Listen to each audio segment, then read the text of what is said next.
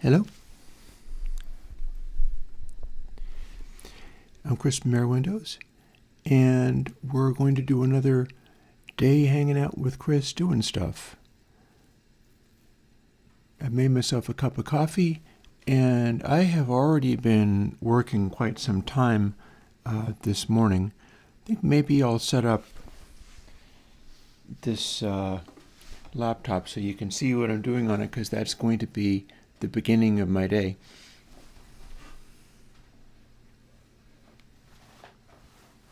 Oops. Been having a busy time with this little laptop, I'll tell you. Here, let me unplug the wonderful little controller. We're going to get back to this, but right now what I'm doing has a lot to do with my intentions with future remixes. Like, what's going on is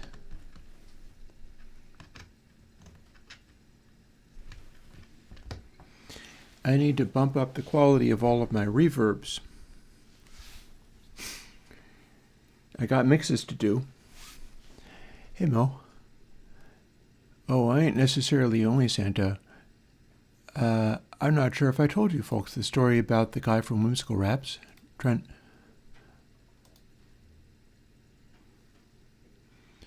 Here, let's fire up a display overlay, start juggling windows around. Duck this one down just enough that I can open this. I can show you what I've been doing over the last day. Oh, looky there. Somebody must have recently. And apparently I can pin a message. Okay, that's fine.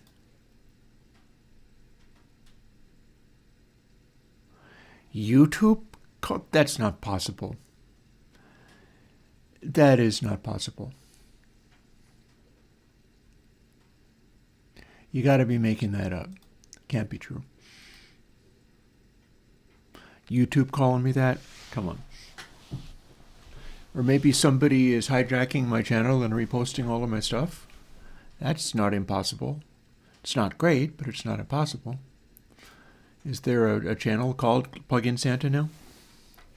So yeah. So here is what I am currently doing with regard to the reverbs. I went in and started, well, first of all, I did a bunch of little tiny reverbs.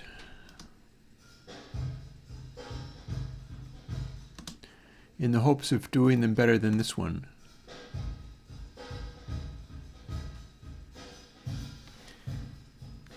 You can't really hear it properly, but you can if I switch over. I'll worry about that later. So what I've been doing is trying to make a little tiny reverb that I can swap out the one in the chamber.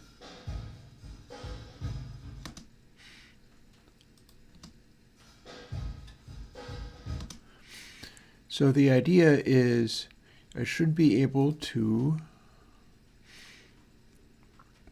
go from this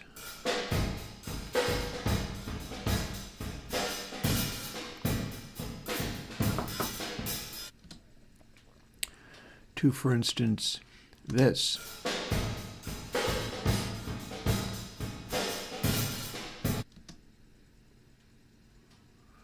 Or I can even scan for the ones with the largest file size. See, there's the chamber sound. I'll switch it back so that I can hear it.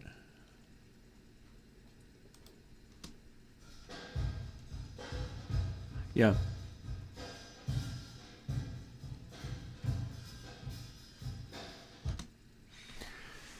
So some of the idea is that the last time I tried a chamber, it failed pretty hard. Like, I made it into chamber AR, but all things considered, it wasn't really very good at being a chamber. And part of the reason is this file size thing. You can see here that the one that I used, it registers as a full sound, but it doesn't register for anything else. And the file size is 20.8 megs, whereas for a room that size, it should be more incompressible. There should be more sound and more challenge in encoding it. So it goes from, that's not very convincing. That's a completely different kind of sound. And so is this. We have these different flavors on it, and what I'm shooting for every step of the way is the maximum amount of interesting sound going on. Like here is 73. So I also have choices to make as far as if I was trying to do the Abbey Road chamber, and I might even be able to find it in my sounds folder somewhere in, yeah, see there I have a bunch of noises. These are kind of reference noises. And then these are videos, which are demos of, but now let's see. Can I find the reference sound for the Abbey Road room? Because thanks to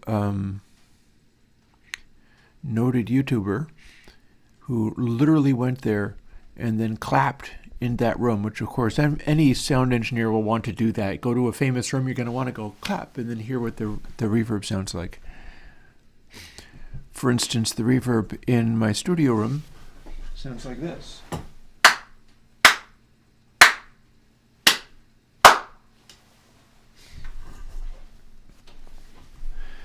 So that's pretty dead in a lot of ways. In particular, the lows aren't clinging on for very long. So let's see, here's a bunch of sound things I can play over the, I've got it now set up so that I have Welcome to Free Luna as a entire track, and I can play that when I go away for, I can throw it onto the DI and go from there. Also, here's a cute little thing that I did.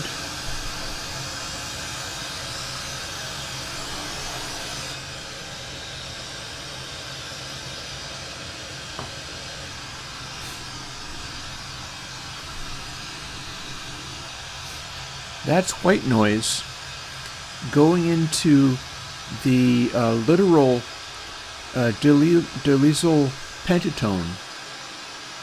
That's the switch I'm putting in all of my guitars. And then there's a thumping noise, and it's going to do the same thing. It's a very low frequency. Impressive that the mic picks it up though.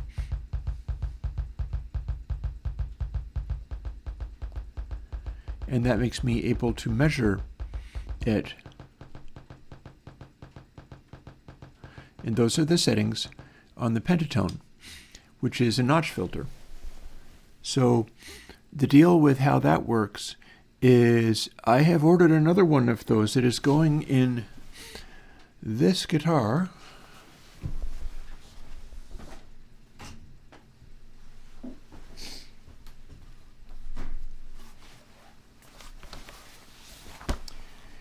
I need the pentatone for this guitar. It's the one with Firebird pickups.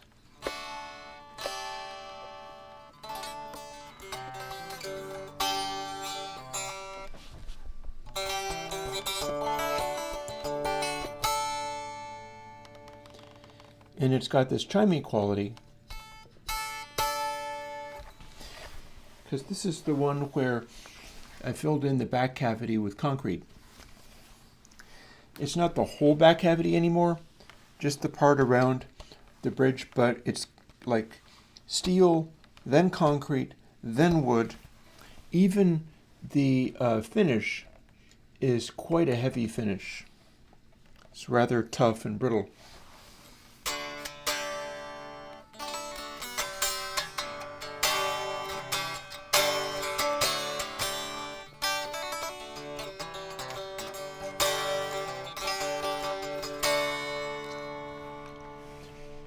So I want the pentatone I want to have 2 more knobs in here.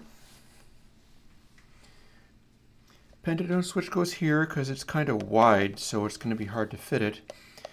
And then another little knob is a tone control, because that's what I use to trim the amount of low cut that's going to be coming out of the pentatone. I'm not going to need as much as on the Gibson.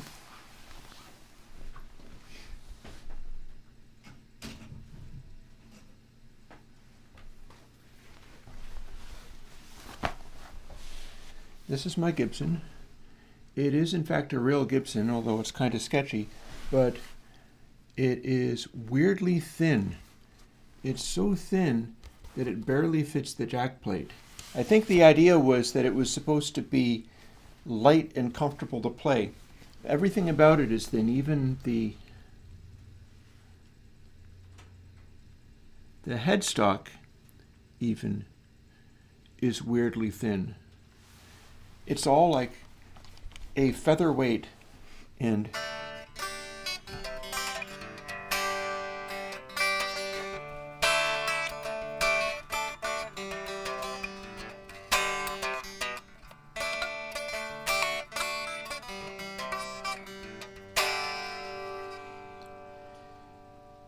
so it just doesn't have the same sustain and resonance of heavier Gibsons, but it is apparently a real one. The place I got it was like, no, that's real, it's just terrible. It came with EMG pickups. It came with active pickups and everything. These are now old Gibson pickups, although I don't know if they're like PAF. I think they're post-patent. And here is my control section. Volumes for each of the pickups. Here is the tone control, and this is the thing I'm getting for the other guitar. A pentatone. It's a notch filter. I also have this little switch. I might try to put that in the other guitar too. What it does is it switches between notch filter and bandpass filter. So you can use it like a cocked wah setting. It will be the capacitor. And the capacitor is the part that you can switch, and inductor in series, but instead of running that to ground or the volume knob, it will run it straight through to the output jack, and you get to do that with it instead. A loud switchy noise. You get to do that with it instead, so you get this penetrating mid-range sound, which is, like I said, a cocked wah sound. And I'll probably use that as well.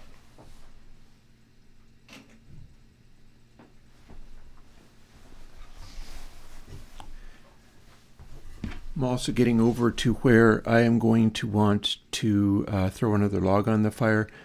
It is so cold in Vermont at the moment that I took a shower because I was streaming, and the drain of the tub has frozen. Currently what I've got is a little heater sort of pointing in that direction, and I just went over to as hot as possible in hopes that the warmth of the water is going to eventually thaw out the plug of ice. What happens is the pipe from the drain of the tub goes down, but then it does a little loop and continues to go down. And that's for the purpose of having water sitting in there so that you can't smell sewage from the sewage pipe. All of your stuff has that. All drains do that. The problem is when the drain that does that is not actually up in the envelope of the house, but is down underneath, which is what makes it possible for that to freeze, and that has happened. I generally run some salt into that, and in fact I did. It just didn't help. It's that cold overnight now that even that isn't doing it. But that does mean that that little section is, like the frozen part has a little salt in the water. It just froze anyway. And that means the thawing temperature ought to be a little bit warmer than it might otherwise be. And I filled up the tub with water that was as hot as I could get it. I've got a nice little water heater. And with luck, the pressure of all that water combined with the fact that it's warm and the amount that is in there should stay warm for a while, I hope. And if it starts to drain, it's just going to empty everything out completely. And that's what I'm hoping will happen. If it doesn't work, I have just made more work for myself, because when I can't empty the tub in the normal way, what I need to do is take a bucket and dump it all into the toilet, which does not have a little loop that can freeze up. And that's sort of, I can empty the tub, it's just an enormous pain. And I've done that numerous times when it gets this cold up here in Vermont. Speaking of this cold, now that I mention it, let's throw another log in there.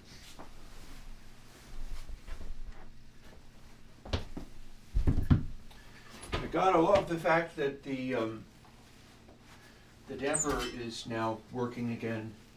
It's very useful to be able to use the catalyst in this. Not only is it just way better as far as producing less pollution, and that's important, at least I consider it to be important. It's also eking a little bit more heat out of the fuel. And yeah. So what have we got going on today? I've got a number of things in mind. I don't know if this is going to be a cranking out lots of cups of coffee and trying to achieve amazing things day. It seems like maybe that's not going to be what today is primarily about. Here, let me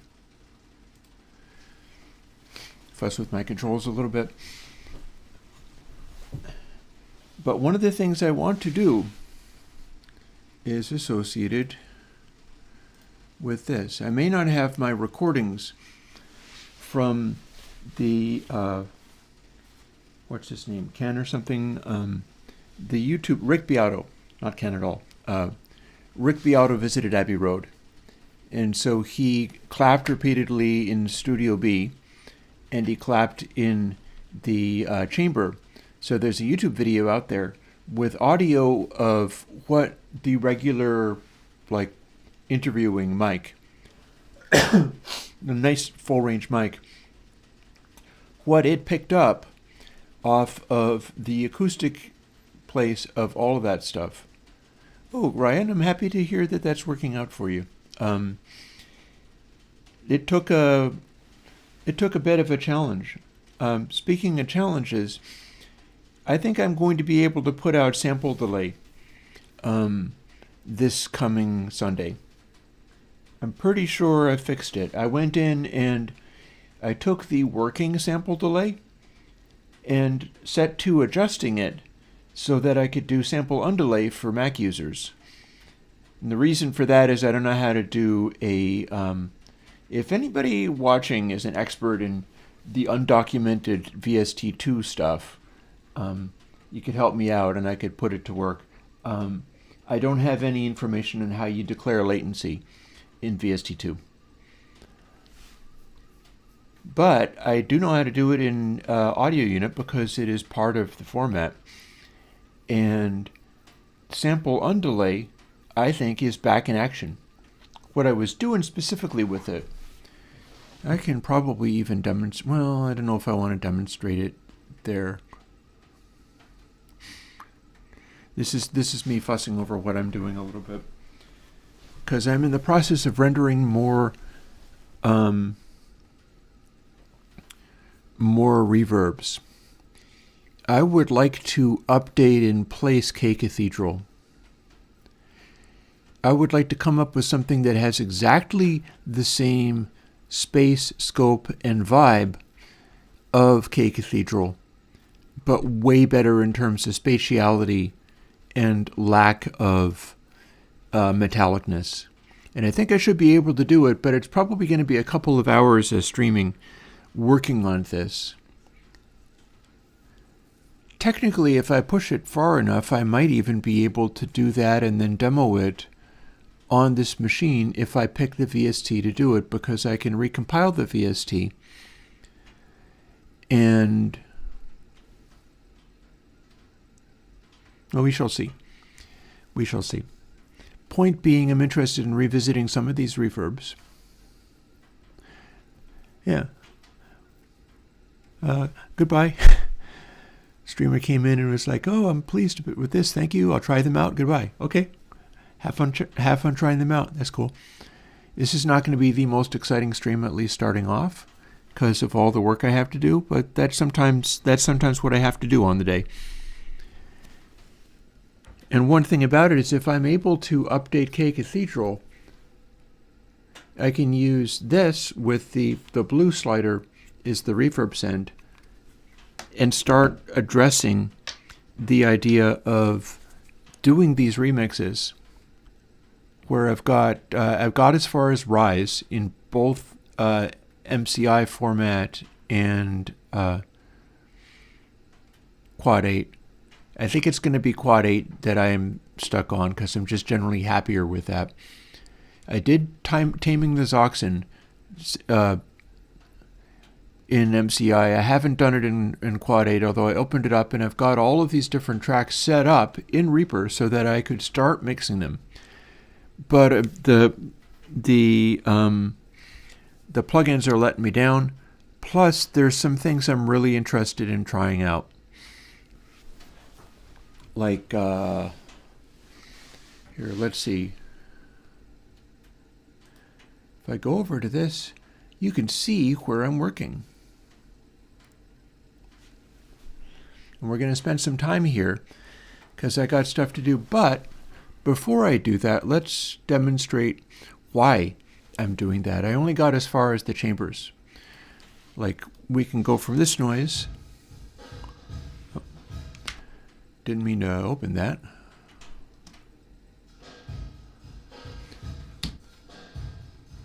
To this noise. That's the original. This is just more room-like. I'm just not able to get the spaciousness out of this.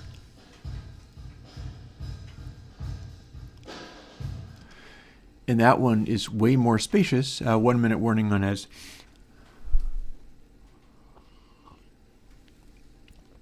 And it is illustrated. Like, let's see, if I do get info. No, it's just the 3. This is part of my technique for getting these to work. It also has to be a size that is large enough relative to a preset thing. And that's part of what I'm going to be doing in the morning going into all of this. But it's not just chambers I was working on. And I've got chambers here that are way better than anything that I've had before. Like, here's a little small chamber flagged as red, meaning that there's a certain sonority to it.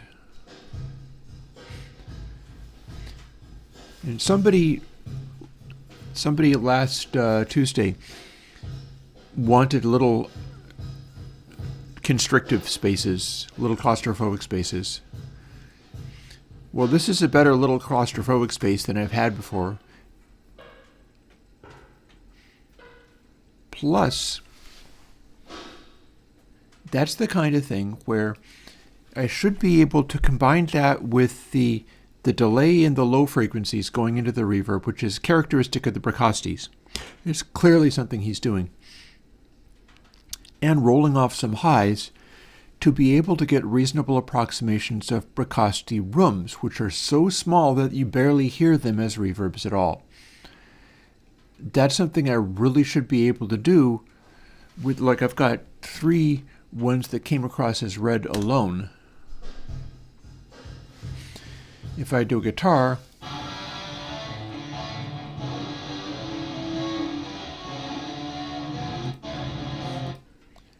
like here, I will put the guitar across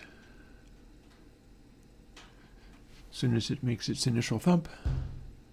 There we go.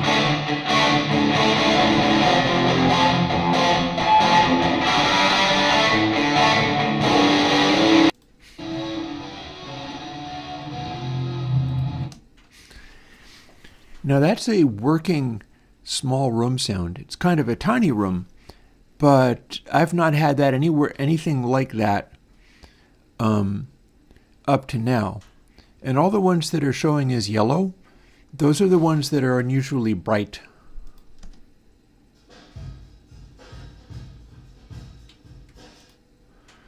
Like I've got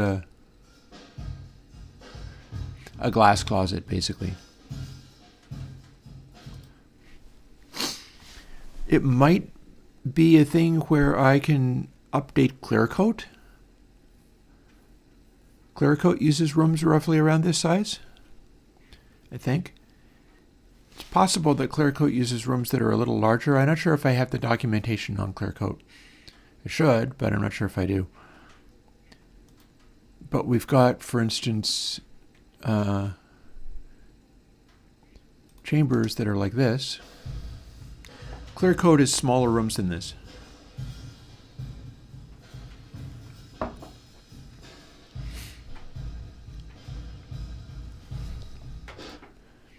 And what I'm looking to do going forward ties in with some of my ideas around loudness war and the way to make sounds work better.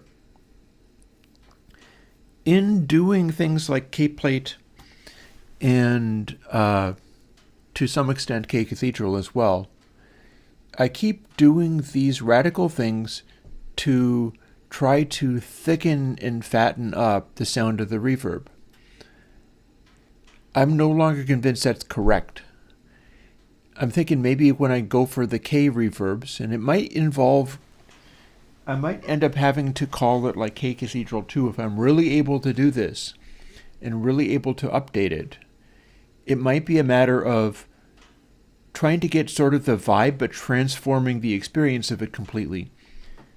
Because if I don't try compressing the reverb, it falls way back. That's a significant thing. Like I can go into, let's jump over to this other window for now.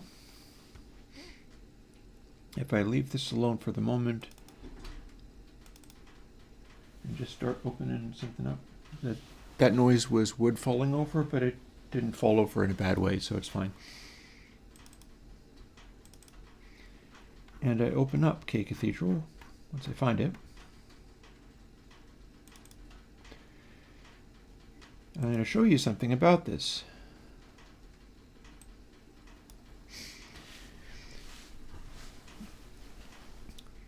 And it is that it's not a flat reverb, it is getting transformations done to it.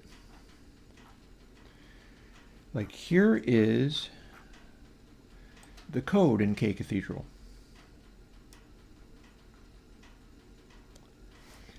I think that's not code that's in, I think ClearCoat is stripped down in the way that I'm talking about, and that might be significant.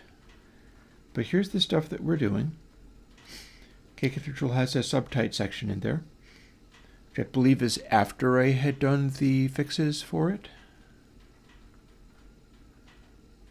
Though it kind of doesn't matter terribly much because it'll work regardless. This could also be leading, like I could cut that, honestly.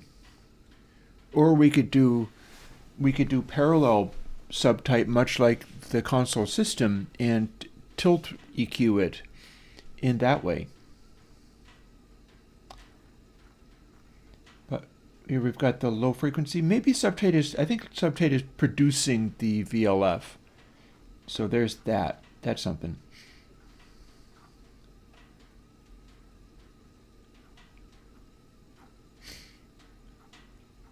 Here's our calculations. Here's our outsample.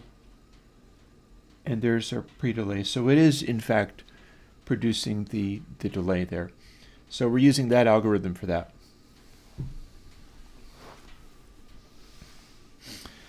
So while we're at it, we've apparently got an early reflection section in K Cathedral. I don't know quite what I got with it, but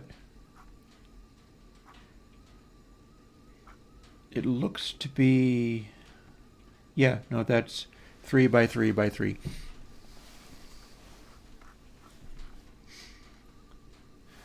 We don't always have to use early reflections, but it is also another thing that can happen.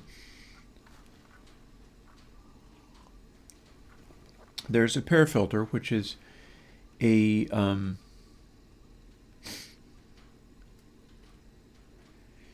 that's a process for darkening the sustain of the thing. That would be left alone. A bunch of this, the 5 inputs and outputs and stuff, the parameters would get changed. When it says mulch, that is more darkening, that is more filtering. We're doing another pair filter with multiple stages, which means it's somewhat resonant. And I can adjust that as well. That's changing the character of the sustain enormously. Like I can change the filtering of it, and it will cause certain frequencies to predominate in the reverb tail or not. And that's all part of this tone getting. That's stuff that is not present in Clear Coat. Clear Coat is clear. It doesn't have any filtering. But then keep looking. We've got another mulch factor, which is just a simple averaging.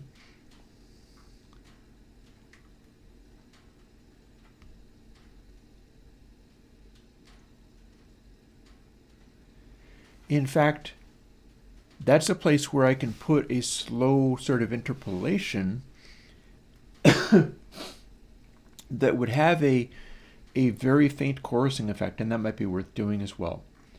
I got to check and see whether sine waves are as static on the Bracasti as they are on mine. They might be just unstatic enough that he was doing incredibly faint modulation. I wouldn't be terribly surprised. There are Bracasti patches where it sounds like something's moving in there, and there are Bracasti patches where they sound utterly and completely static. But then, see this? This is curve. This is like a compressor. And then we've got another averaging filter on here. And some of the averaging filters are not actually like I can do them, but another way of taming metallicness is to just make him more significant, like one of the pair filters on the output. But here's the thing.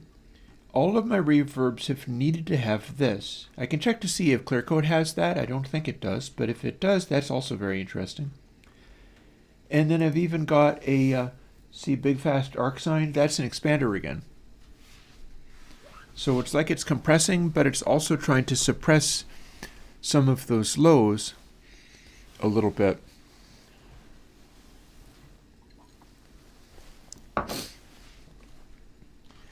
And that's what we've got in K Cathedral. And I'm going to take a moment and have a look at Clear Coat.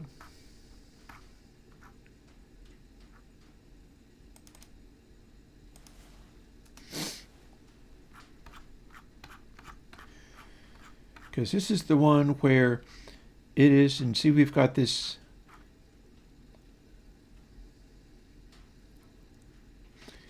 here's what we've got. We've defined the spaces to be larger than they have to be, and we're kind of blanking them out on switch. And then all of these changes. And if it says scarcity, it means that I ran the thing overnight and then picked only the one. Each of these took a day to run. And we can see that that is, the number is the sizes. So we're starting at like 96. My current ones go way smaller than that. Like not a single one that I recently generated for the tiny rooms are as large as a 96 seat room, and yet Clear Coat sounds kind of smaller than those. So what I'd be looking for is the sizes of 100 to some of these, like this is kind of absurd. The biggest one, oh, but I kind of see why, because these are not the 5 by 5 matrix. These are 4 by 4 matrices. So when you got something that says short 1541, that's a giant delay time. These act like rooms, but they're actually humongous halls. And it's because they are an inefficient algorithm. They're a 4 by 4 instead of a 5 by 5.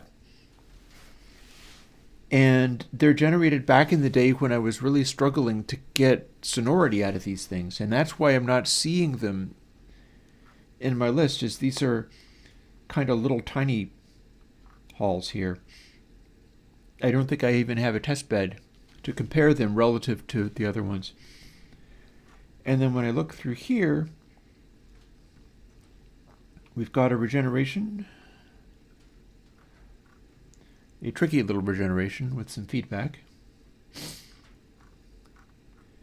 We've got all this stuff going on. There's no filtering in the middle of any of this. And then there is one averaging stage on the very output of everything.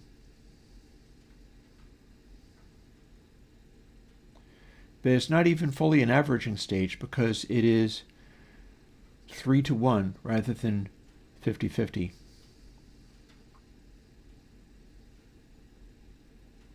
I guess I wanted it to be brighter rather than darker. And then there's our feedback. So that's one thing that could be done, is if this was coming off as way too dark for clear coat with 50-50 averaging, I could use that as an output stage on some of the other ones and see what I get there. And then we do not have a with this one, we don't have a curve. We don't have the compression in it. Like the other one had compression. This does not. And then this has a subtype after everything.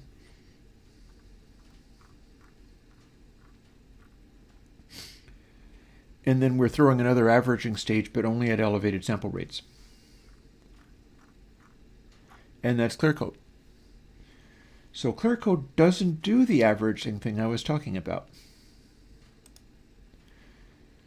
So what I'm looking maybe to do here, as I go through these, I want to keep from yanking with my foot and yanking the cable out. That would be bad. See, here's what we're doing. These are my sounds. That sounds like one of the larger clear coat, but it's not. It's a tiny room compared to what the clear coat settings are. And then the ones that are actually the same sizes as what clear coat was doing. You remember clear coat doesn't sound that sustainy, but you compare it with something like this.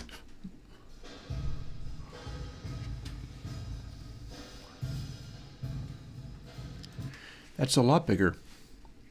And yet most of the clear coat room sizes are way larger, but they don't seem like it because they just don't have enough density, enough echo density.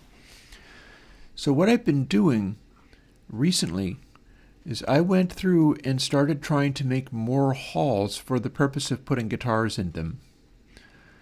Like here, I had a bunch of things generated. I'm pretty sure I picked specifically halls. Here are some examples. Like I've got 298F and 297H, and also 295U. So the difference here is U means unique. It's trying to suppress stacked up delays. It makes it sound like a Titanic, very empty room, which is something else I've been working on lately.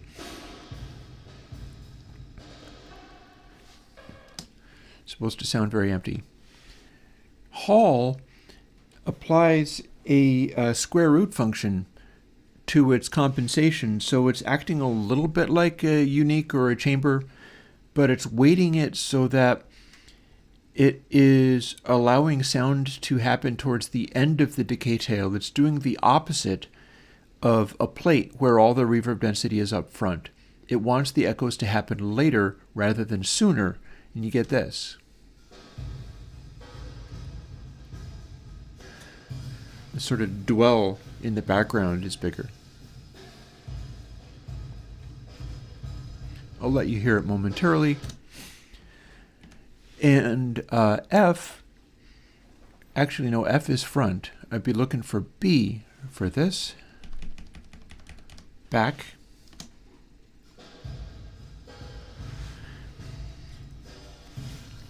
B is pushing so hard in the direction of late echoes. It sounds maybe more like a full hall, like with people in it. So what I've been doing, I previously had all this set up in this range, in like the 300 or so range. Or actually, no, it would have been 200 to a little over 300. That was coming across like a pretty respectable live hall that worked well for guitars, and guitar is in this audio sample. But I didn't have halls there. And so what I ended up doing was generating, I'm not sure if it was hundreds, large numbers of hall impulses between 200 and 300 seats, and a little beyond.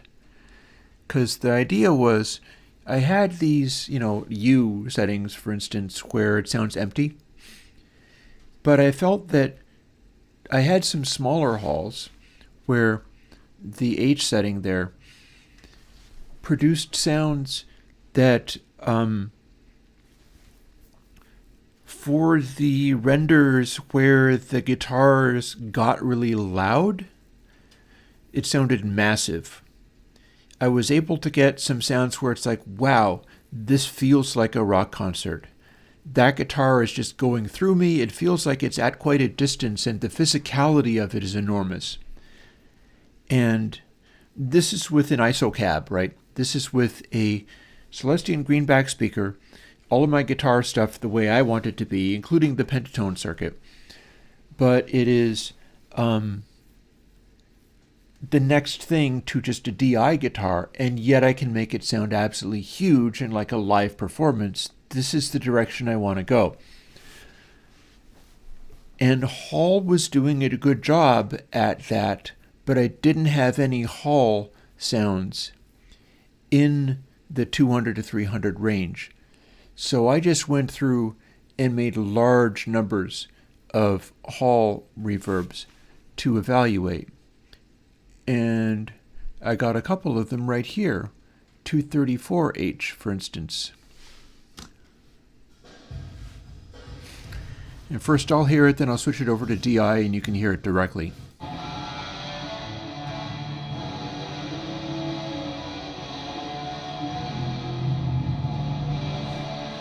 Or,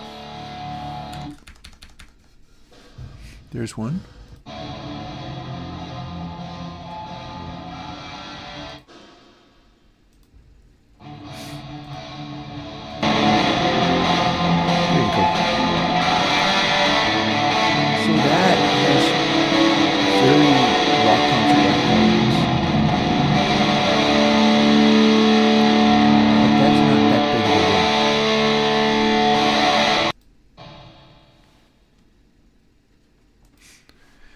So I went through and made bigger rooms. Here is 290, and here is 298. No, that's F. Here is 297. 297H is red, meaning that the guitar part is very loud and sonorous, blue meaning that it's heavy, and purple meaning that it is clear sounding.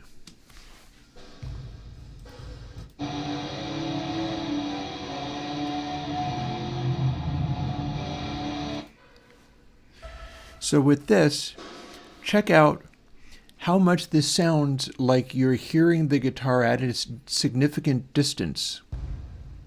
This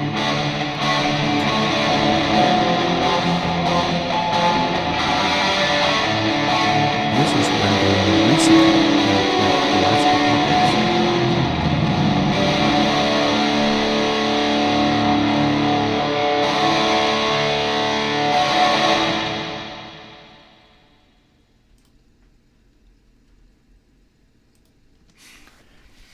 So I'm working real hard on being able to do some things here. I feel like I'm going to incorporate the technique from ClearCode, where I'll put it out, but I'll have a couple of closely related sounds in there. But it's going to be along those lines. It's going to be like a hall. There's also 300H. See, it says yesterday at 4:54 p.m. So I built these on Wednesday. Nobody's heard them before. And the whole idea here is to use some of these things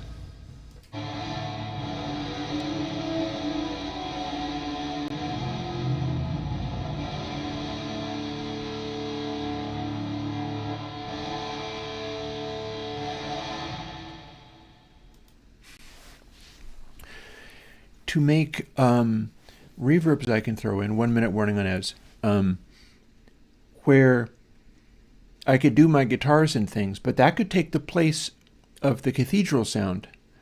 That said, today I'm working on cathedral sounds. And you're not going to be able to hear them right up front, but I'm just bringing you up to speed on what I'm working on at the moment. And that hall sound didn't exist on Tuesday. I spent probably more than 8 hours grinding through all the different samples to get to the point where I could select that and show it to you. But that's what this is about. I mean, look at all these. And we've got stuff like Cathedral.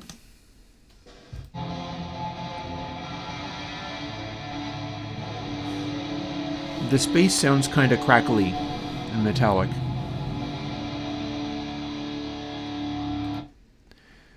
But then if I go to the hall sounds,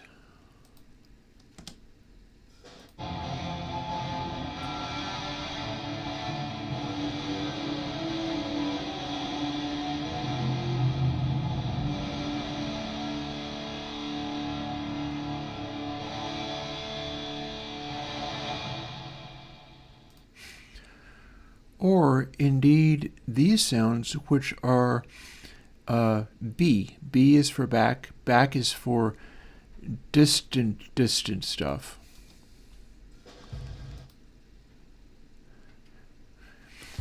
And the idea that this was, it's like a stadium.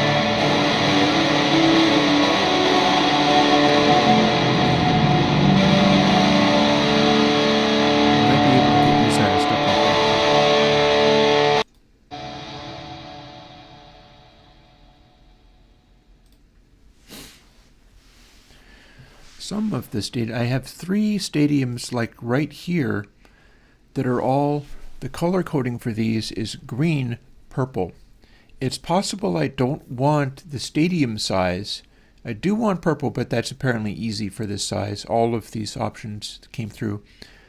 What that means is low volume on the sine sweep. But these are all green, and green signifies not a lot of brightness.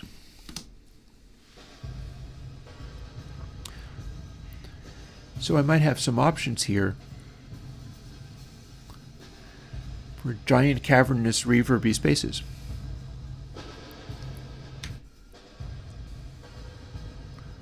Very similar.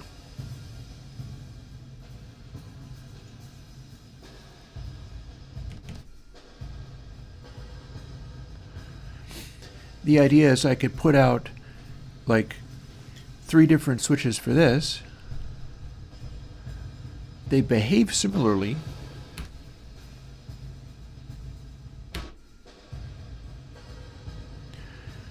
and yet they're not quite the same room.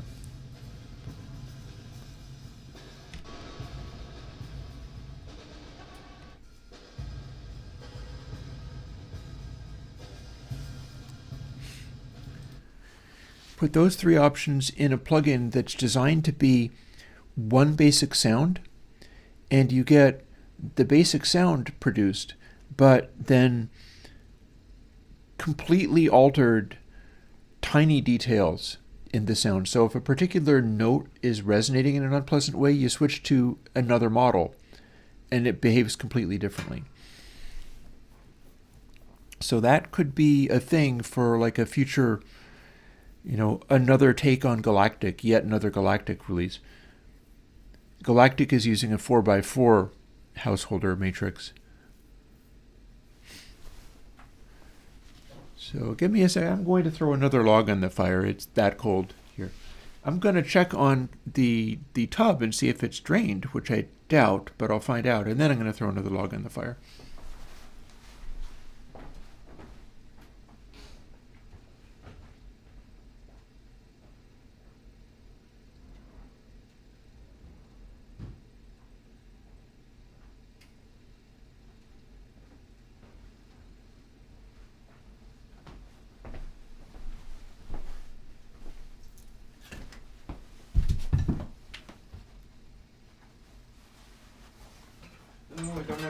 I didn't have the damper engaged. No wonder it burned up fast.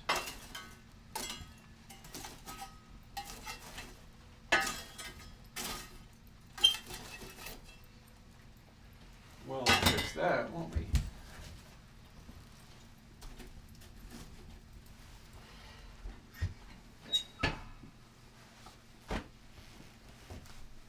And I have the damper engaged.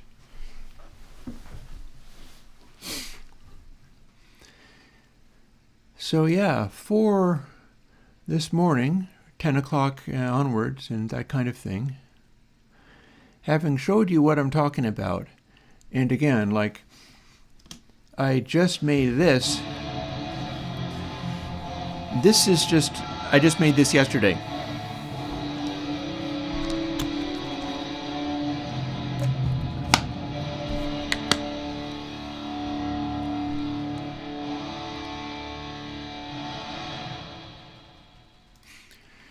So I can get tone colors and sort of basic intentions out of this stuff.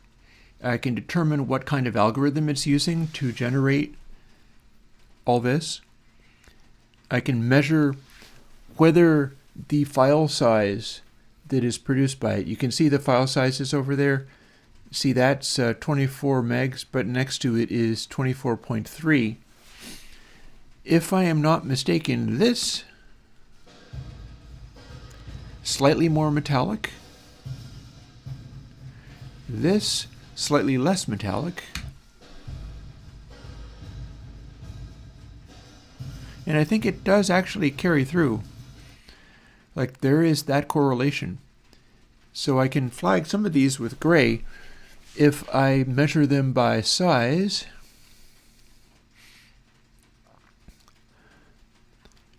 And then if I'm measuring by size like this, I am looking for the farthest down I can find any given thing. This, these are this big. So if I'm looking for a small number, say this is 347B, this is the first that I'm seeing a 3 series. Over here, I've got actually 322B, which is even more of a slant. If I was seeing 200s up there, I would be even more impressive, but I'm not. So 322B, it's coming across as red-purple, meaning that the guitar is loud and the clarity of it is quite high. And it's taking a lot of data to encode what it does relative to these other ones. So there is a Hall type sound. And what happens when we do that, it stops sounding like there's reverb around it. it sounds more like there is just the guitar there, but it's in a space. But you don't even hear the space while the guitar is playing. It's being masked by the sound that you're supposed to hear. It's just transforming it. Then 322, so there's a 314 here as well. And another thing that to notice is that, see how this is showing up with a bunch of these flags, like purple, blue, green. So this is going to be more of a hollow room sound, but it's going to be free of like brightness. That's just directly measured. So we've got a very desirable large empty room model.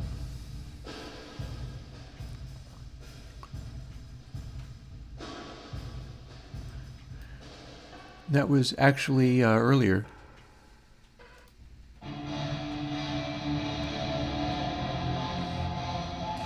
With the U model, it sounds more like an empty room.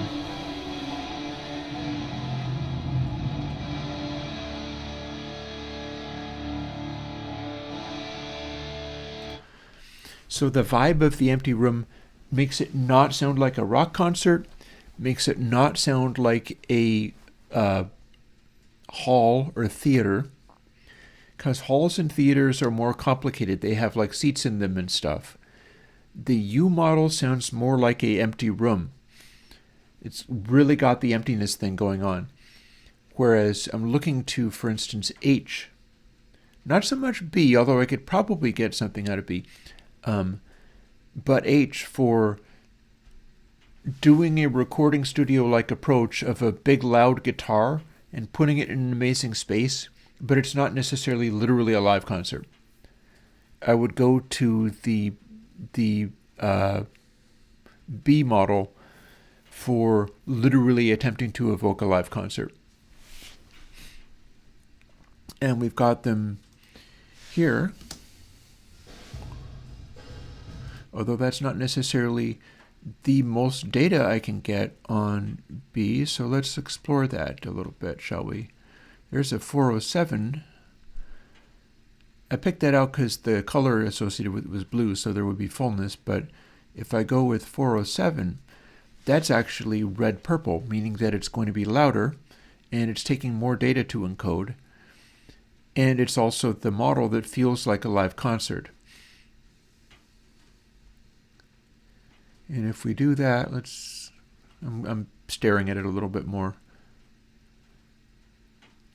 I've got a 347B, which is right in the same area, although it's on the brighter side. And I can continue onwards to slightly smaller rooms. Again, looking for the smallest number I can get as soon as possible. So here's a 322B. It's also red-purple. And this could be like a live concert with people in the room. And then when we get the guitar, and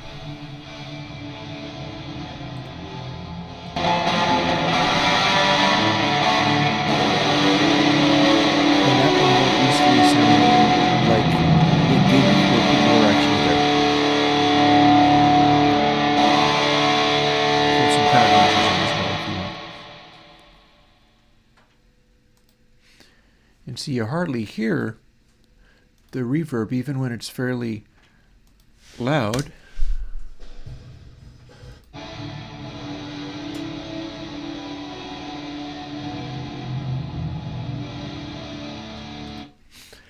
It's like it starts to sound like part of the guitar rather than being just a fake reverb application going on there. It's not, there's the dry guitar and then here is this washy noise of the color of the guitar that's floating around. Instead, the whole thing feels like a solid object. And if I avoid doing this compression stuff, I should be able to heighten that effect. I just wasn't trying to because all of the compression is for modeling other people's stuff. Like I can look into this and do similar things.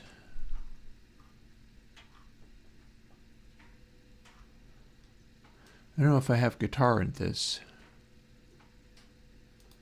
Probably not.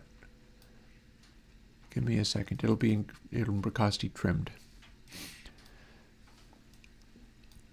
So if we go with what the literal Bricasti produces and pick something comparable like Guitar Room,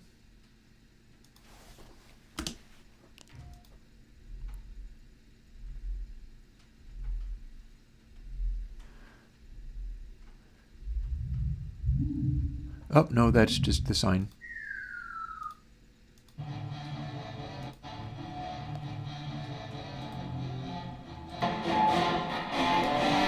That's Bricasti Guitar Room. It's a little quieter.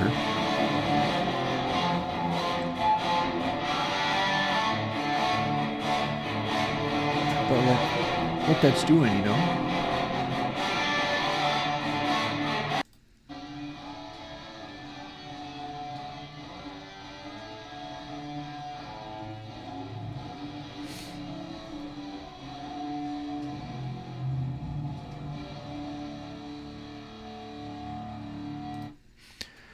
The stuff that's going on in there, in order to reproduce what drums and things act like on something like this, I'm having to do a bunch of compression and stuff, even more so trying to model the waves. Like I think maybe in Workshop I've got the waves. Maybe not. Maybe in Sounds.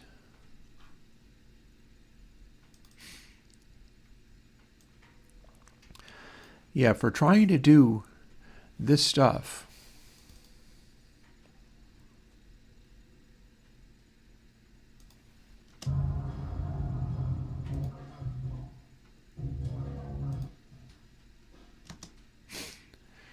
like this is what I had going on.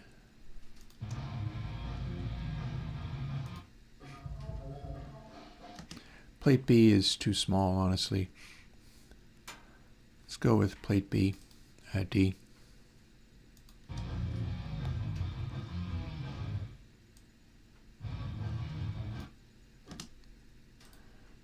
And let's normalize that and not save it. Wait, that's not even the bed I want. Hang on. Hang on. We'll get there.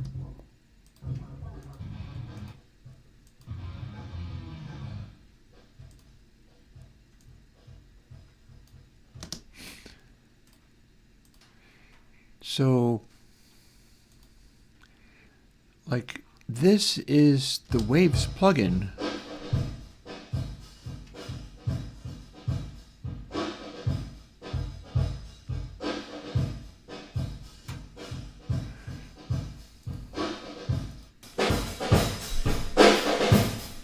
Like, that's the Waves plugin doing its plate.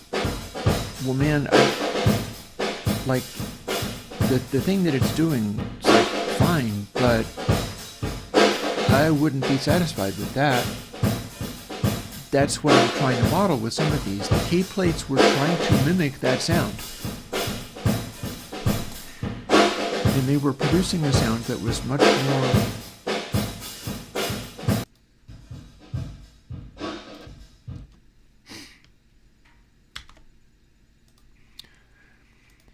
so with some of this stuff, like trying to work with like providing replacements to other people's plugins, I kept having to alter stuff to provide this sort of fake compression that was part of what other people's plugins were doing, and was not happy with how that was coming out. Like, I've done what I was able to do with that. You know, like that was, what, plate D? Well, the raw output for my plate D is more like this.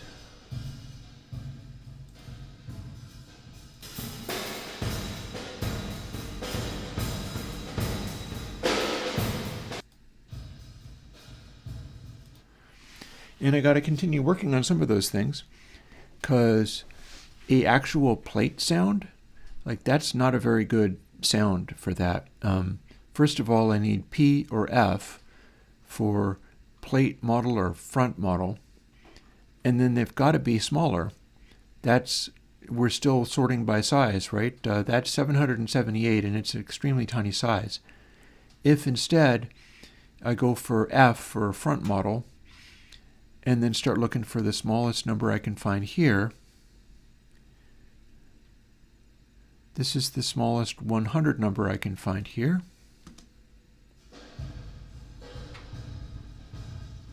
I should be able, like that should have a platey sound to it.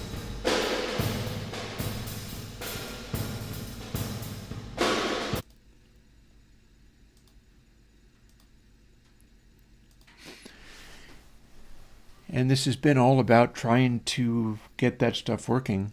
And the next step is doing this process for K Cathedral. And we're just going to revise what K Cathedral even means. It might be worth a redux. I might just replace it in place, because enough of it is going to be a similar effect. And I feel like I can just upgrade it. Like I can go beyond what the previous one was able to do. And part of it is by stepping away from that compression stuff. But this would be where I left off this morning, because I put in some hours of work on this morning. And let's see. I don't have a DI for this, but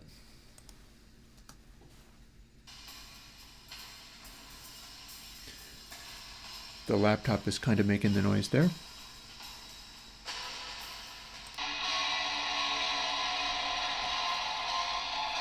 So I'm doing these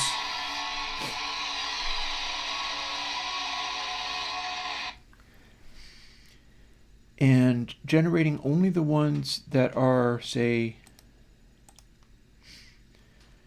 size is larger than what was calculated there.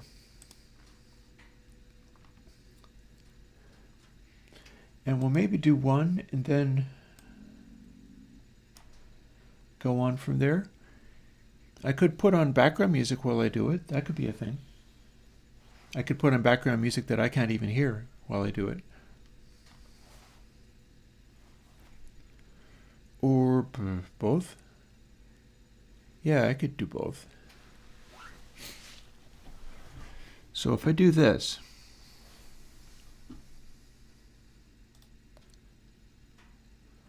run the program audio hijack.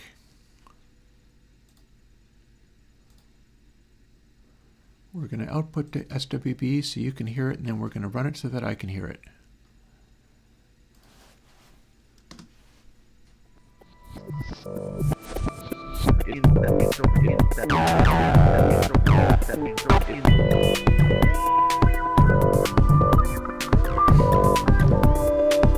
There we go.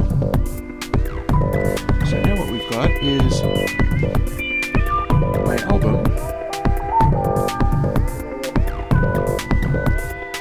and I can also hear it a little tiny bit, but not so much that it's going to really come into the mic super hard.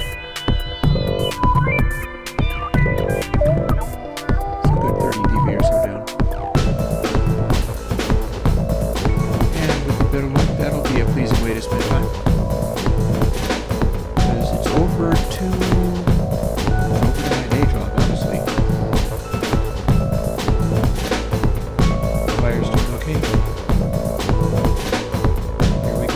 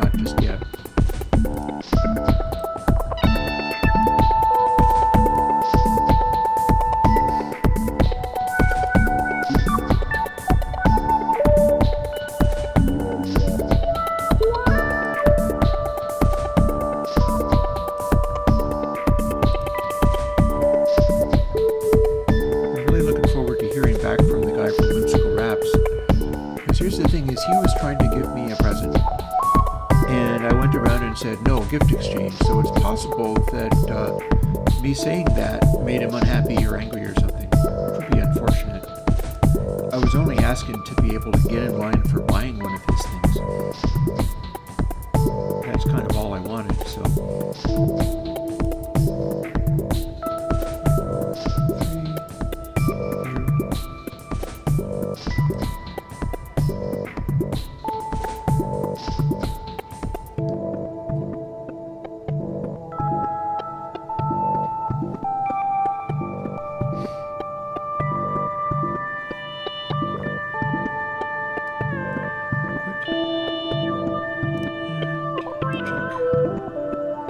See, here's a situation where this is 24.9 megs, but it needs to be larger than 25.1. So we're going to delete this without even hearing it.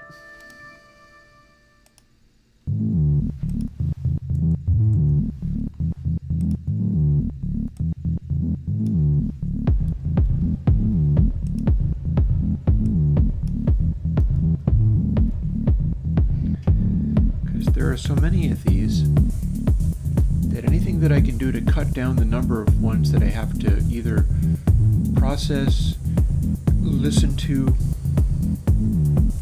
any of that.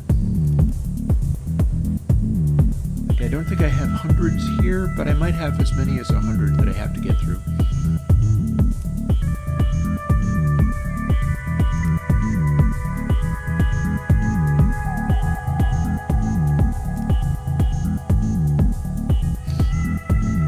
Gives me ideas for ambient albums I would like to make. I was thinking about that earlier today.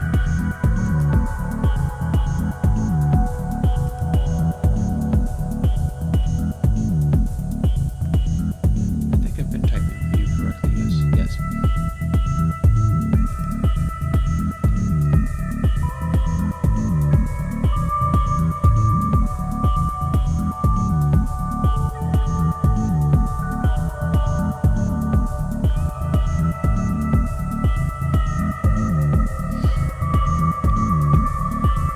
I love my reverbs, right? Listen to what I'm doing with that MIDI reverb.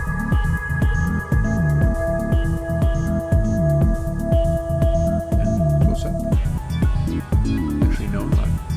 Just a chord.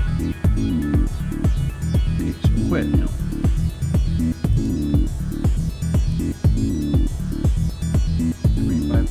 Is larger than 25.165, so we'll keep this one. Heaven knows you don't want to get rid of an 808.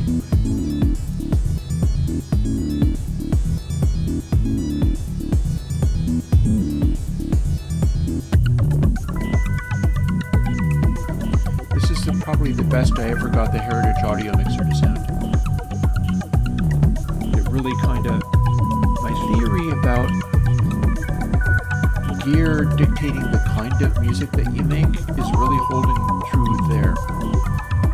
Because without the ability to shape things, to EQ things, I was constructing music that worked better with the sort of clarity and sonority of what I had, but I was limited by just what the modular stuff was able to produce. I have done the reverb, so save as.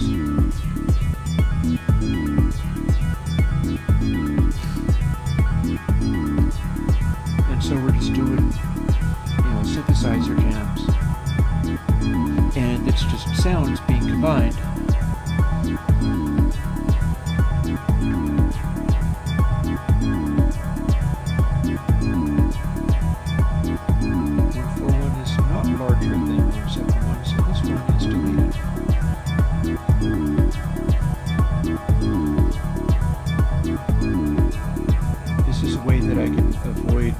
Having to do the color coding on too many. Like I say that, and we've already got like 8, 9, maybe 10. Soon enough it'll be 10.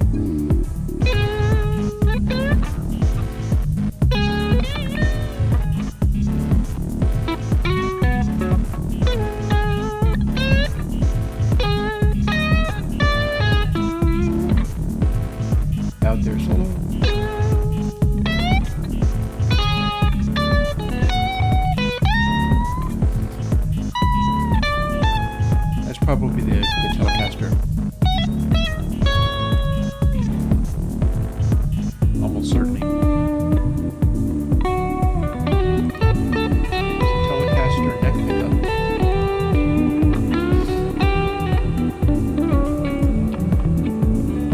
And it's a very low impedance pickup. That said, I can get better guitar tones now because at the moment I'm running into the amp direct. At this time I was using as a pedal board with a complicated switching system.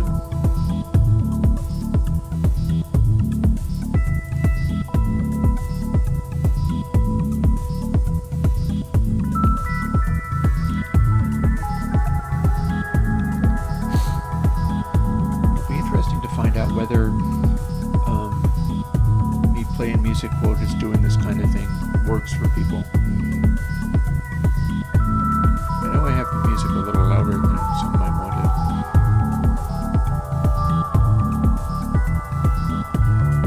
But I'm not being very conversational or interactive because I got this to do. 25.4 is larger than 25.74. So we'll keep this one.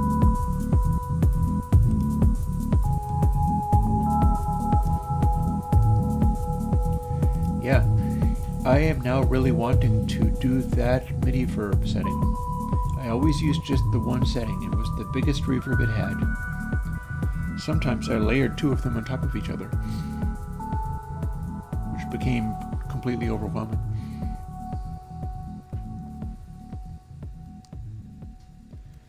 Build.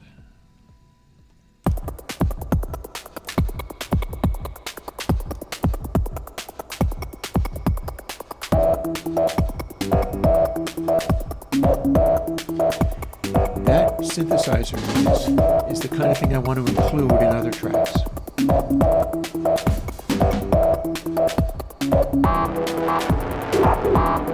Having just a riff go. It's like it plays the role of a guitar riff.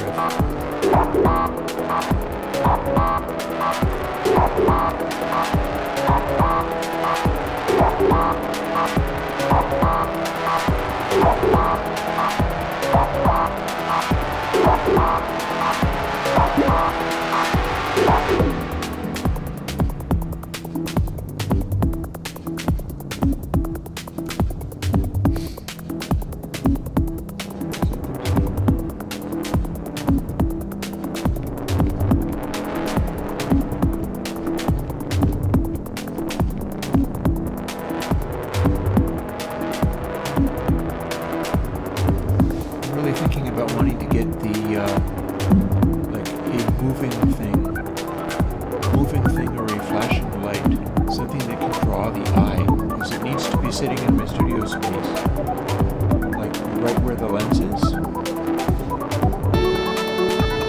Just being able to glance at people while streaming seems relevant. This would be an old Robert from Dylan.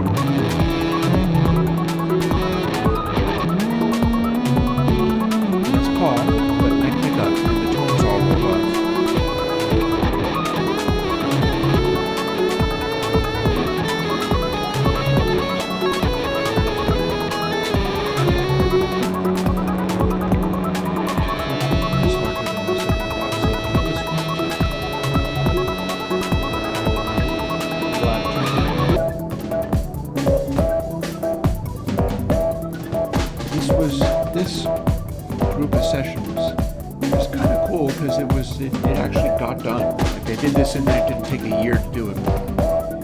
Was just jamming onto Stream and then editing together bits from what I got in 2-track because there was no way to mix. It was mixed down to 2-track and that was all I had.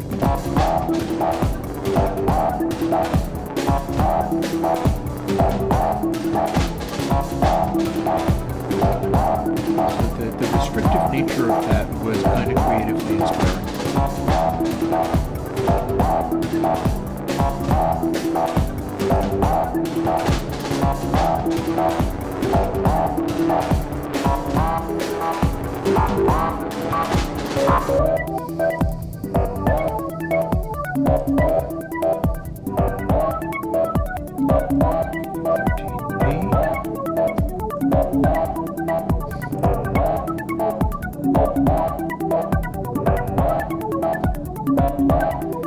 I could see taking all of my most recent stuff, like good quality householder matrix reverb algorithms, and using that to try to get the vibe of this much more primitive vintage reverb, MIDI verb.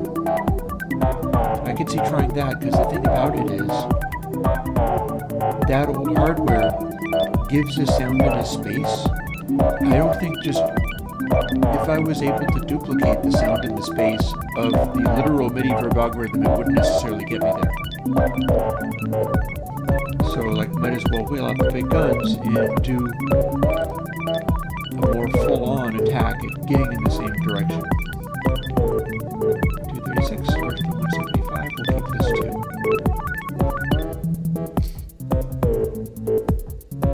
This goes all the way to over 1,000, by the way.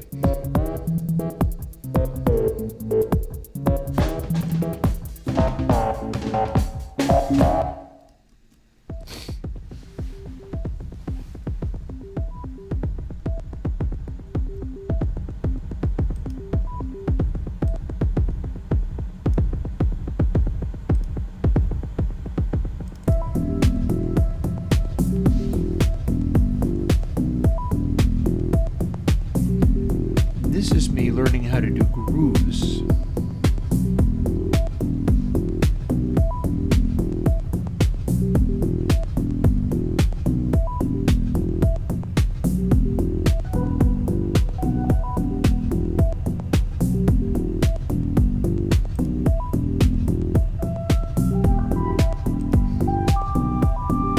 This is the kind of stuff that would work with console LA, by the way.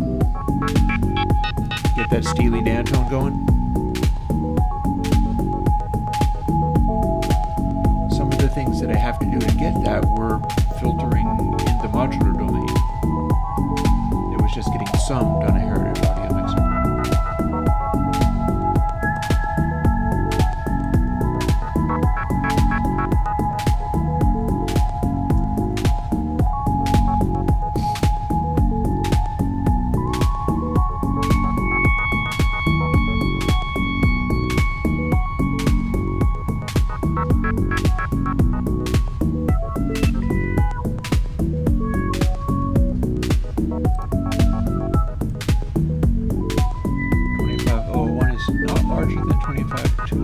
So this one fails, gets rejected. Don't even listen to it. You're getting the larger and larger stack of stuff to go through again later.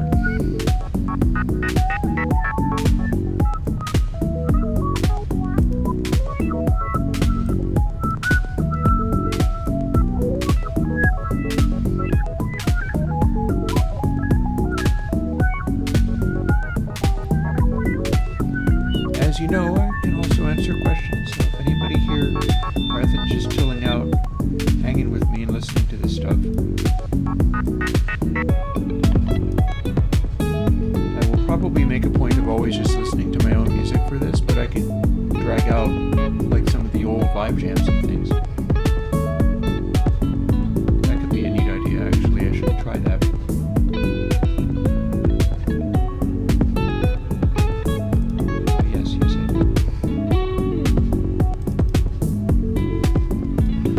Getting locked into a groove like this, as cool as the musical groove is, it does get exhausting, and you stall out and try to figure out what stage of the loop you're in. Because I'm in this loop where I have hundreds of this to iterate through, and bits of it are automatable, but then I've already done that. For each of these, for each one of these, including the ones that are being rejected, the computer ran overnight as fast as it could, comparing literally millions of possible options to try to find the best ones. And it gave me this list. This list is as far as the computer could go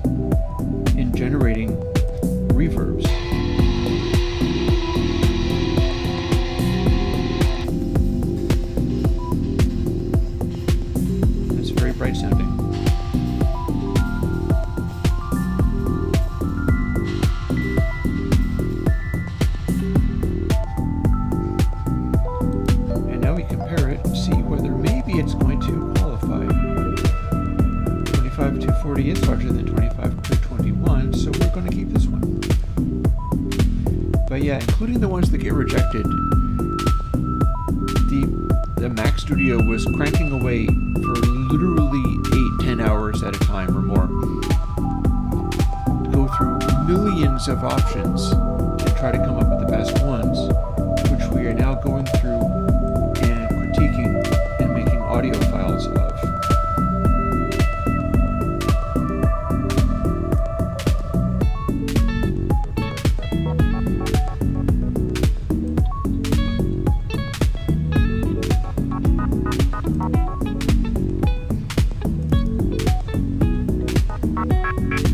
One of the nice things about this track that we're listening to now is it's got that little melody thing in the background.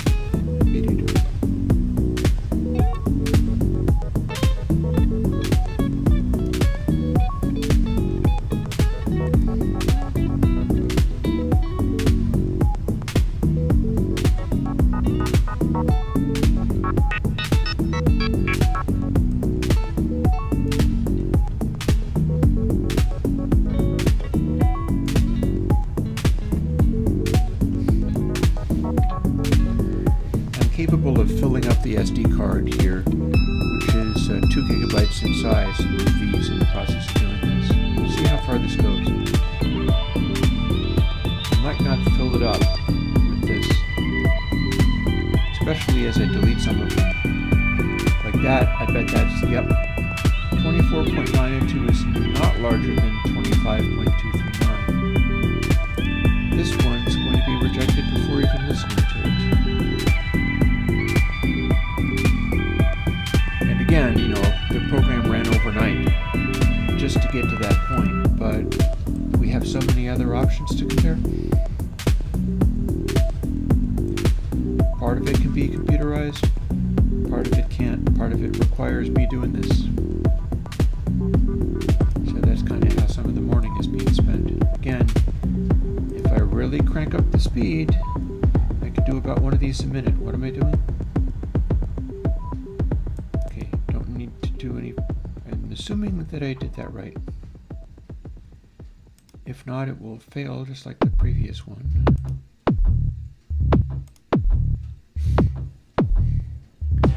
With the idle chit-chat, sometimes I'm losing track of where I'm at. My hope is that I did that in the correct sequence. It's designed so that I can only do it in the correct sequence. Like if I skip ahead, and I'm trying to run one that I haven't pasted into verb tests and then made a plugin out of, this output folder is going to be empty. So it kind of tries to deal with its stuff. This is a good little groove. 247 is just barely not larger than 249. Nope, you missed. You missed by the tiniest little bit.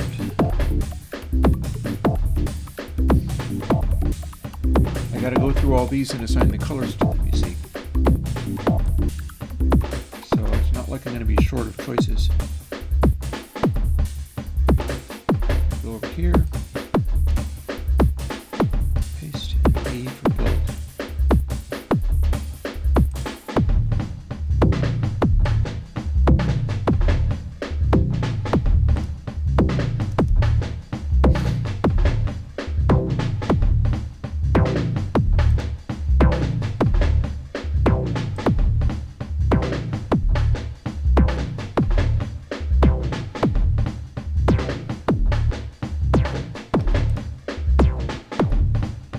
Stalling out at funny places because I think of something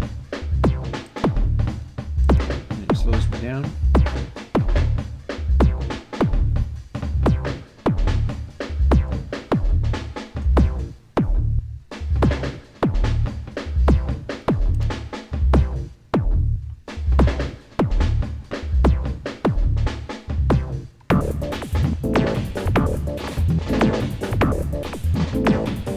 Pretty sure the drums on this are actually me. It doesn't sound like almond break, but it's the same technique that I use for almond break on the module.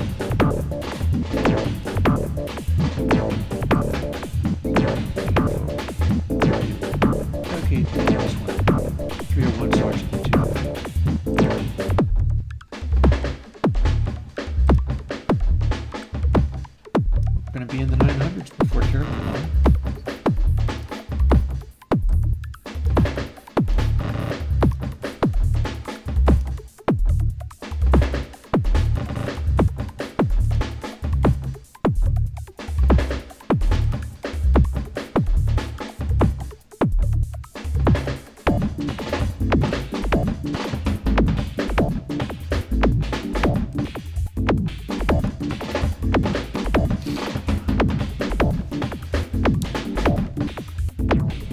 I need to throw another log on the fire.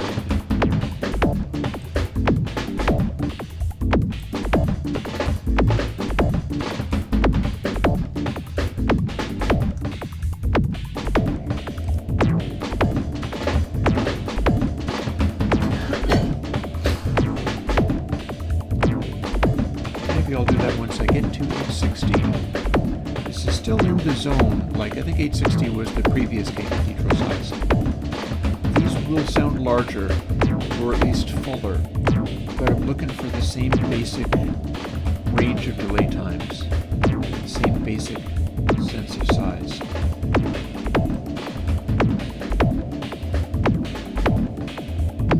But this does not pass. 190 is not larger than 263.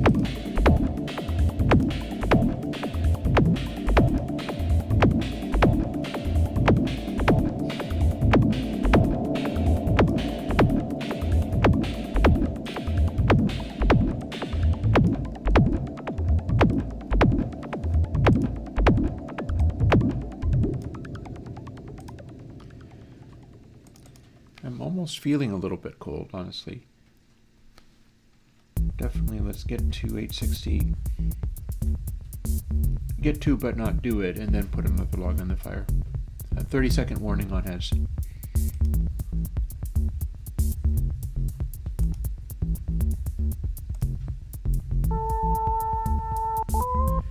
This is a pretty little track.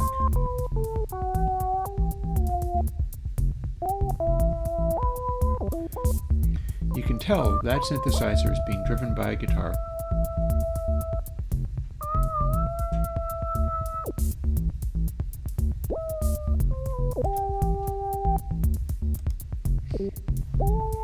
Yeah, I'm slowing down a lot. This is the same process I've been doing for like 8 hours at a stretch. It's the Chris's autistic ability to hyperfocus kicking in sometimes. But it is physically exhausting doing this at a rapid rate and going for that long. And it's usually more like 3 or 4 hours at a stretch. 290 is larger than 267, so hey, we're gonna keep this one. Later we'll hear it.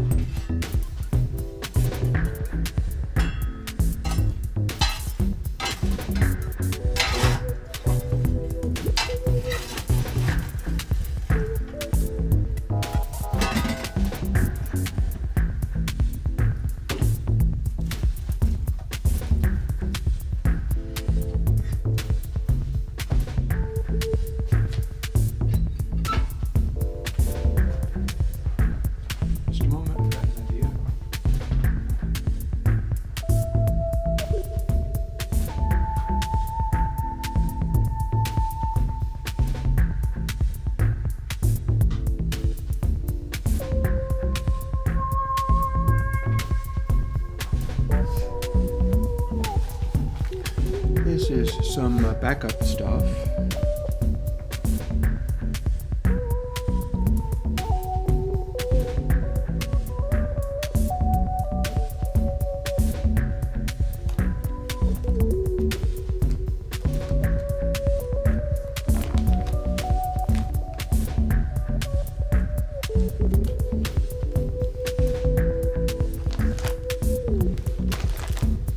So I'm going to want to fire up the old CD-ROM thingy.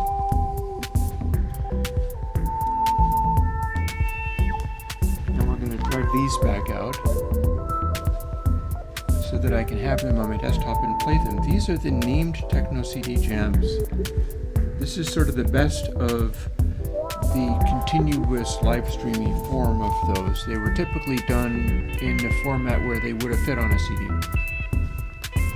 And we've also got, see here, Modular Jam 7522 and extra. I think this was stuff that I was going to consolidate into smaller beds. So I'm going to put that aside, maybe investigate that.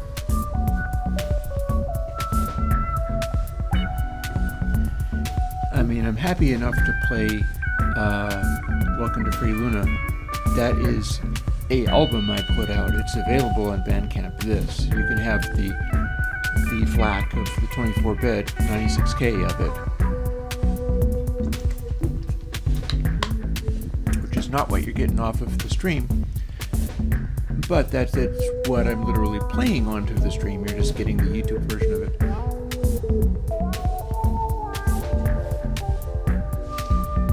But there's no reason I shouldn't also have other stuff available.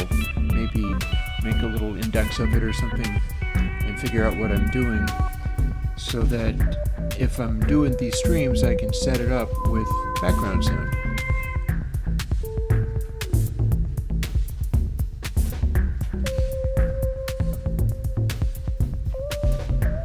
Let's see, where did we leave off? We were going to do 816.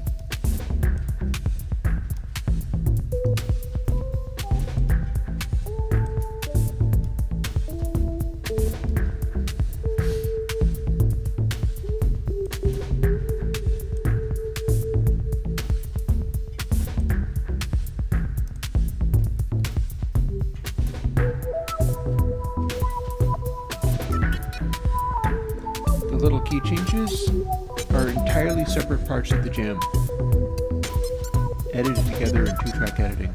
Two-track editing is awesome, although it does mean if you are mixing,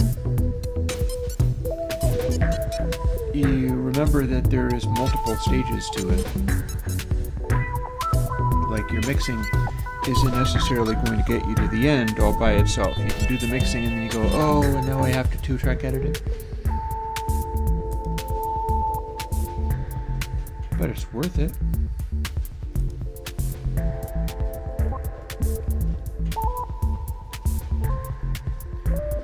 I'm definitely going to want to do this MIDI reverb patch.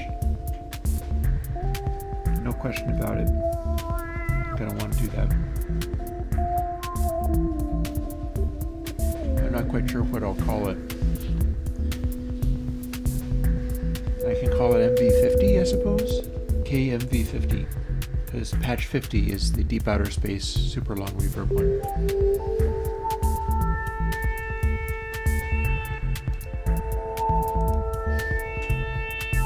That is larger than 270, so we're good.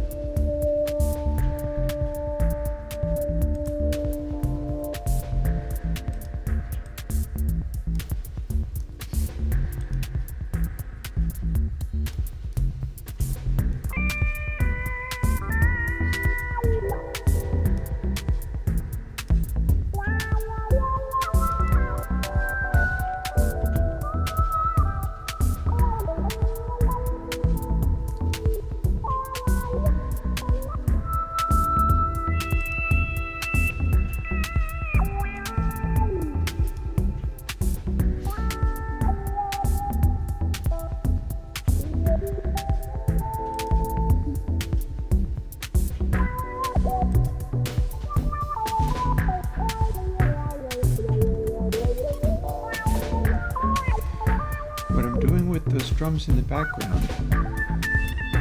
And this is reminding me why I wanted to make the drum loopy things. I think I've even got those downloadable somewhere.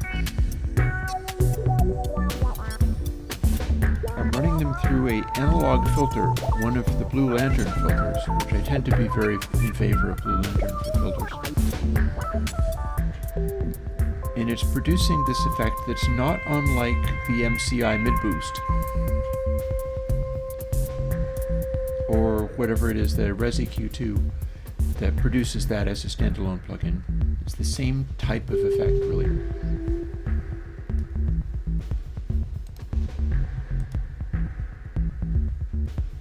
Ooh, 2497 is not larger than 25281. It's quite short, in fact.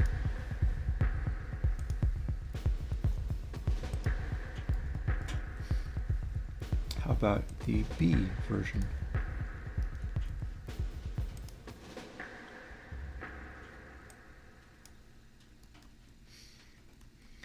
I do enjoy that some of that stuff worked.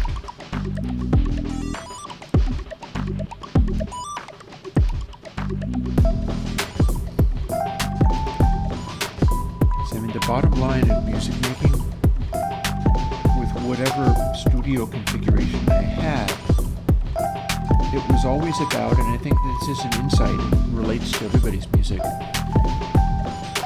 what can I make sound good with this setup, with this rig? If I'm using this instrument, what notes, what noises sound good with this?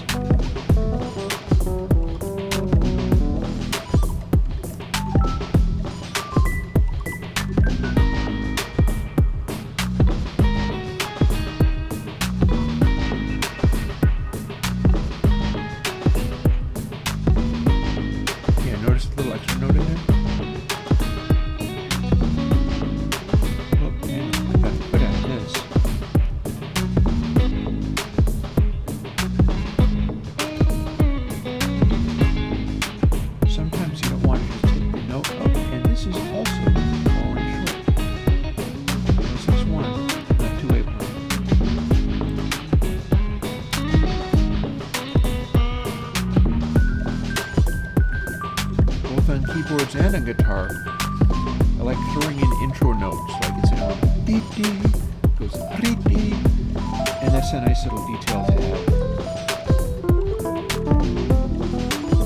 Which means you need an instrument where that can be heard clearly.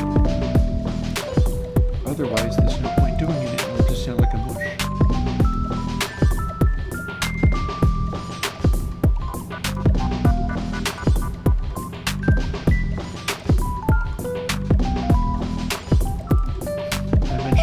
About the guitar player, his tone is facilitating things like that quite well.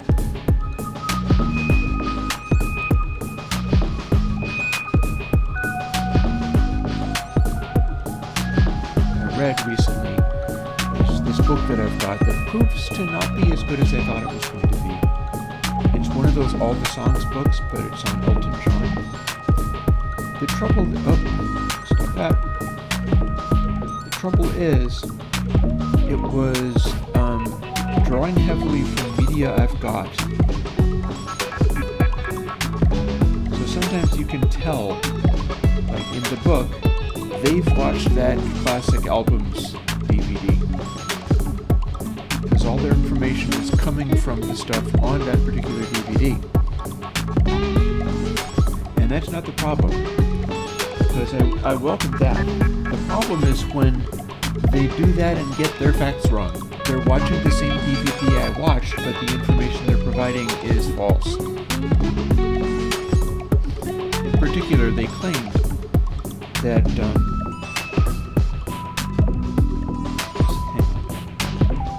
trying to do two things at once. 305, larger than 284. Okay, we're keeping this one. So they did a thing with the background vocals on Elton John. They had Davy Johnstone, Nigel Olsson, Dee Murray. Davy has a sort of husky rock and roll voice.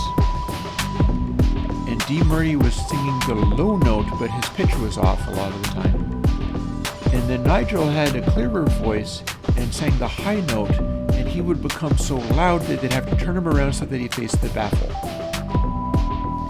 Well, in this book, at one point it states that Nigel had the husky rock and roll voice, and that Dee Murray sang so loud, had the high penetrating, incredibly loud voice. They got the facts backwards, and we watched the same media. And when they blew that, I started becoming a lot less interested in any other information they had, because any of it could also be suspect. So tricky. It's tricky. I like getting information from sources like that, but I would like to see that they did it right, and sometimes clearly they have not.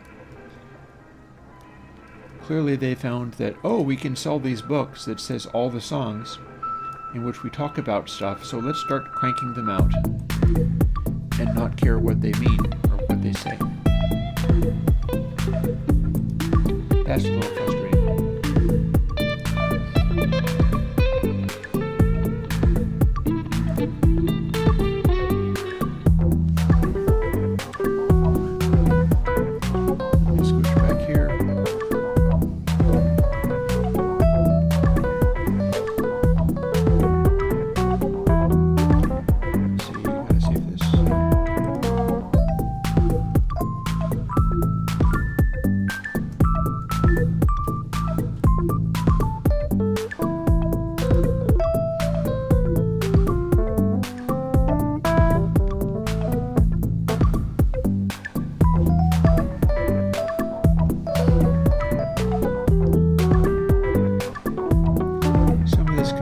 Misleading, this music, as far as making it seem like I'm chasing all these changes, when that's not necessarily how that was done. I'm trying to make all the changes sound absolutely seamless. Ooh, nice, this is very well beyond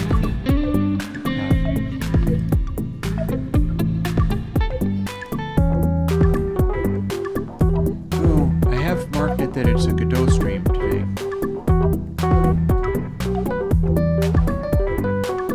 Whether maybe I should change that. For now, I'm not so worried about that. If anybody comes asking for Godot, we can switch over to it.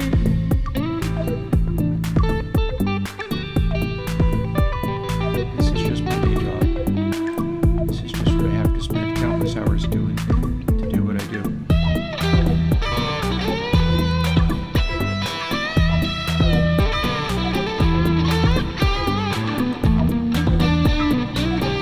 All my guitar solos with the Telecaster in this, most of them anyway.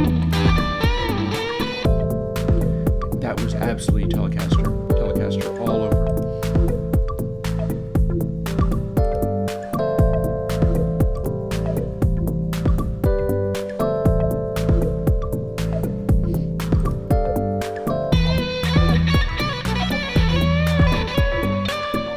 That's a little verbose.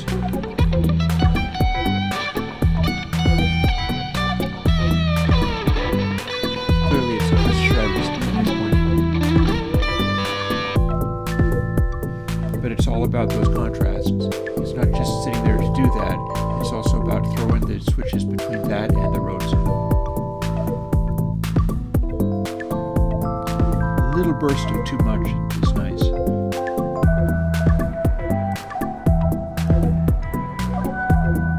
Oh, hello. That's not going to pass, that's going to fail. Not enough data. There's a fairly good chance doing this means I'm legitimately eliminating ones that would have been eliminated anyway.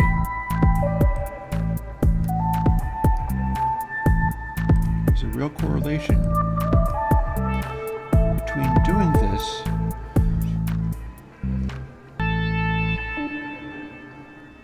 producing the references and then the ones that score very high also seem to be assigned to many different colors, many different effects. Oh, and now we're getting a little weird. This is something I like to do with the modular. You can do it with samples. You can do it in the box in a number of different ways.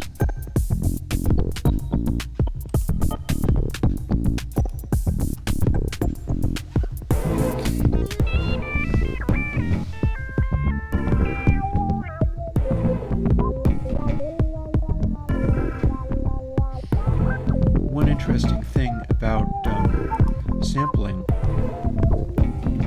is it's very effective at capturing the vibe of whatever it is that you sampled. In this case, rather than being like record clips, which are popular for sampler people, It is the old, actually I suppose it did come off records, department store music. There's a collection of records that showed up on archive.org, I think, and it's department store music. And so I got a bunch of that, chopped it up, and made it produce just little spasmodic bursts and chunks of cheesy sounding old 50s like muzak, and it makes a really interesting disorienting effect. Like the do-do-do. That was part of the department store music, but it's in a different key than we think we're in. So it made it sound real weird. Oh, this is also not.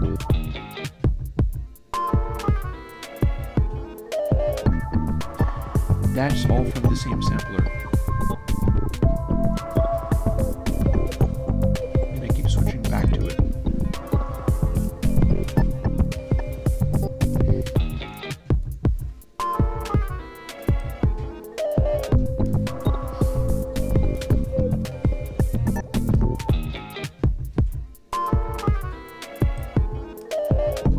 Like it's just about only the kick and a percussion thing, and just that.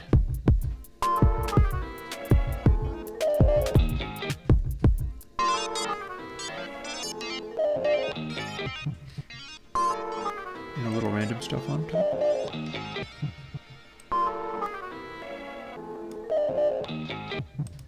And then I did a special thing with the end.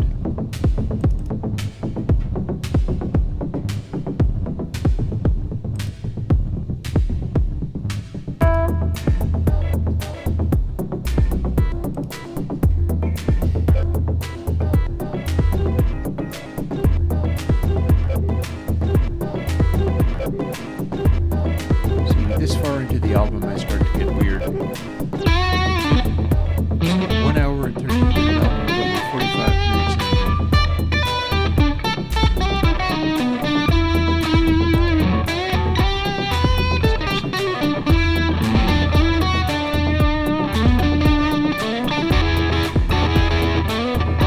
The switch is kind of a jam.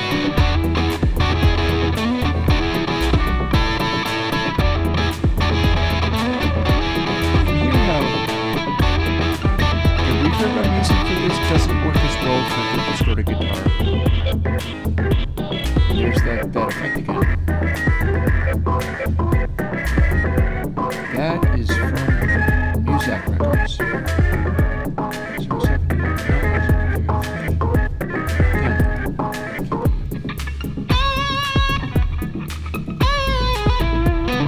Just love what I was able to do with the sampler in those Muzak records.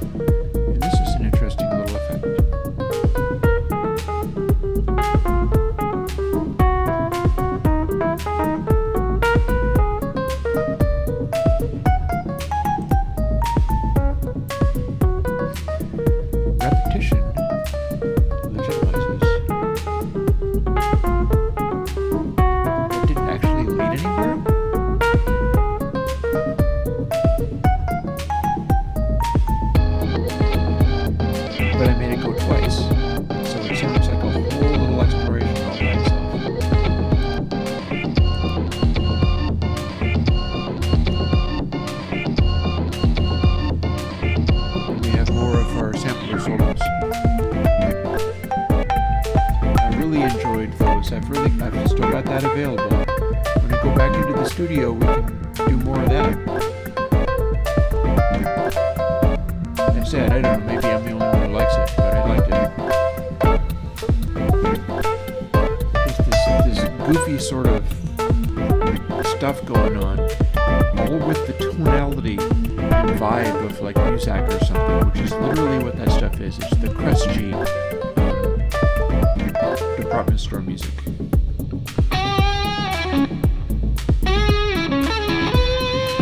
So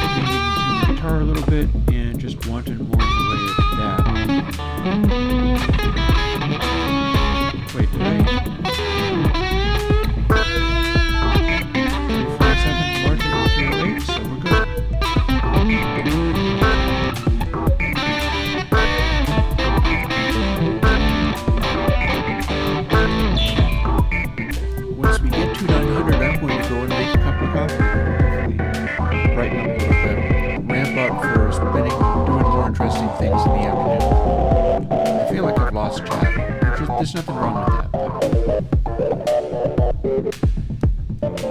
Sometimes time with Chris means time with Chris as he works. You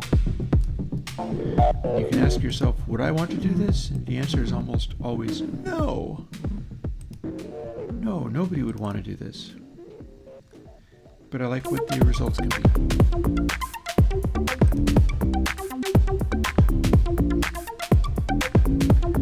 I think I made a point of ending this album on a killer.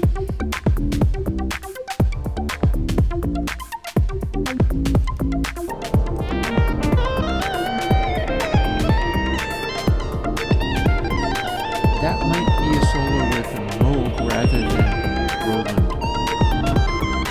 Or it might still be the Roland.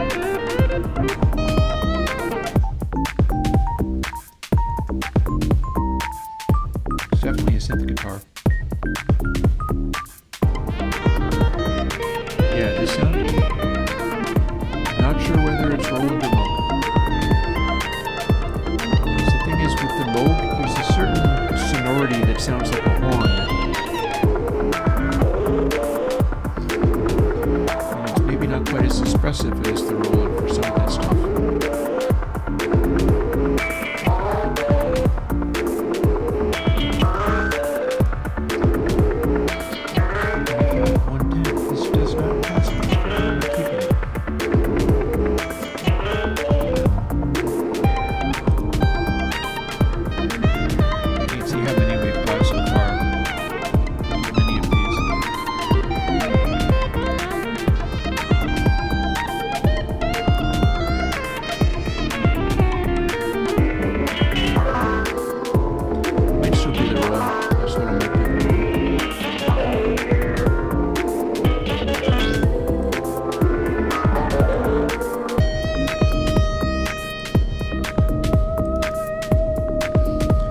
One thing I can do on the ambient album idea is use that technique for some really unusual spacey noises, like some really unusual background noises that can fill up space. Because it's good at making really strange effects.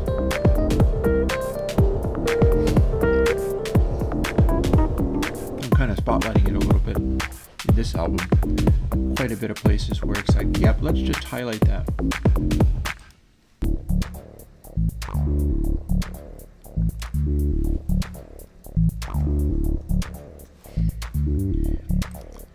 I was looking at the code for some of the Bastel stuff. Bastel code is Creative Commons, you know.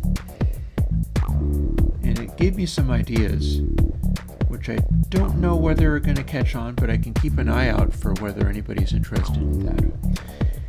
I have programmers for the AT-Tiny chip that is used in Bastel stuff.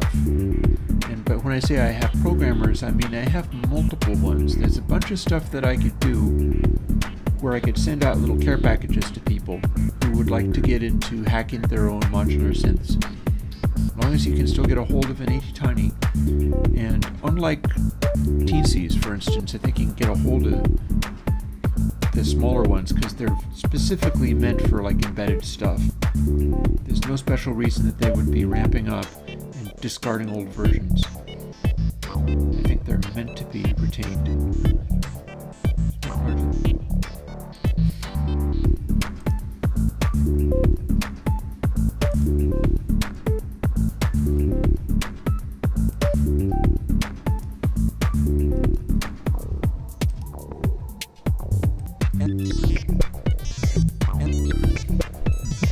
If I look a little uncomfortable, my neck hurts a bit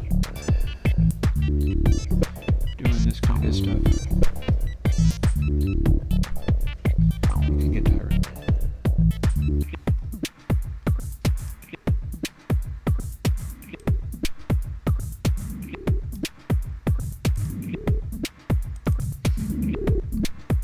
Definitely getting, we're almost to that point where I can throw another log on the fire and go and make a cup of coffee. Almost at that point. Almost to 900.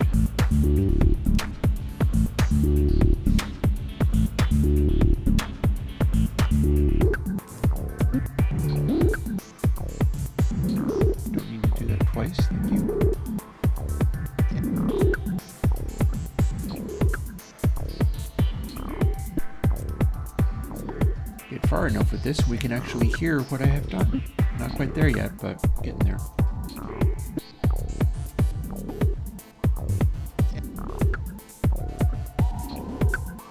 One more of these, and then it would be time for... So that could be fairly quick, couldn't it? Let's test this one. 167 is not larger than 326. This one also fails. Of course, the thing to worry about there is whether the curve is lying to you. Whether now we're throwing these away for no good reason, but that said, there's so many of them, like, why not? I'm actually not worried if I eradicate some of these choices. Too many choices.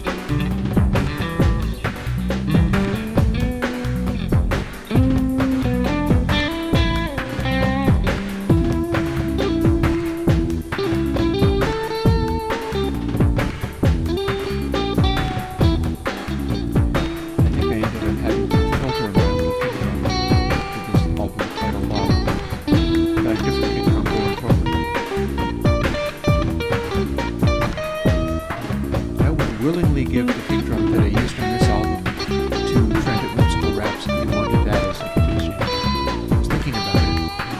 I have no way of knowing whether you would even care, but I have my heart set on doing that as a gift exchange rather than just, oh, by all means, yes, send me the thing that you wanted. It's like, no, I want to give you something back. I feel like that shouldn't be a problem.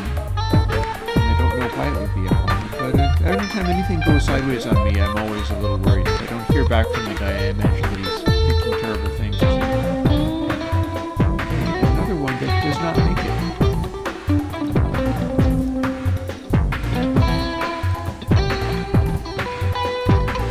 And continue from here. I've got a big old collection of stuff. And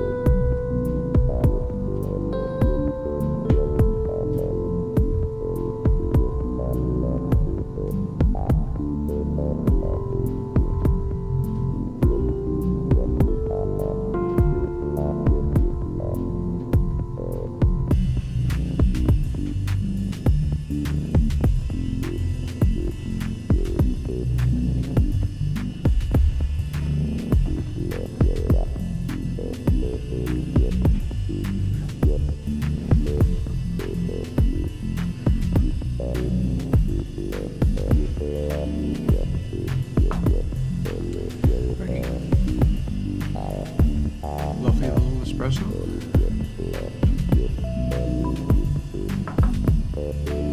The espressos are coming out nicely today. Me being the home barista and the one responsible for making them be good or not.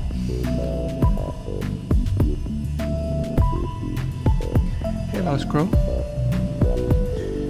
So what we have going on today for a little while longer is this stuff. I'm reasonably well. This is, the beginning of the day is a bit of a grueling process, because what we're doing is going through these and making them into audio clips. So hang on, I did that wrong. When I talk, I lose track of what I'm doing.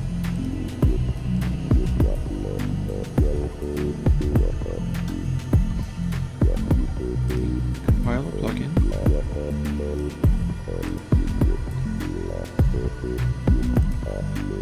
There's exploring various thoughts. Like one of the things I'm thinking about today in the process of doing all of this over and over and over and over and over again, which is what we're doing.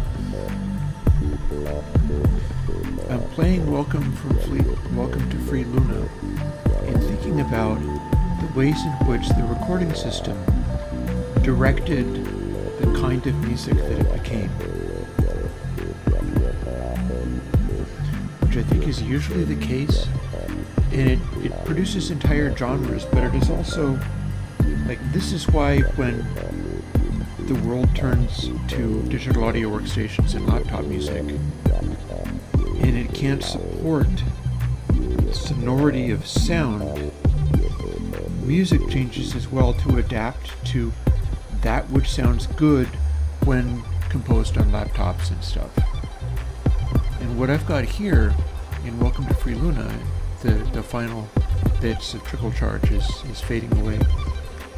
Music that sounded good, made on a bank of modular synthesizers and things, mixed with a analog mixer that didn't have any EQ. And barely had, like, it had reverb, but not very much. And the only reverb I had was the MIDI verb, the super deep space. And so those restrictions defined what kind of music this could be, because stuff that wasn't appropriate to those sounds didn't sound good. 5402 is larger than 351, so we've got one. Now what I do as a day job is try to expand people's palettes of sound. So it becomes a question of both doing that, like making more sounds, making more music, getting back to that eventually. And then also understanding, like, what is this making me do musically? What are these effects making me do? What is this new version of console making me do musically? And what sounds good when I do this? Like the doctor, Doc, it hurts when I do this, don't do that. Like, well, if the sound sucks when I do this, I stop doing this. So let's see here. Good. Trying valiantly to remember what I'm doing.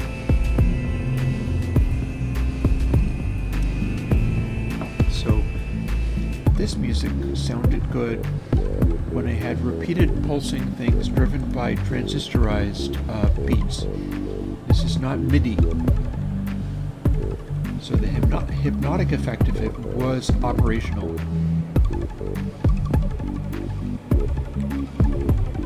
The arpeggios, those are operational. Sounds good when I did that. I wasn't always able to fit things like guitars and Rhodes and stuff into the context. Sometimes I was able to do it quite well. Other times not so much. But when I tried to do like a rhythm guitar, it failed really hard. Which is to say, there's bits of it on the album still, but anything that I did with those intentions did not make music that I liked. So it would fall back to stuff like this. This sounded good run through the Heritage Audio Mixer. This sounded good in that context. And part of it is because, like talking about rhythm guitars, there was a bit in there where I tried to do rhythm guitar sound. Okay, this one worked too. You could hear that was what I was trying to do. But it sounded like a rhythm guitar that was kind of sticking out and also making reverb behind it. It didn't do what my halls that I'm working with, or perhaps even the cathedral that I'm doing literally right now. I wasn't able to make a situation where my guitar sound merged with the space, physically filled the space in such a way that it felt like an object, it felt like a part of the environment. Instead, it felt like something that was stuck on in an unnatural way. And so that just got rejected every time. And going through the process of trying to make it so, like, this is the reverb that I use if I want to have guitars that sit in the mix, could lead to a situation where then I have, like, tracks where I overdubbed guitars and they sounded good and I kept them. But if I can't make the thing sound or work appropriately, I don't get to keep the sound. I bounce off of it and stop creating. And that's just, it's so interesting to me, grappling with that kind of stuff. Because like I have, what am I talking about? I have the tenacity to do things like this. And it's towards an end. And it's towards the end of making stuff that, and that was Welcome to Free Luna. We will work on getting other bits of music available for me to play during streams, especially if I have ones that aren't over loud so that they can blend with me talking on stream. But yeah, that was Welcome to Free Luna. Let's see, I have saved this, now I have to quit and compare it. Okay, 25,330 is not larger than 25,352. This one doesn't count. We're going to eliminate it. By the way, look at this, is as many as I've been through. Even while streaming.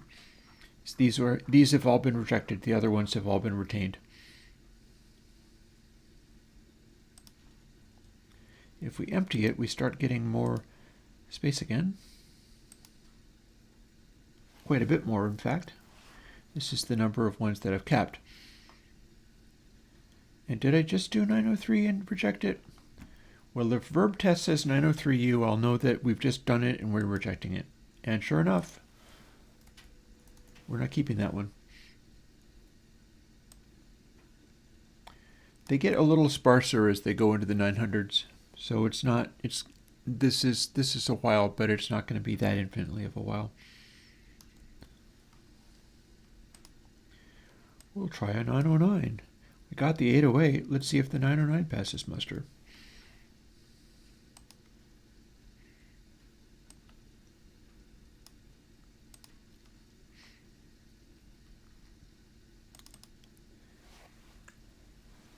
I mean, it's so interesting to me how that works.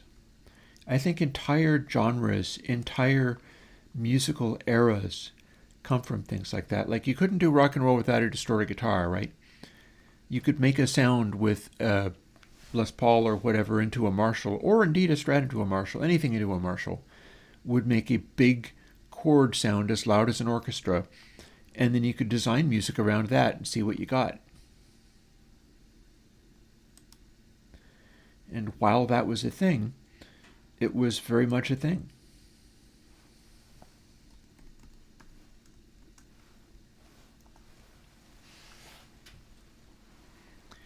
We got into all forms of other kinds of music. People would be experimenting around like crazy, but what would happen is people would experiment around, and then if the sounds they were making, the music they were making wasn't working, people would try something else. And this is a continuous thing. Like this, see, 307, not larger than 363, so this does not get kept. We didn't keep the 909, we kept the 808. 911, like the Porsche. Let's see if this one's good. And that's just super interesting to me, the way that works out.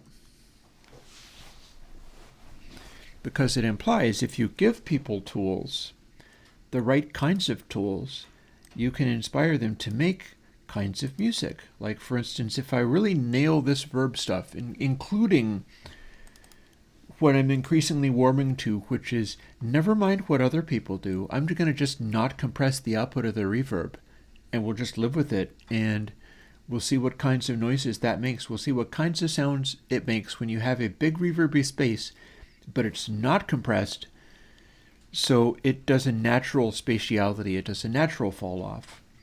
And we'll see what happens. We'll see what people do given stuff like that.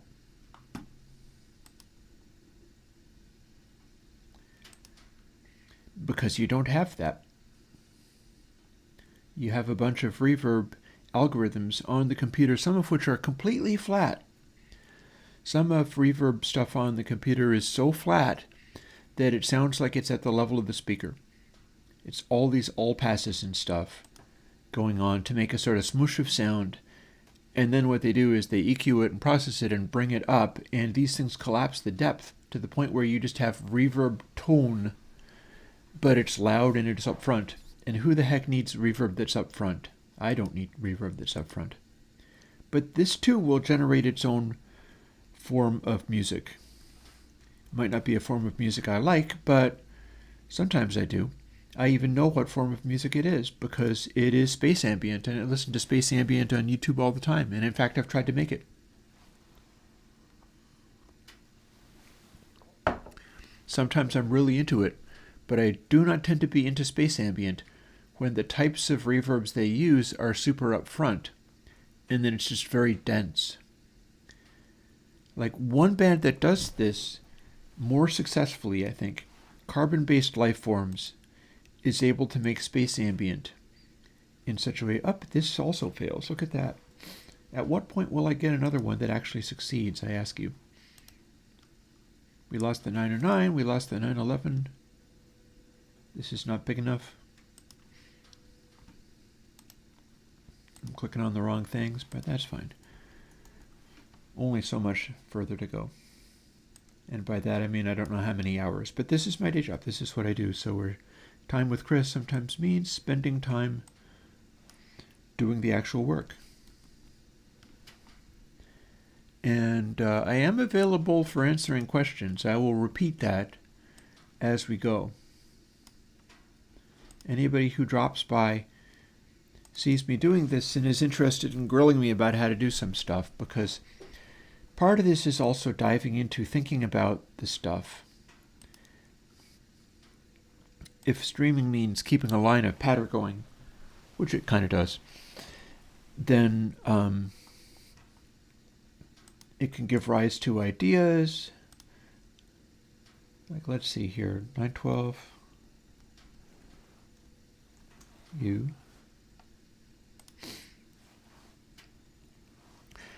I've been exploring ideas about speakers recently, although the challenge with that is like the challenge with any physical item. You get into physical stuff, that's talking about giving people something that they could really find useful. But if you make them and sell them, you have to get inventory, you have to invest in a bunch of stuff like that, you have to ship the things that you make. That's not necessarily an easy task. And you can wind up really quite badly off that way. 249 is not larger than 369, so yet another nope. We're filling up the trash bin real fast.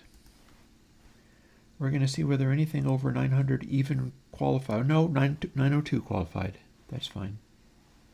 And apparently 902B, but as soon as we got past there, we started seeing a lot of failures.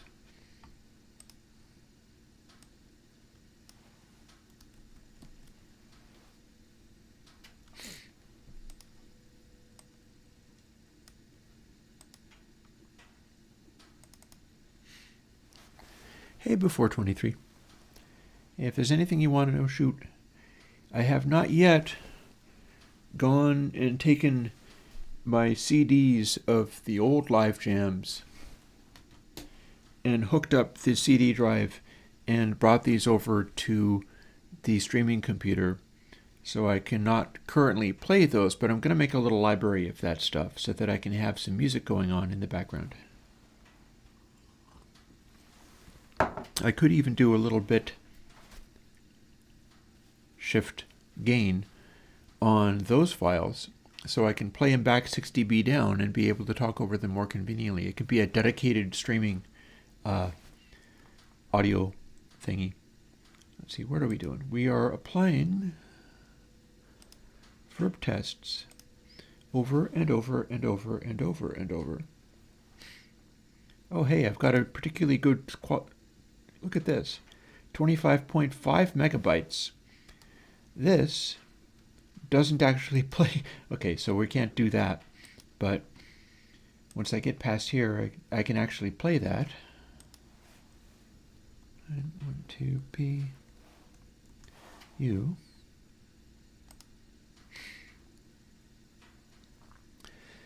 And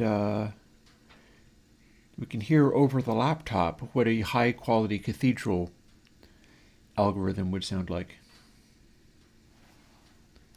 After, of course, checking to see whether this is a keeper. Oh, hey, nope, wait, nope, yep. 25407 larger than 25368. This is a keeper. Good.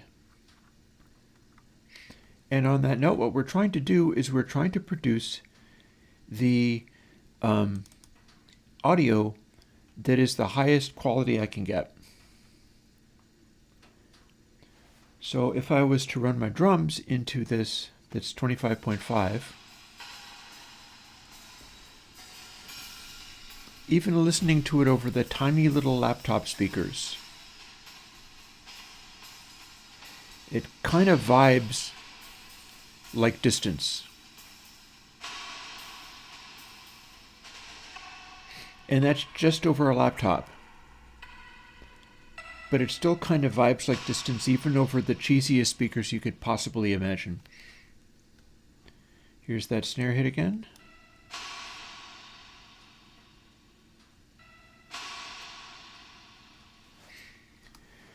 So I think this is going well. This could in fact be the final replacement for K Cathedral. K Cathedral 2 or whatever. I could number them. I can do that because I don't want to necessarily take away the original one. But this is towards a goal. And I got criticized for K Cathedral because it was a little too metallic. If this is not too metallic over laptop speakers, then I think I'm in with a chance. Although I'm probably going to want to change the algorithms as well. I'll just go full in on what I'm trying to do with these. But yeah. So like, yeah, we've been through all of these. And this is an unusually high scoring one, in the sense of the file size it requires to capture it is quite large. And that corresponds to incompressibility, corresponds to it being more noise-like in the reverb tail rather than having repeating patterns and repeating patterns come across as metallic. So it is all kind of working. We're not going to do K Cathedral next week, but I could follow up with K Cathedral 2 the week after. I think that's still January, but this is where we're going currently. Remembering, of course, that there is also more console versions worth doing.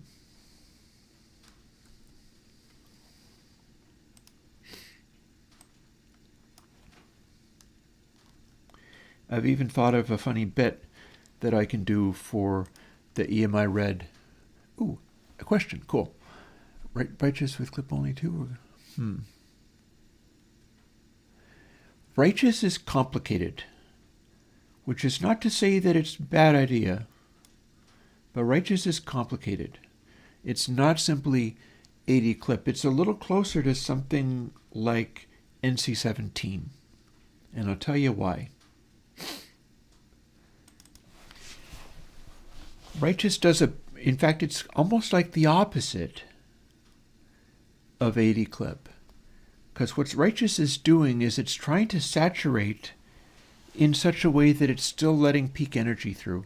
It might be worth me reevaluating that, reinvestigating and figuring out what I'm doing with it. In a sense, recent versions of consoles are also following that path of Righteous. Because what they're doing is they're trying to make it so that the audio can get sort of more condensed and congested, but without obliterating the ability to have really hot peaks in there, and then you just deal with those later. It's worth looking into. Like, give me a second and I'll actually open it up and we'll have a look. And if I like what I see, I'll make notes and pursue those things. We could pursue it today if it was exciting enough. We'll see. Anything's more exciting than this, but I do have to also do this.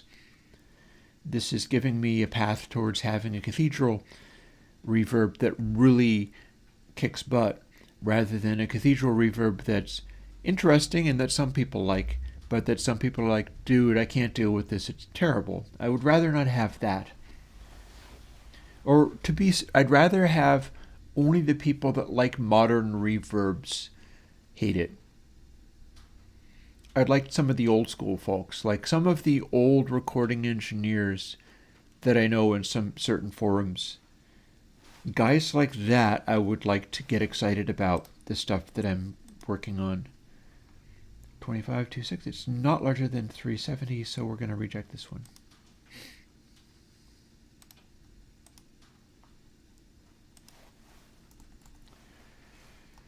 While we're at that,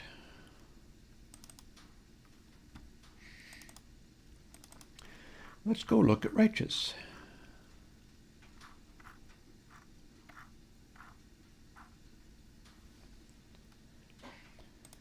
Righteous 4 is where we left off. So what's going on with this?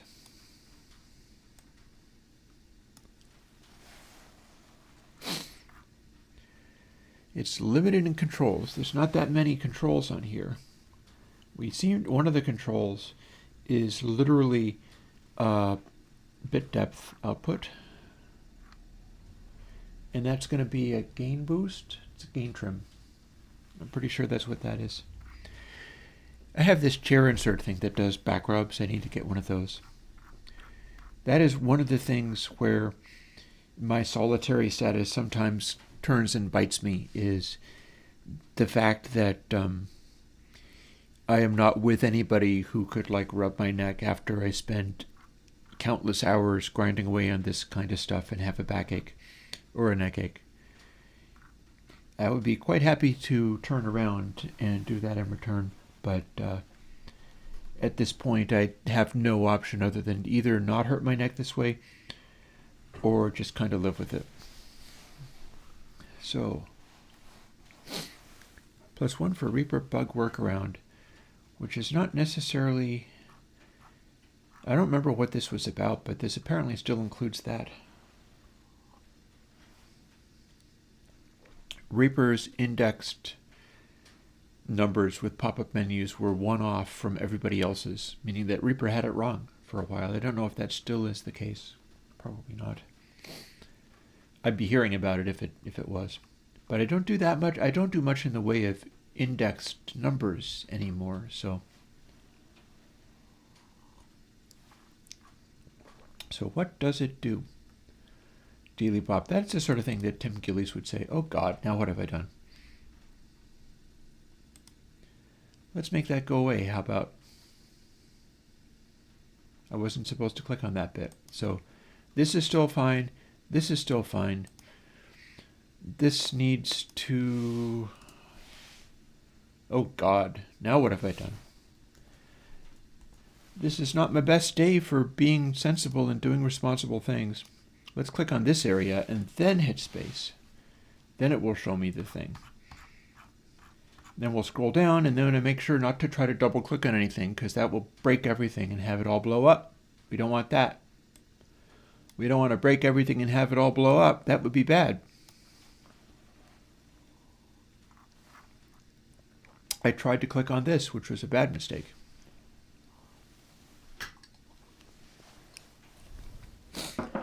So maybe we can chase back even earlier,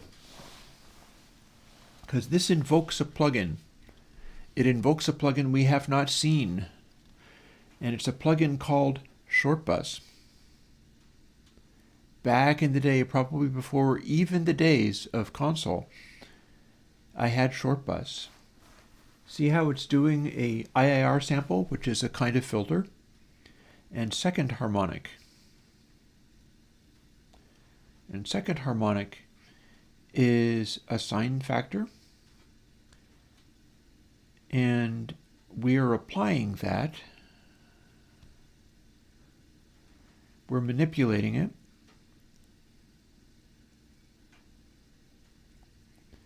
Some of this is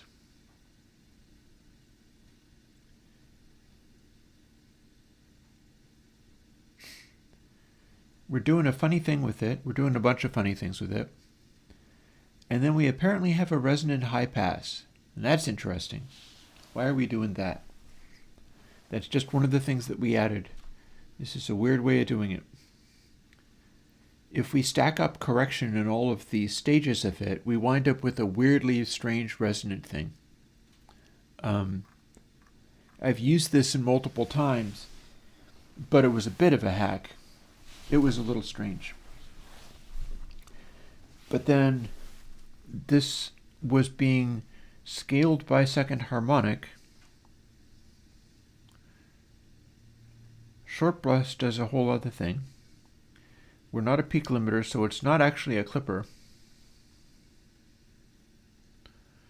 We're accumulating stuff in correction. That's the part of the high pass, the part of the weird resonant high pass.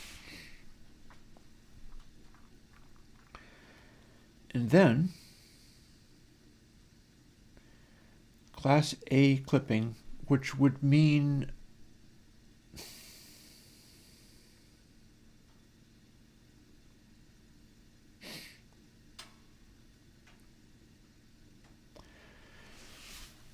correction is the short bus process, which is chasing a second harmonic, and then we are clipping, but we're clipping on a thing which is offset by the second harmonic, similar to what I do in the plugin single-ended triode. That is just a sine, but it's adding an offset and then subtracting it again so that the sine gets applied asymmetrically. That's also what I'm doing with the stuff that was chasing that plugin that Paul Frindle did. That incredibly popular plugin that Paul Frindle did that I made, Inflator. There are parts of Inflator that just do a second harmonic, and this is a way of doing it. And I also did a plugin stripping out everything and only producing second harmonic. So this is also this old short bus righteous stuff tends to generate even harmonics. It's generating even harmonics, and that would be why it's doing something I wouldn't be at all surprised, because we've got this big resonant high pass here, but then the way that it applies that stuff, and then we're apparently also doing a grooveware. And I don't know whether this is crunchy grooveware or smooth to grooveware, but it's doing that too. And it's not compensating for sample rate. That's an interesting choice, but there you go. And then we do in fact have an 80 clip in there, but it's not meant to, it's a simplified 80 clip too, apparently.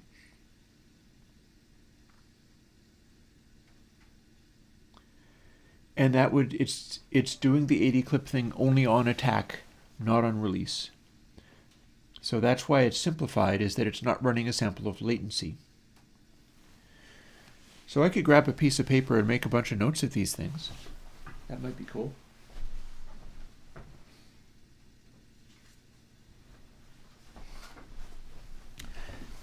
Let's make notes of all of the things that we're observing in Righteous 4 that might be interested to revisit, like simplified 80 clip.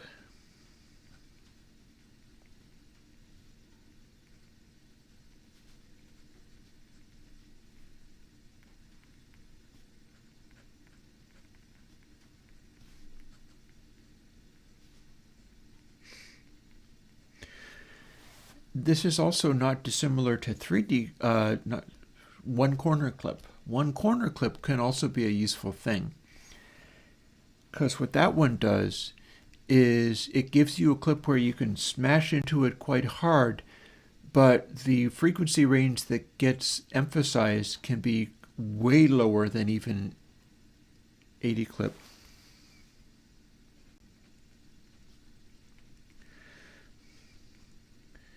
So I'll also remind myself of that one corner is a thing. And then the whole short bus thing.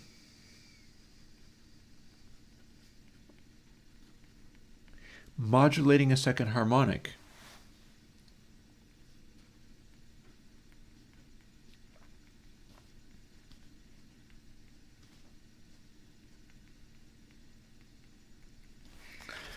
modulating a second harmonic. I know you can't read that. I'm just holding it up because I'm holding it up. And then we've got all this weird stuff, including Righteous 4 is actually running an early version of Not Just Another Dither.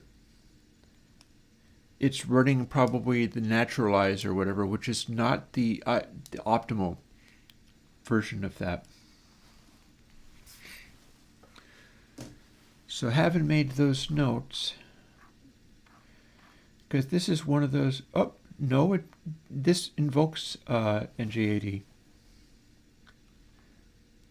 Oh, yeah. And see, this has a bug in the code which changes the effect, so I left it, and so I made a comment saying, like, yep, this old version of Naturalize doesn't scale back things, because it's assigning it always to 0, at which point this never happens. And that changes the behavior enough that I had to leave it in the code, because to fix the bug would be to make it sound different.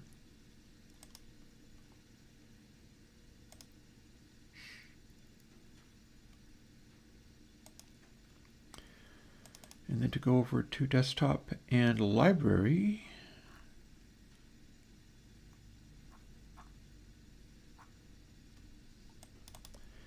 This is where my old AUs lie. Many of which have come through, some of which have not been done.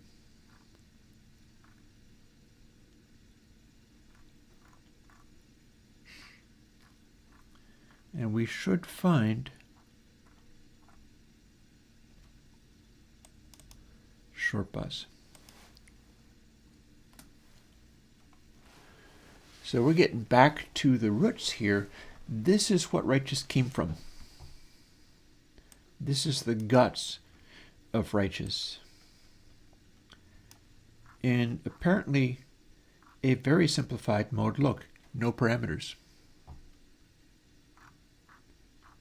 This is one of those ones where you have no controls. In fact, that's so fun that I should put it out again. Like, oh, here, this is a blast from the past. Check this out. All of this nonsense means I was doing my old version of aliasing control, which was strange and didn't work the way it normally. It didn't actually work, but it was an attempt for oversampling within the plugin.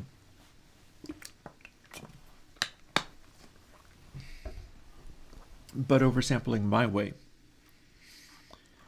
And it ended up producing things like Slew 2. Stuff like that. And this is a very primitive way of doing it. Like, this is all very strange. Very strange. Like, we're defining input sample in here. Oh, I better be careful not to click, because this is not in Xcode. This is in a Finder window. And there we go. We've got an IIR sample, which implies that we could also do other things like pair, for example, to make this function. And then we have our second harmonic. And it's doing this generation. This is on ATA halfway sample. It's just producing this.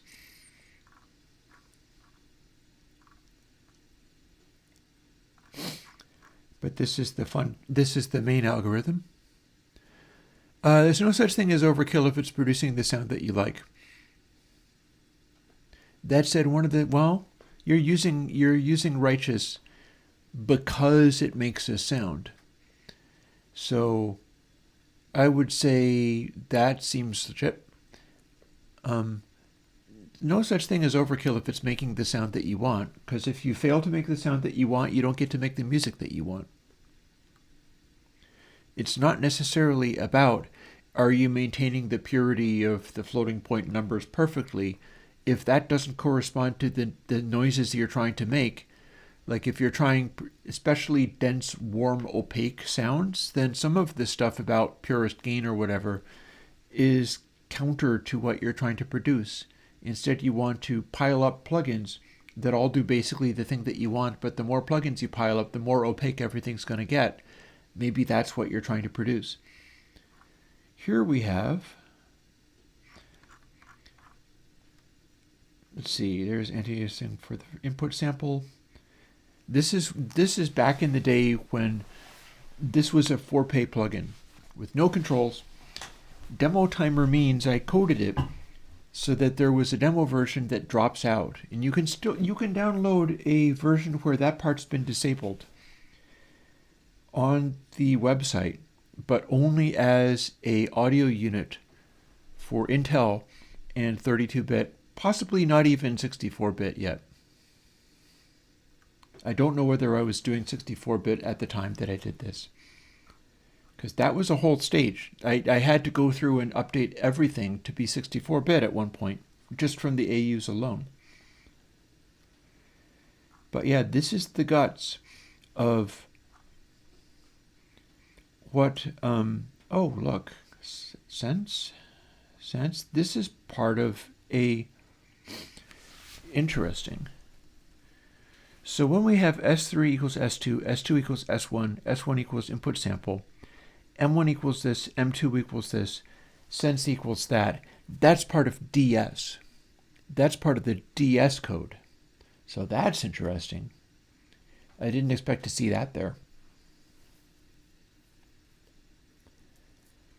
And input sample equals that times 1 minus sense, and plus equals S2, interesting, which is like 2 samples ago, times sense. So that's some kind of little treble shaping thing I was doing at the time. Interesting. I'm going to make a note of that as well. Probably worth putting this out. If you like what Righteous was doing, this might do a comparable but slightly different thing that you'd also like.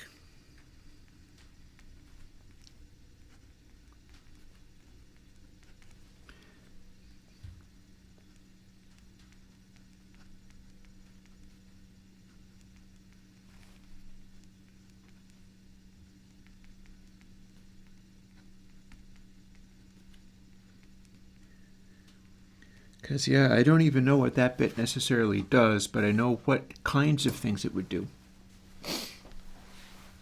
And that's interesting.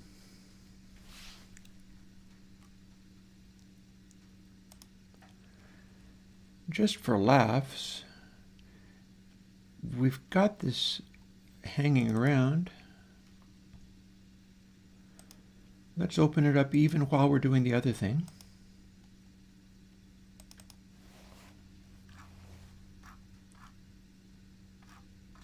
Let's see if it compiles, because this is the old machine, so if this compiles,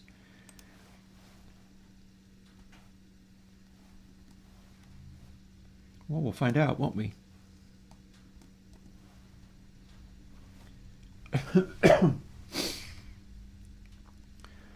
Let's see if this compiles. If this compiles, we can load it in. Oh, can't do that yet. It's one of the ones where you got to compile it twice in order for it to see the things. Oh, and it needs, that's just a warning.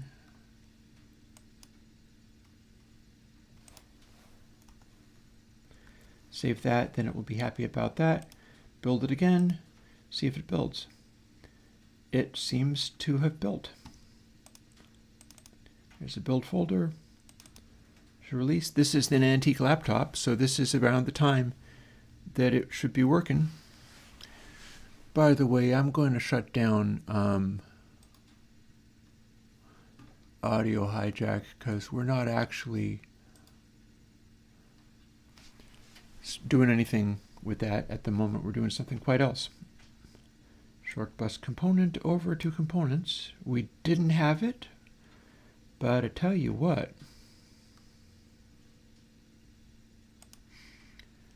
we're going to close that and we're going to open this back up. And now let's see what it does with this test file. Check it out. It's got all of the things. Short bus has no controls. I'm going to have to override recent effects again, but that's fine. Let's see if it works and what it does. Haven't seen this in donkey's years, man. Short bus, short bus, short bus. Where are you at? There it is. And there we go. So does this work? And if so, what does it do? Well, we're cutting down the loud bits. Look at all of the second harmonic. Oh, God. Yeah, we're producing a whole bunch of something.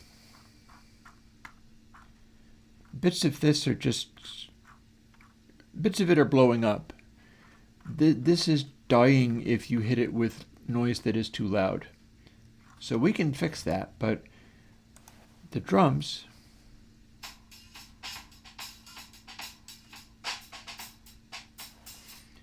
So our guitar sounds like this.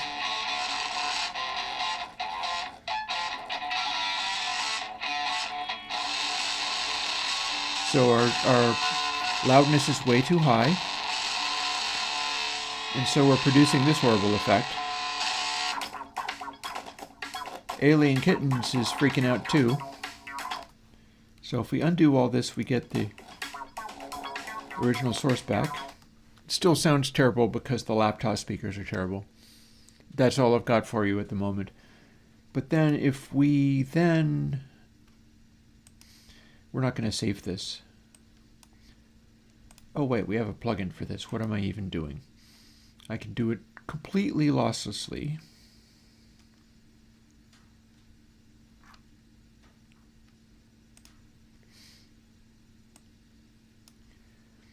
-1.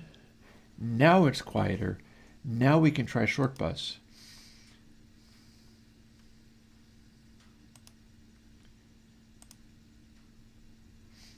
And now that we are not hitting it with these really hard levels,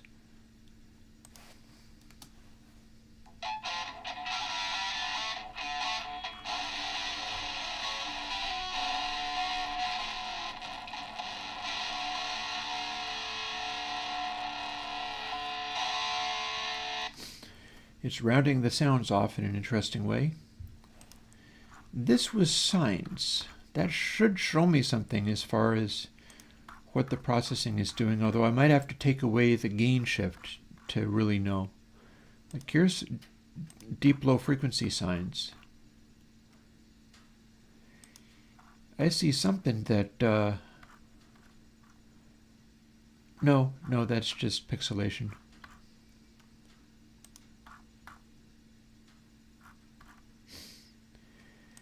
Yeah, my sines aren't doing anything awkward with this, but we do have stuff going on where, yeah, I think what short bus is doing is it's just accumulating bass and making it be, I don't know what it's doing with the highs, but when you load too much bass into it, it goes all second harmonic-y. So what Righteous would have done is Righteous would have controlled this behavior. And that would be what the high pass in Righteous was for. Whereas this, the proto-Righteous, is doing a thing that Righteous would also do. Like, let me undo everything like crazy. If we literally run Righteous, it's certainly not going to be in recent effects. I haven't done it for ages.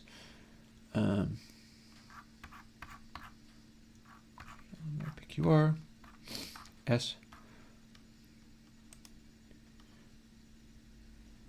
Oh, that would be target. So let's set targeted around this. Bit depth, no change.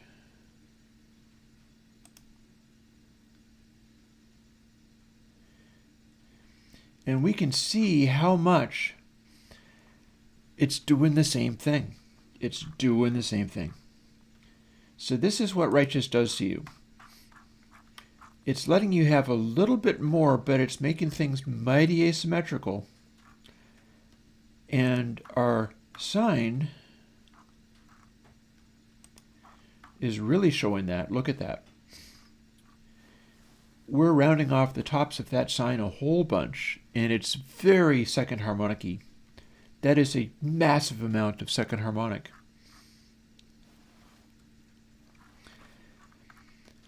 And then Alien Kittens just loses its damn mind completely. It's almost like what Shortbus was doing, not quite as bad, but pretty intense. That is a heavy amount of second harmonic kicking in. And it's barely doing the 80 clip behavior. So yeah, Righteous is designed to force you not to be what the RMS values of, or the LUFS values of Alien Kittens are way too high for this. So Righteous is kicking in really aggressively, and it's punishing you. And you wouldn't want to put this out like as an album, right? It's like you wouldn't want to put this out. This is a rather unpleasant waveform to try to put on anything. Because we're slamming Righteous so hard that it's forcing everything all to one side. So arguably NC17 before Righteous might aggravate this to the point where I would say, yeah, be careful. Be careful distorting into Righteous. Be careful saturating into Righteous. It's really designed, your target is minus 13 that I just said. Here, we can experiment with it. So if I readjust it, right, this is how you'd get out of that situation. If our target was minus 28, it's going to do that even more hardcore, but if the target is minus 4, guess what? It's not punishing you any longer for that. It's going to do some stuff. I'm not sure what it does in the highs, but it was doing something in the highs. But it's not punishing you for that, so the target value is going to be your dial-less second harmonic control. And that makes it, I think, more generally useful than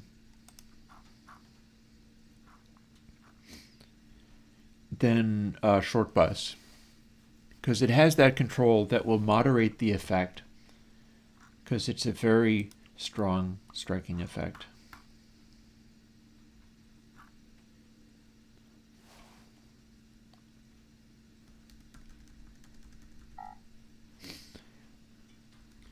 But let's see. So let's get out of here for the moment and return to my actual day's work. But that was worth doing. So if you're still there, I hope that was useful, because I have just outlined exactly what Righteous and also Short Bus does. And now let's see. So I do now wonder whether Short Bus is actually useful to put out as it is, as just only a no control one. It's almost not useful to have. Amazes me that I sold it. Go figure. But then that Audacity has always been a thing that I tend to do. 9:19. So yeah, we're available for taking a break from the tedium of this and going and answering questions. I have literally all the Airwindows libraries here. And I should change the poster frame.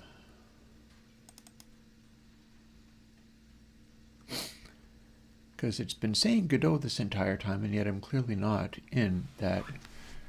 Let's do that. This is like total false advertising, and what's more, I don't think I'm going to have the energy to do any more of this.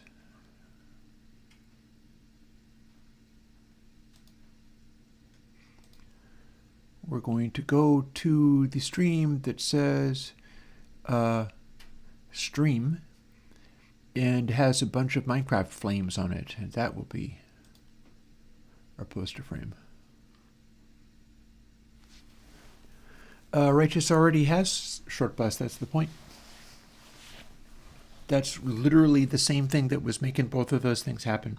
Righteous just lets you control it better. Subtight, that's an interesting question, because subtight's a weird high pass. Arguably, it's not even that effective of a high pass. It's a strange little thing. And I just hit this by mistake, which is not the correct one, because I'm used to doing this by muscle memory, doing recent effects. But what I want is this. Then it will be the most recent effect, and I can return to it.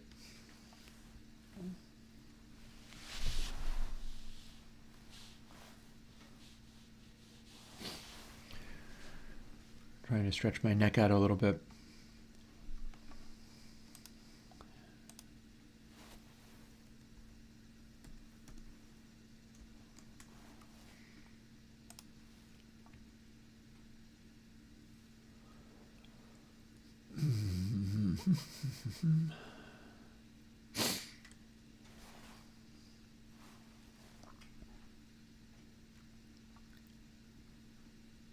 Oh, okay, I understand you.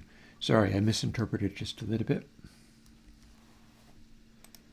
Let's see, get info.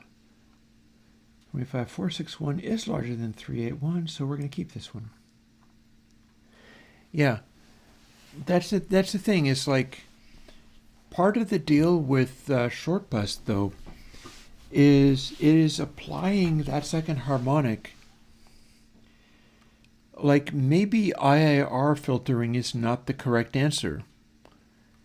The filtering is providing like what causes the second harmonic to kick in. So it should be changing polarity too. It's not just only applying a second harmonic. Maybe it's applying the amount, but there's no special reason to ramp up the second harmonic at audio rates only when bass frequencies are happening and leave it off the high frequencies, because it's just a second harmonic is fine on mid-range or high frequencies. The thing is, NC17 is modulating it both in positive and negative. Righteous and subtight are modulating it, but only applying it in one direction, and then leaving it off of higher frequencies. So, new and troubling questions, as Malcolm Gladwell liked to say.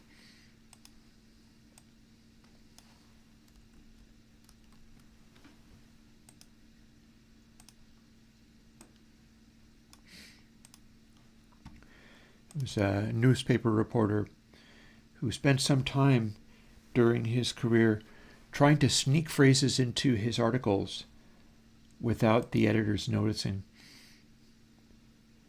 And so there was a time when I think it was New Yorker or wherever he was working,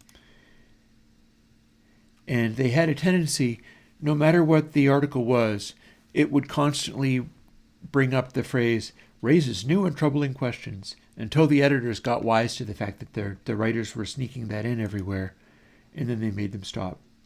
They started watching for it and being like, nope, stop saying that. You're only saying that for lulz, which is what was happening.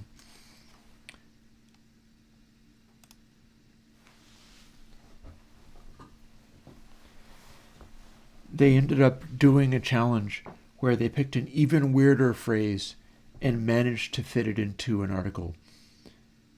But it was a very strange phrase, which I forget. New and troubling questions was the one they were running with for a while. But that was much easier because almost everything, you could fit it.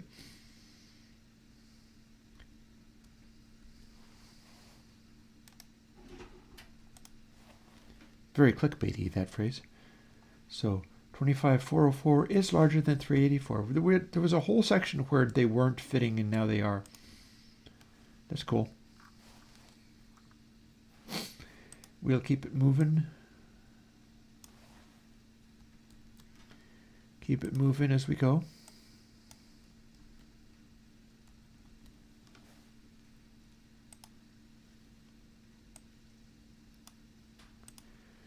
Because that becomes one of the questions, whether it is or isn't new and troubling, is if you're modulating a second harmonic, and a 45-second warning on ads, if you're modulating a second harmonic, to what effect are you doing it? Like, where are you bringing that in? Where are you not? Can you modulate second harmonic to give you more peak headroom, for instance? So where are we at? We were going to apply this. Very good. Can you scan for whether the waveform has second harmonic and then reduce it with a plugin? Can you use a short bus, track whether the wave is heavier on one side or another, and then use the processing to take away that imbalance by accentuating the other side? That could be interesting. It'd be like base warmth cleanup, as it were. Which would be a weird effect. It's like, you might be like, why would I ever want to do that? But who knows, maybe you would. Maybe there'd be something where that would be a desirable result. So let's see. I'll make it a little note of that too after I've done the thing, by which I mean 925U, and then hit return so that I can save this and test it.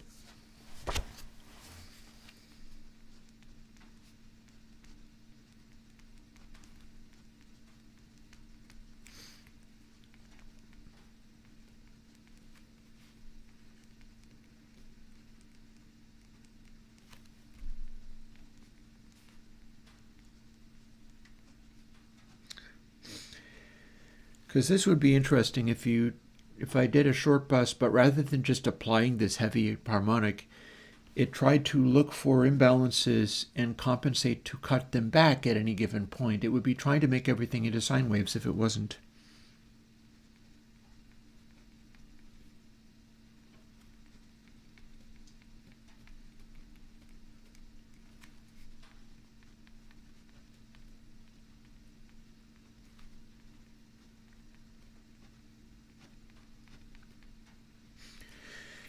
And you could presumably tell it to either do that or do the opposite. Be like, either suppress that or give me even more second harmonic.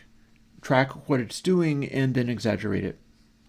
Which could produce ugly messes, but sometimes ugly messes are good. Like if you can make the plugin break in a way that sounds interesting and cool. 569, larger than 393, good, we're keeping this one too. There was a whole section that we skipped, and now we're back into ones where we're keeping them.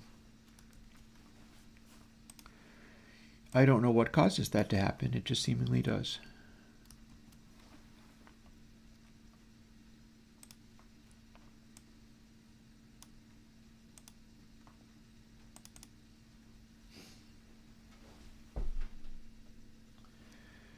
Probably getting around time to do things. One of them is put another log on the fire. Another one of them might be make another cup of coffee. You know, one of the things that I was doing today before the stream, apart from literally this, because I did this for hours before the stream, and I wasn't able to get through all of them either, but I did a big pile of them. One of the things that I was doing, besides doing hours of this before the stream, was the Godot conversation from Tuesday mentioned a thing called Material Maker. So I went and looked it up, and it turns out it is a Creative Commons, was it? Some type of open source program. MIT license, I forgot. Where the guy has a Patreon and he's doing his thing. And he has made a really elaborate sort of node-based thing for generating like shader code. And apparently it's capable of exporting directly to Godot, so that would be fun to experiment with.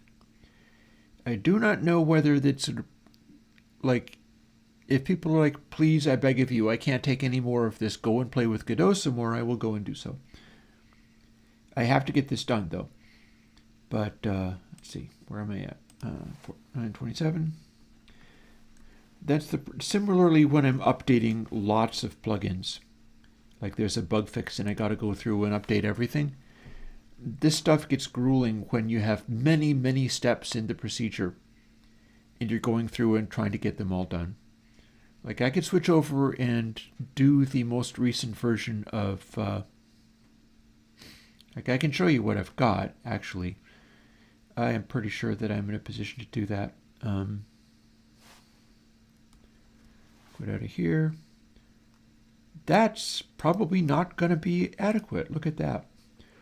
25.137 is not bigger than 25.397. So this one we're not keeping.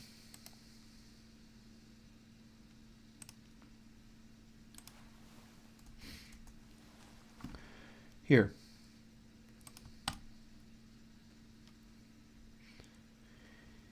I got sample delay to work.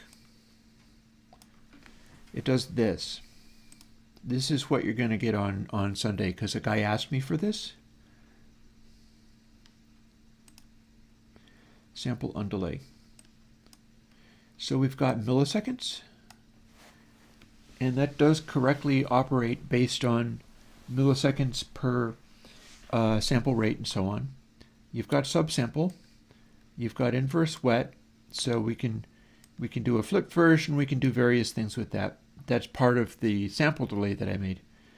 But then this also does negative. So -1 millisecond at 96K is like 96 samples or so. And then this is additional samples beyond that. But remember, this is positive and this is negative. So if we apply this, we can see that we've produced a negative delay on this one that was selected. And that's because it's applying a big old latency and then applying a delay that exactly matches the latency. And so a lot of what I was doing the other day, getting this to work, because without doing anything to it, these line up just right. Now I was going to make it go so that the, see, this is what we started with. It's perfect. I was going to make it so that the sample delay was positive and minus as well, but I wasn't able to make that make sense with the multiple sample rates. It was doing things like if I was at 96K, it was deciding that it was 88 for no good reason, and it was just doing funny stuff. But I was able to make it work consistently with this. So in this, if you want to do literally 1 second of negative sample, if we do 96K minus 1 millisecond and 96 samples, it's going to be exactly the same. But if we do minus 1 millisecond and 95 samples, and I admit that's a little more complicated, but like I said, I wasn't able to have samples work as negative. The math wasn't coming out. And we apply that. Obviously, if you just tell it to be 1 sample of delay, that would be fine, but we've now negative delayed this by exactly 1 sample. We were at 96K and we chose a millisecond, which would be 96 samples, but then we added 95 and now we're at -1 relative to the channel I didn't process.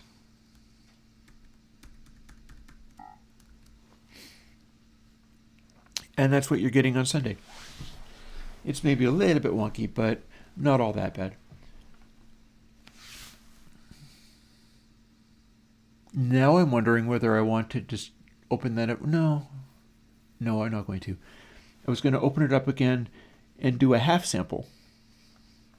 Technically that should work, but it would just be an interpolation anyhow, so no big deal. We already know what that would do. So I've just done 25.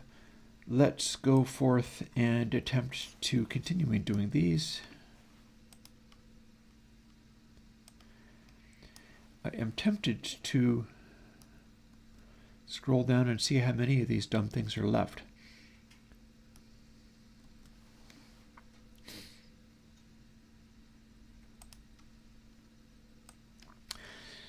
But yeah, I downloaded Material Maker, which was mentioned to me in the last stream, and I ran it and it looks nice. I'm not really quite sure what I would end up doing with it, because that's the whole thing. Fooling around in Godot, you kind of want to be already rolling on some kind of program, some kind of game, an idea, starting from nothing. Oh wait, I've already got this open, don't I? It's been a long day, and it's just past noon. But that's because this is what I've done all day. Thing is, it should be well worth it. But it does require a commitment. I wonder if I can get up to 1,000 or something before putting another log on, making another cup of coffee. I can count up how many are left and then find out.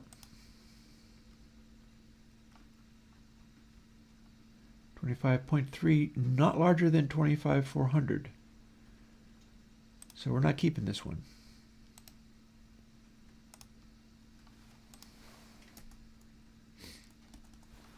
Let's see, 1, 2, 3, 4, 5, 6, 7 minutes, 8 minutes, 9 minutes. I could get to 950.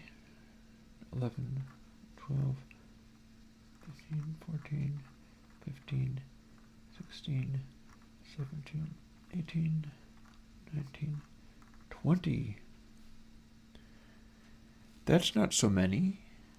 We can get through this. Let's get to 950. I'll make a cup of coffee and throw another log on the fire. And then burn through the last ones. Then we can start hearing them, loading them up on the computer and playing them back, including playing them back with all of the things engaged. So let's see. We were at 9 something, right? Look at all these ones that we've done. We've done lots. We got up to this point.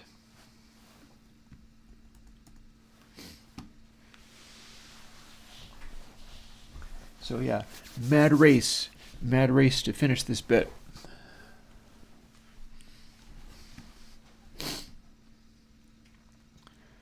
Alrighty. And I'll just kind of babble as I go. That being what that's like. So we done 929. B. Over to this. Got to click replace.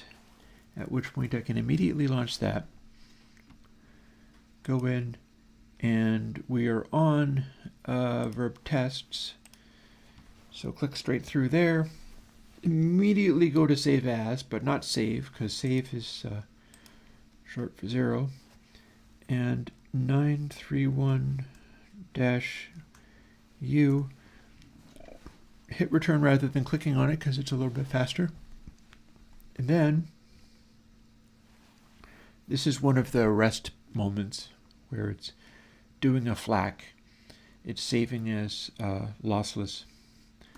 Quit and wait for it to register, and boom. 25.570 is larger than 25.403. We keep.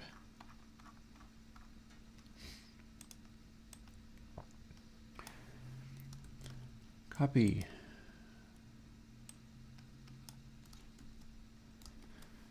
V and B. That would be Command V and Command B. I gotta wait for long enough that it's finished building, but that's actually fine. I've not really had much problem with that. I haven't really dragged them over and had them not be done yet. Generally that's fairly easy.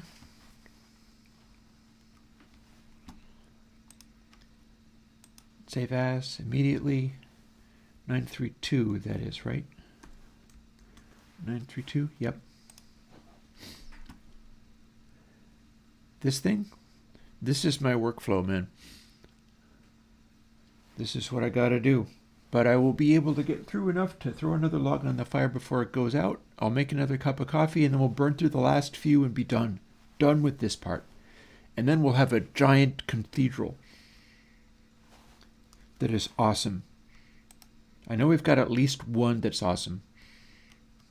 So get through 25.5, bigger than 25.4, so that's good. Keep. I'll leave it selected so I can see how far up I've scrolled. Copy, paste, build.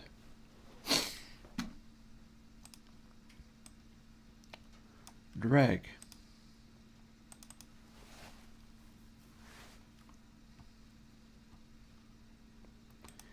This has been a neat day as far as like bringing up old ideas and stuff. I haven't looked at the code for shortbus in ages. And it would be neat to try to make one that second harmonics is things. That could be interesting, I think. Let's see, so we've done that, so now over to save as.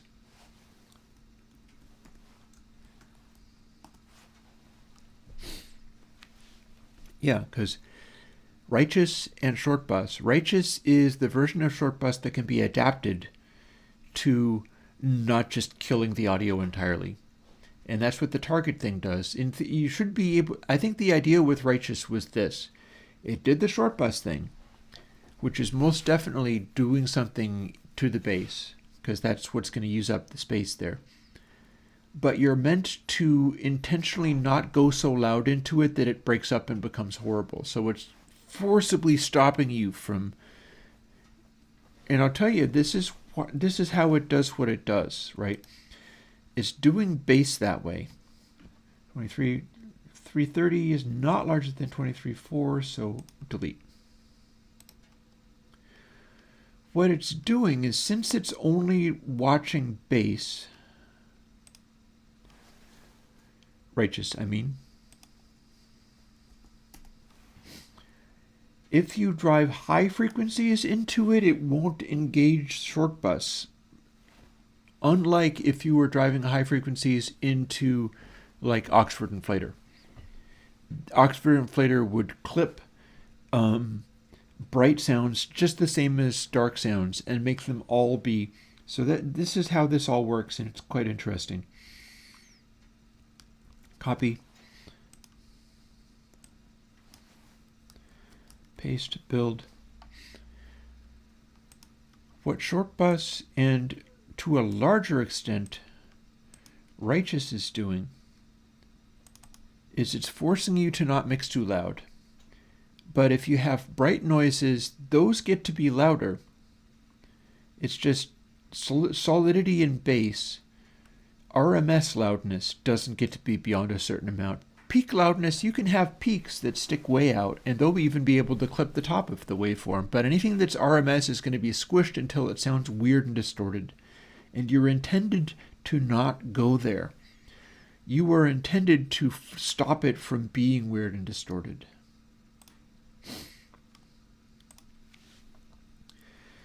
So the idea of going into the place where you're intentionally making it, you could do that, but then it's obviously making it be wrong. 936. This is the unique algorithm.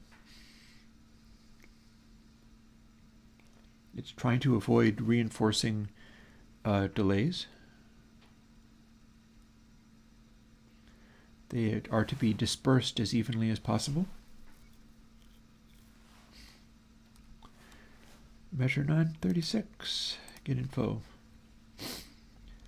25.3, not as big as 413, so this also is discarded. 42. We're going to get up to and include 950. It's coming right up. We'll get there.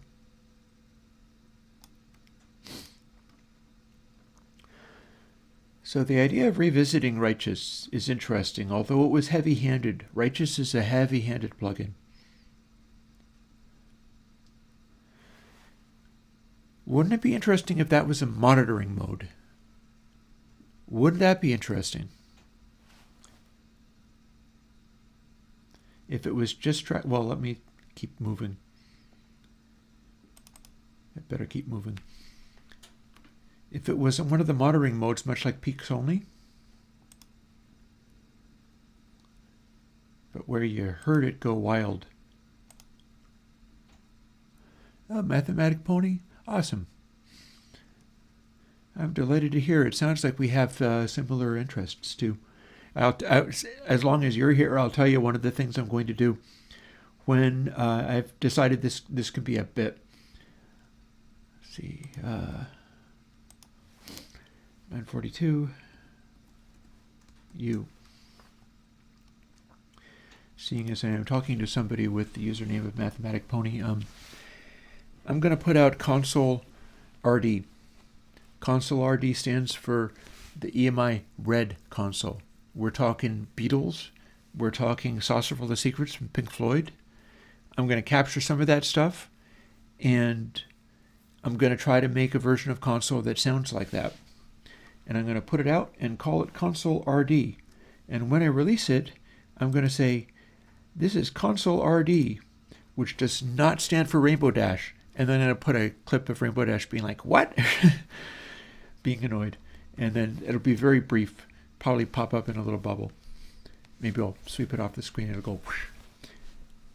And because it's REDD. But I'm gonna do that even if it is just as a gag, even if I don't include a clip. So 25397 is not as large as 25424, so we're gonna skip this one. But yeah, I absolutely am going to make that gag when I put out console RD, which may not be immediately, because I got a bunch of stuff in the pipeline to do. But that's probably going to be the next one, because it's so different from the sound of the other stuff. And it's such an interesting sound to be able to make. Like, if I can do that, that is a fascinating thing, because that is like 4-track era. And the idea is, can we now make music that is arranged and recorded in the ways that they did like Sgt. Pepper's, where it's like, let's absolutely nail a track. And that track sounds huge. And combined with the other tracks, it sounds huge. And yeah, that'd be really interesting. And then you get people going like, how do I do this with Browerizing and having 20 million tracks and 57 buses? And it'll be like, yeah, don't do that. Because it's part of like the results that you get are dictated by how you approach things, what you set out to do. Console RD will be for if you wanted to take your laptop and make something sound really cool when you've only generated a couple of tracks. Or if you're doing things maybe in VCV Rack and you're like, I want to do some minimal techno, but it needs to sound amazing. How can I do that? And you mix it with that. So 45417, not larger than 426. This too gets rejected. That's not rejecting. That's checking it again. Move to trash counts as rejecting. Oh, you're playing an MLB convention next month? Yeah, I was on staff for BronyCon for years.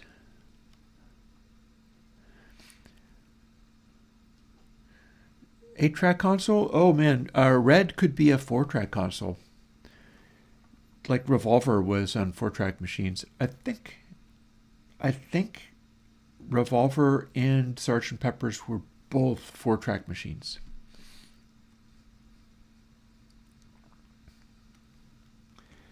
But yeah, I actively want to promote low track counts in the DAW. And committing to effects, committing to what you do. Because it just changes how you do things. Different music happens when you make certain decisions and not others.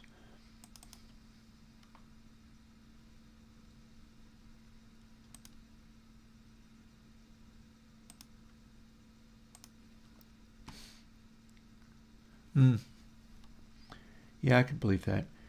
Also, the Beatles were happy to run lots of other tape effects and lots of other tape machines elsewhere and just pipe the audio in if they wanted.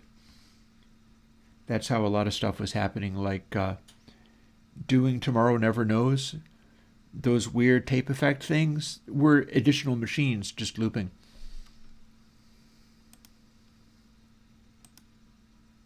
Something that's quite easy to do in the DAW.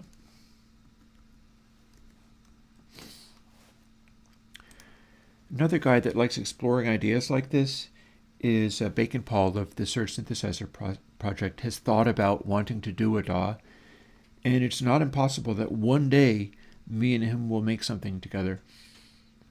I don't know if that's true. It's possible that it's true. In particular, all of those guys are likely to spend more attention to me, pay more attention to me if anything that I do starts becoming so incredible that it just blows them away. Whether that be these reverbs or who knows what. Versions of console, because I'm quite happy to help anybody like translate my work to what they're trying to do. 466 is larger than 430, so we're going to keep this one. We're coming along. We're going to get to taking a break moment. That'll be nice. I'll take a break. I'll stretch my neck. And I think I'm like hunched over this stuff, cranking away so hard. Paste. Build. I'm quite interested in the idea of that second harmonica remover plugin based on short bus. That seems so interesting because everything I've done with it has been the opposite. Makes you wonder. It makes me wonder whether there's something that can be had from doing the opposite of what I've always done with that technology.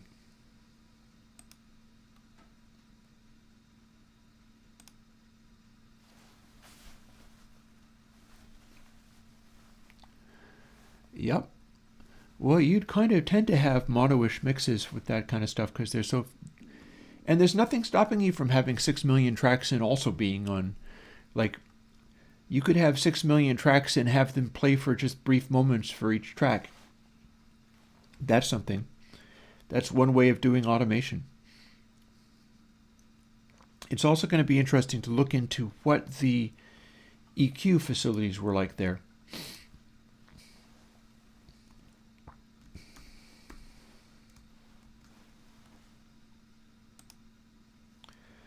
Because it's always a factor of trying to mimic with like minimalist Airwindows EQs what ends up happening on the output of the whole system. And that's something I've increasingly started to emphasize. I want to do the full system.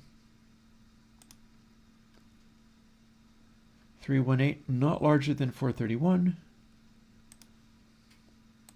Boot.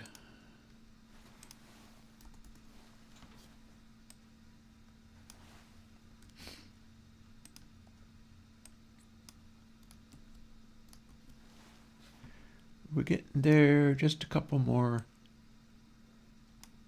I'm going to stand up and like stretch and do yoga exercises for a moment. Give me a second. Oh no, I was on staff for BronyCon for quite some time. If you were at BronyCon and came into Quills and Sofas, you might have literally seen me there, depending upon what year it was. Because every time I was there, that was always the place I would hang out. Were you a fanfic author?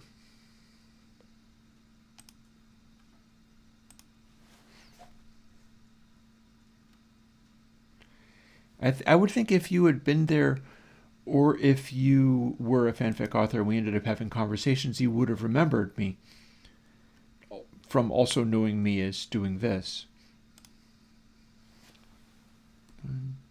47, you, and ta-da.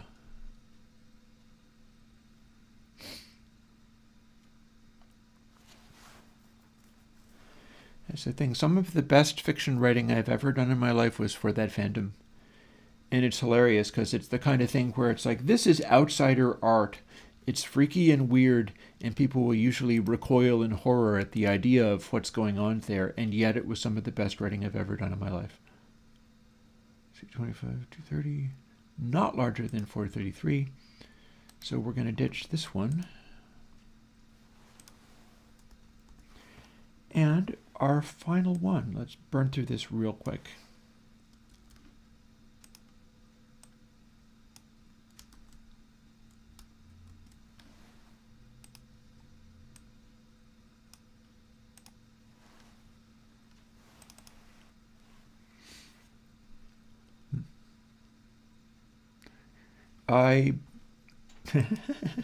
Oh gosh, just a moment while I whip this out.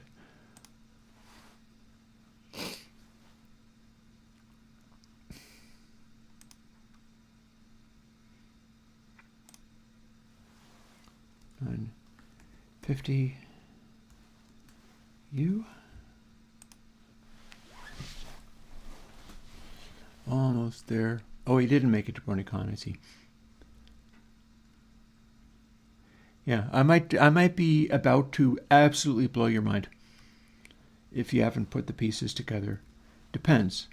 Or perhaps you literally hated it. I don't know. But let's see. Get info. Is 117 larger than 439? I would say no. So 450 actually doesn't stay. But this other one did. And we'll resume from here.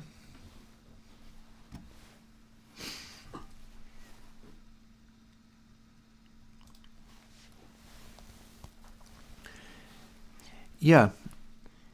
In Pony Fandom, I'm Applejinx.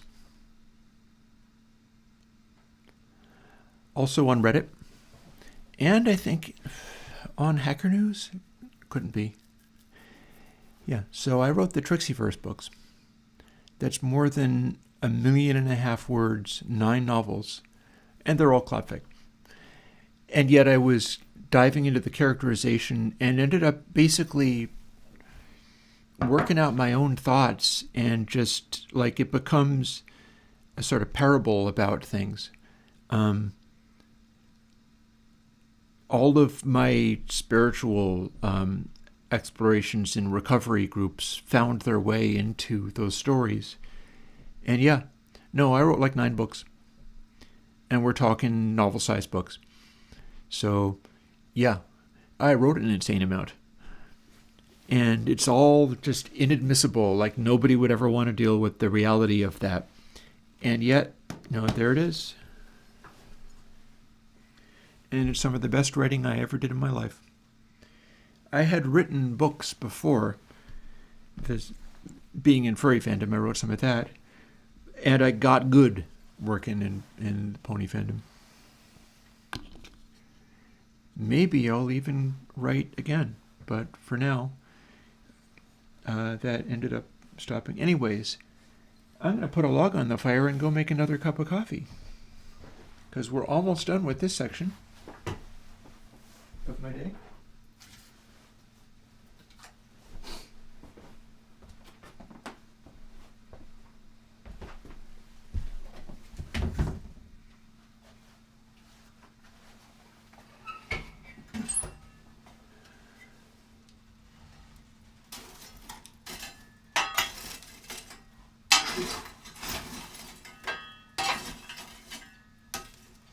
And one thing about it, like what I just told you,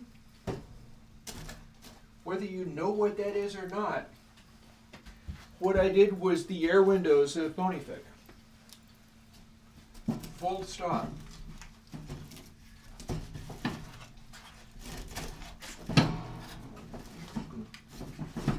There we go.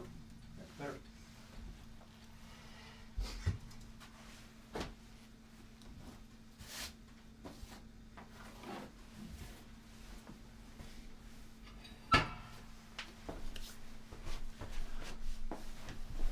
Oh my God, you do know. Damn straight. Have you ever seen a Applejinx panel? Because I gave a lot of writing panels. I see you before 23. If you... BronyCon had panels up online. Go and look at them. You will see this face, and in fact the white shirt that I wear was also my convention attire. I would wear the same white shirts that I do for posting plugins. And beige chinos, or beige khakis, and ended up being on staff And I gave many writing panels. I showed people how to do writing panels. Damn straight. I also did that. And again, that's the Airwindows of Ponyfic. It is a genre that is like having GUI-less plugins. It's straight up clop, and yet it's telling a story over novels. And that's me. That's me. I'm going to go and make a cup of coffee, and then we're going to finish this verbs thing, and then you'll be able to hear them, those who stick around, and then we'll see what we do with the rest of the afternoon. Back in a bit. Shall I put on...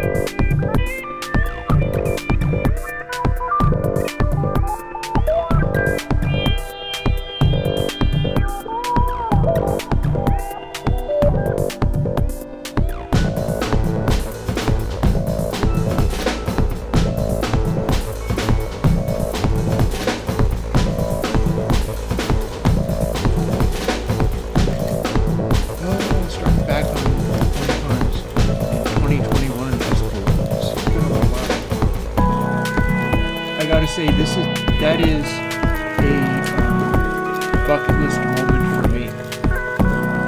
The idea of being able to put that together, where you had read the books and been into that stuff, and yet you didn't know that it was the same person. The ability to do a moment like that is very much bucket list material. It's like, yes, that was good for me.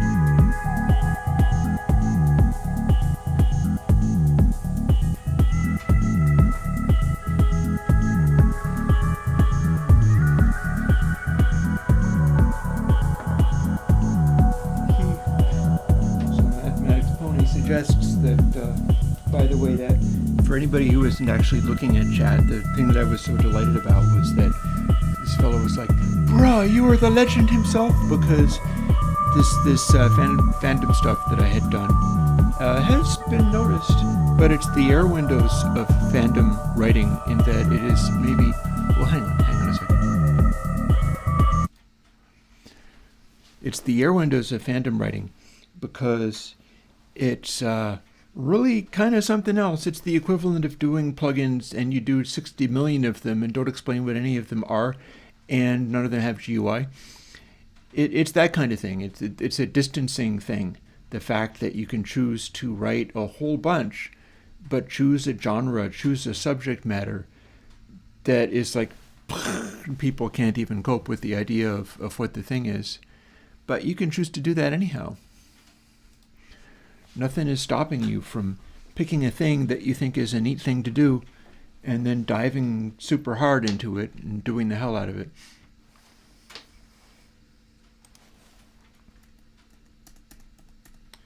Speaking of doing the hell out of it, we're going to finish this up.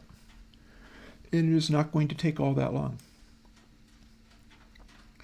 But some of the same lessons I learned in each place, which is that if you're doing something creative and you would like to absolutely be amazing to somebody, you're also going to have to commit to turning off other people. Like, there is no one size fits all. Except the Frank Zappa album, of course.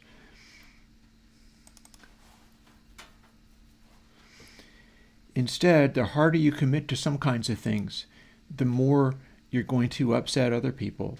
And that was really the case with my fandom writing. Well, some of the favorite things that I did were like, there's this particular other writer, it's a lady named Chatoyance, and we had both done webcomics at one point that the internet seized upon and mocked ruthlessly. And just so both me and Pedal Chatoyance had done a webcomic that somebody decided, let's do an elaborate essay on how terrible all of this is. And I was doing this writing. Chatoyance started to notice it. And I started to get these incredible letters, these incredible comments that were erudite and spelled properly, and so much going on.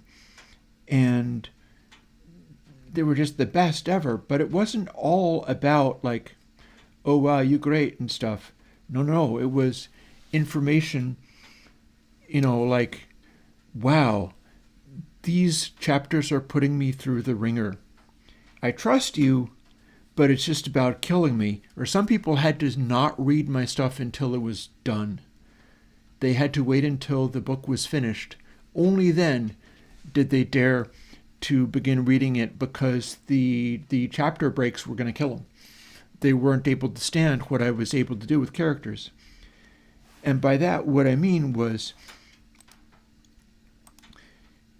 I would set them up in this is being rejected, very good. I would set them up in this way where terrible things were happening to them emotionally, and there was a way through. And I always promised, like, we're writing stories about cartoon ponies. There has to be a happy ending. For almost every character that I ever did, they got through to a happy ending.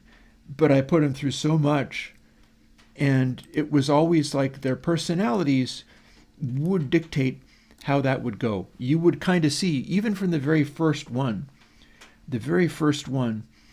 I had the ponies doing their things, and they were getting involved in each other in various ways. And Applejack was in love with Rainbow Dash. Applejack was also dating Twilight Sparkle. Twilight Sparkle was kind of naive and fell really hard and wasn't willing to share. And this whole all of these complicated, terrifying plots were coming out of all of this. But I had Twilight Sparkle convincingly losing her crap and setting out to murder another pony, and then being talked down from it by another one, and all the story goes like there's a lot there.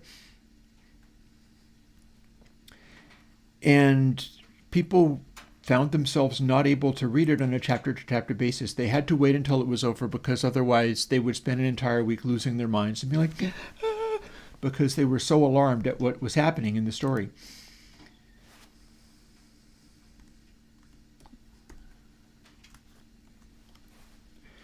And again, Chateaubriand was describing this. She was giving these responses of like, the power of your writing, oh my God, it's really ruthless, and I am of two minds of reading anymore, because I can't deal with how good this is, but it's also messing with me really hardcore in a way that nobody else's stories are doing.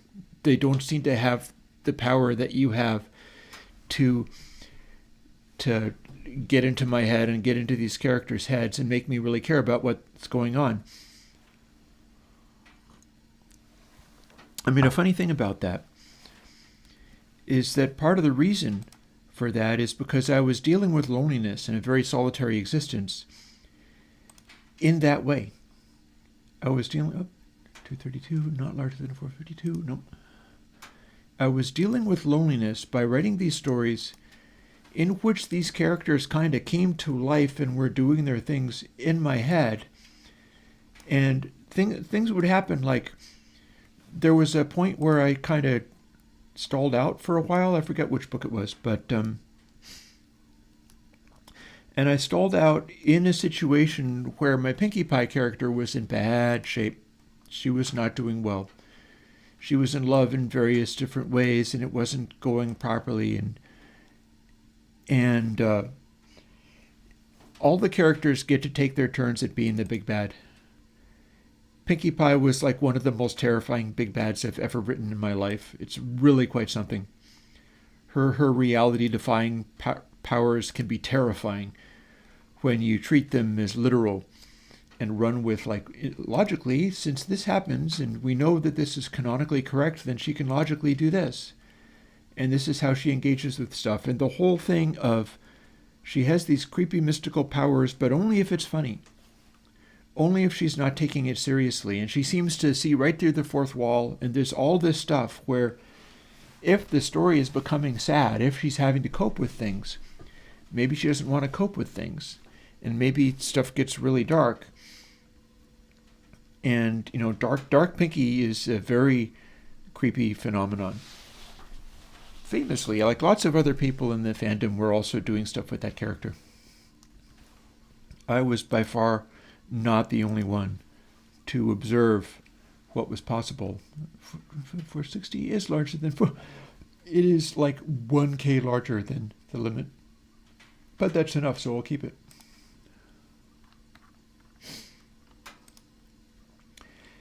My deal was trying to make it convincing and, like, you know, there were the end of one of the books. The point was that we'd gotten through and Pinkie was going to be okay. And it was really interesting to write. And like I said, there was a part where I had like stepped back from writing and I wasn't able to do it as much. I was doing this right through the decline of my Kagi shareware version of Airwindows, to the point where they went out of business owing me money. And I was writing through the middle of all of this, up to and including starting the Patreon. I was owing my mom thousands of dollars. And my family is such that even though they were extremely wealthy, I was afraid to borrow $200 from them to be able to survive. It's just, sometimes that's just how that rolls. And when I stopped writing, with Pinkie still in really bad shape, I felt it. I felt it like all the time. Because there was this character in my writing mind who needed to be resolved and wasn't, and was suffering. And I eventually learned that I had to finish those stories in order to feel okay in my own head, or I was going to be just really unsettled. Like, it was not going to be okay. And that taught me about like writing serial novels, writing fiction over extensive periods of time. It's really important parking characters. If you're writing really extended sequences of stories or novels or anything like that, the only way to deal with it is to take seriously the conditions in which you stop seeing characters. Like, if you stop seeing a character, but they're essentially stable, no pun intended regarding ponies. I was supposed to delete that. That's when you can look away from them. Like, if you know, okay, they're basically fine. They don't really want anything particularly at this point. There's nothing much to be said about them. This seems basically like okay. For instance, I had the character Spike, the baby dragon, disappear for like books on end. The last we'd seen him, there wasn't anything special going on, and so I got away with it. And in fact, I'd forgotten that he was a character too. And then somebody reminded me and I went, oh, and I realized that what had happened was so much was going on in the pony lives that Twilight had parked him in the basement of the treehouse in a special room and hidden him and claimed that he was in Canterlot. And it was because the stuff that the other characters were going through was so heavy that Spike would have been sad. It would have upset him. And it just went on, and it would be a very Twilight thing for her to do, is try to fix it by doing that. And he was just set up in this basement room with ice cream and allowed to nap, and he's a dragon, so he just napped and napped and napped and napped. He was like, it was great, but I feel kind of bored, and eventually back he came and heard all the stuff that had happened in his absence and went, okay, I'm not leaving again. Maybe I can keep you guys in check. Yeah. No, it's a good thing to do, is telling stories, and especially if you can involve like life lessons that you yourself learn or have learned or going through stuff, Yeah. Songs baking in the back of your head, stories baking in the back of your head that are itch because it needs to be resolved. Yeah. And that's absolutely the question. Like, if you can't resolve a concept in your art, how do you resolve it in your own life? Is exactly the point. Some of the stuff that I did with the stories was resolving things that I ended up having to resolve as far as me being a human being. Because technically I'm not a pony. But me being a human being, I worked out some of the stuff that I needed to understand in stories. And I got to see people's reactions to them as well. But the important point was that I was telling the stories from where I was at the time. It made sense. It was like a picture of the inside of my head, which is a terrifying prospect, but still pretty true. Just a slightly exaggerated version. Like, it's more dramatic. But the reason, like, I've sometimes talked about my... Oh, God. Have I forgotten to do things? Yes, I have.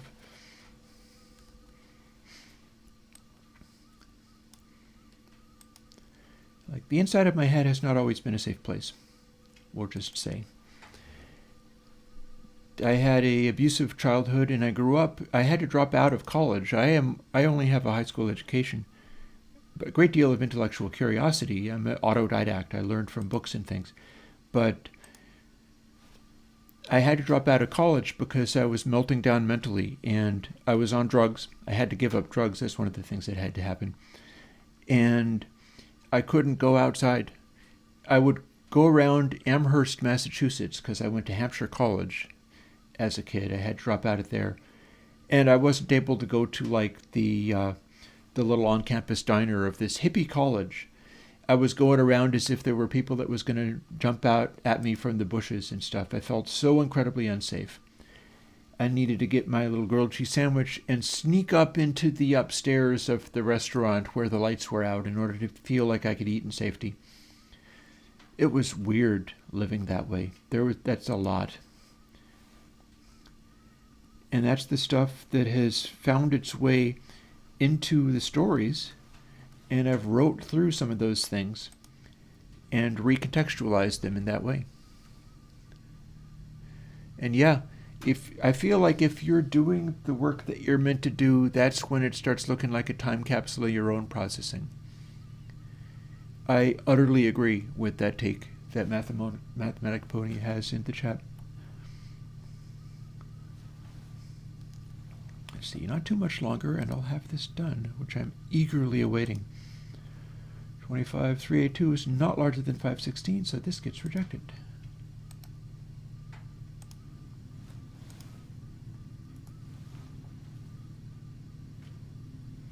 We might be getting a fuel oil delivery, and that would be kind of neat. I'm using more fuel oil because it's that cold at the moment.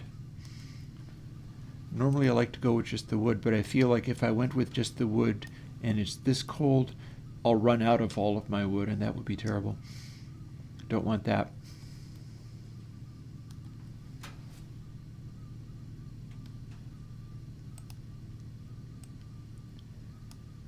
I haven't always been able to do the same thing with music. In particular, there was a lot of time when I could do the writing, but I couldn't sit down and make myself do music for other people to see. That's what the live stream jams that I did for years were about. It was about beginning to do that, and I committed to going on and performing online with my modular synthesizer and a bunch of flashing lights and stuff. For years I was doing this, and I struggled with it more than I struggle with live streaming today, because I was doing it as if it was a performance to an audience that was out there, where I had to keep them amused. And so if I played for 5 hours, to the best of my ability, constantly trying to think of, like, is this sounding good? What do I need to change? Do I need to play a solo over this? Do I need to adjust that? All as a live performance. That's kind of a lot. There's a lot going on there. But then if I did it for 5 hours and I exhausted everyone, and then there wasn't anybody left, I would be devastated. And I couldn't continue to do that, so I had to learn to do other things. Hey, Fotis.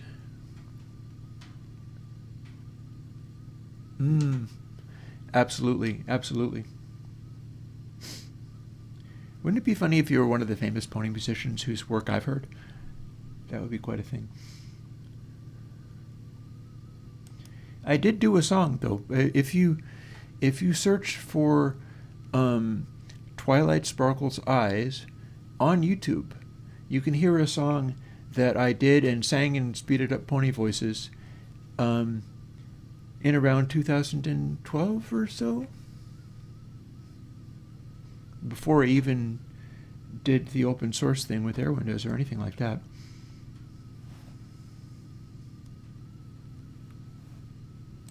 Let's see, how are we doing? We're getting so close to being done. 545 is not larger than 557, so we're going to skip this one.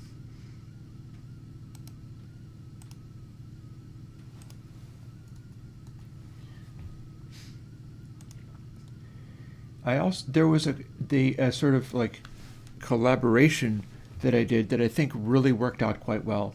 If you're interested in Applejinks music, there is a track that another guy did that I ended up taking and sort of revising, that I've always thought was really good for that period where I could barely make music and stand myself. I hated everything that I did. But this one had something. It's a little track called Wing Power, and I took the backing tracks and then overdubbed other things and constructed stuff. I was working in Logic at the time, and I sang and played a guitar solo, and it actually worked. This one track really had some spirit to it. Although a guy on YouTube was like, it sounds like the vocals are tacked on, which I'm not even sure what that means, but I'm sure it's correct. I just don't care because it sounded the way I wanted it to sound. I did a version of Rainbow Factory that was like a sort of heavy classic rock version or something. I participated in Toast Beard when that was a thing, quite a bit. That's where a lot of this stuff came from. I sold a CD at FurryCons that was music that I did early on around 2012 or so. That was me participating in Toastbeard, where every week people would make up a something, usually from a prompt.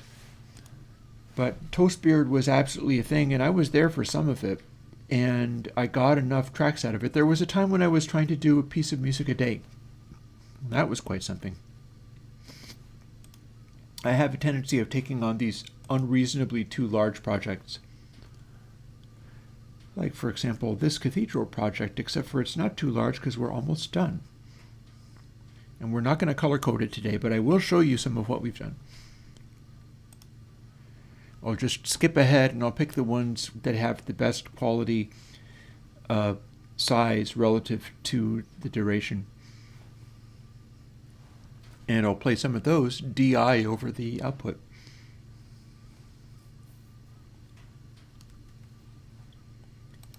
So 10:45. How about this? We're getting really close to being done. I'll get to like stretch and move on. 528, not larger than 601, so we're going to abandon this one.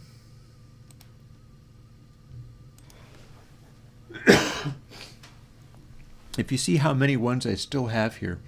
Oh, based on gradients, this is literally 1068. Well spotted. Well spotted. Snow leopard, man. Although the background, it could be anything. I'm not sure this is the snow leopard background, but it's a background that I've often liked to use. I've used the same blue macOS background screen for years and years and years on end. I ended up changing to this Fuji image just because I was looking for something that would be a little darker and not keep me up at night and stuff, but I've been using the blue background for a really, really long time. Anyway, back to coding stream for just long enough to do this. 2 more. End is in sight. 1076. Paste. Build.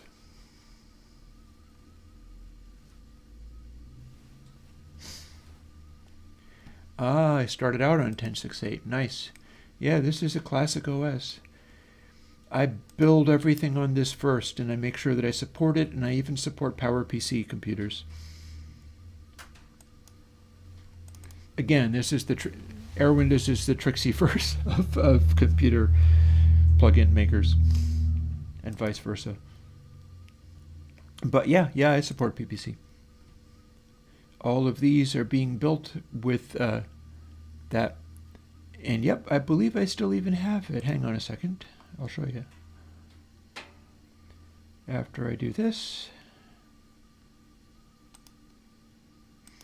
and then do this,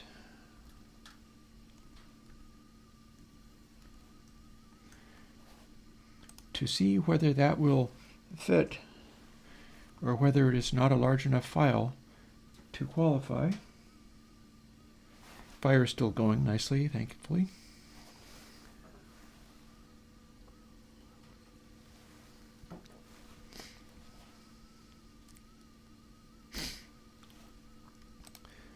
A little get info. 575, not larger. My first computer was a Performa 575.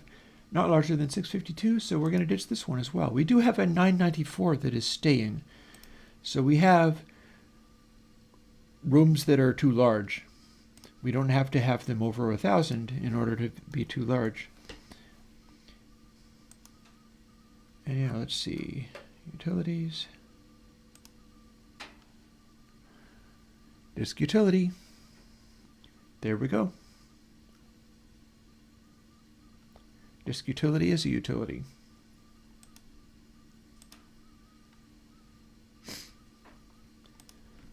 And last and possibly least, or possibly not, we'll see how good it is. I'm so almost done. This is exciting. That said, I'm only going to come up with another batch and do more, because this is what gets me the reverb sounds I need. but 1077 built.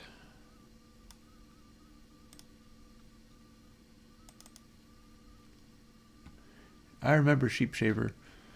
I've fooled with it a little bit, although of course I don't need to run it.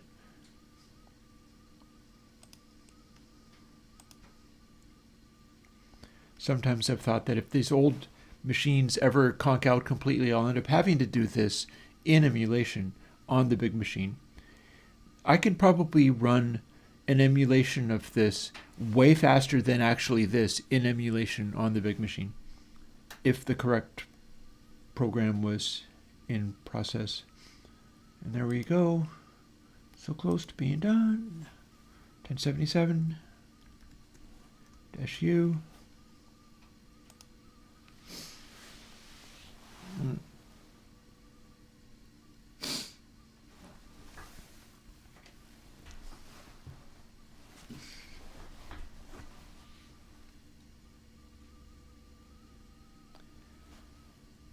Quit. And does this, oh, look at that, 25.8. This might be a keeper. 25.7 is larger than 25.654, so last was not least.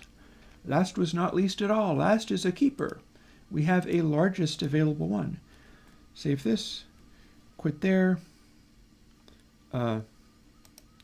Empty trash. Look at all the ones that we've been through. These have all been discarded. Empty trash. Eject. Now I can put away this little laptop and let it cool down.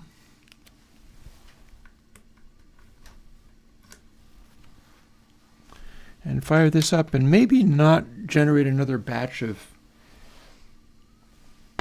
these just yet. I've really been pushing hard on this because I've made the impulse file generators so much better. Oh, look, I have not unplugged that. I just yanked it.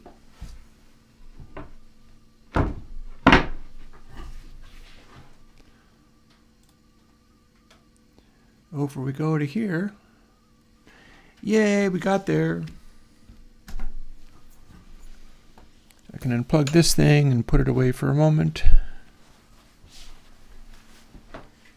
I can do as promised and stretch, reach.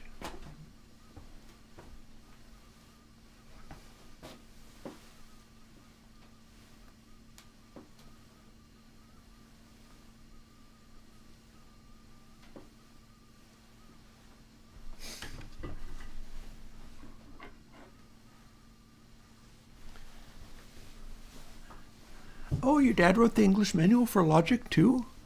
Neat. Hey, done with that part. Might just go over to like Minecraft or something at this stage, but not before we get to hear what we made. These are not color-coded yet. That's going to be for, I think, another day. We made all of these.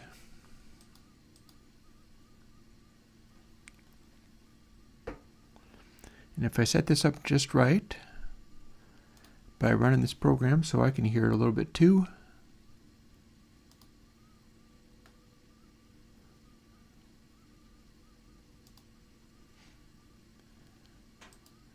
we are to SWB audio capture and back out to the re-end so that I can hear what it's doing. Here is our biggest cathedral.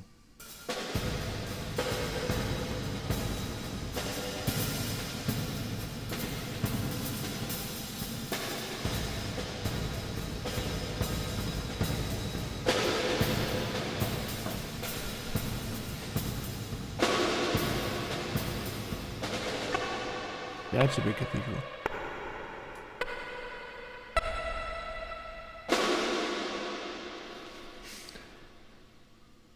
And then to get back into the zone of the ones closer to what the original K Cathedral was,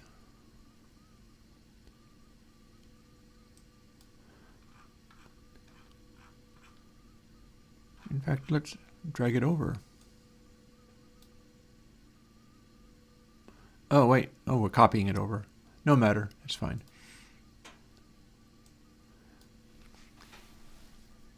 So, somewhat comparable. Here is K Cathedral as it was released.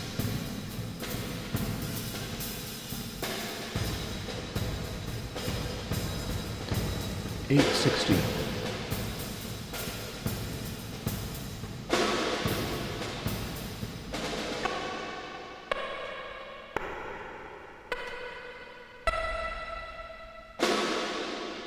Here is 874, which is very close to the, so actually no, 812, but much bigger in size.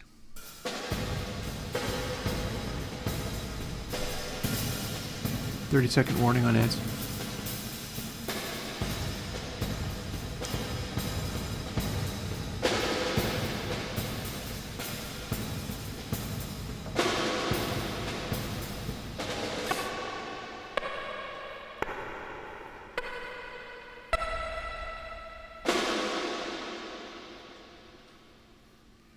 I think that's going to work.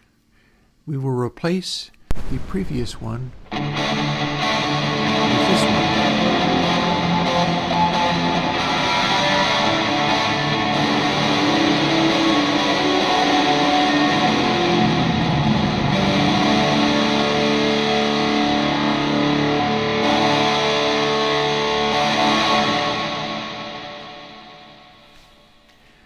And I will go through and color code all of these, and I'll pick out the one which sounds the most like these various things are literally in a ginormous cathedral, feeling and sounding and vibing like that. And I will replace this which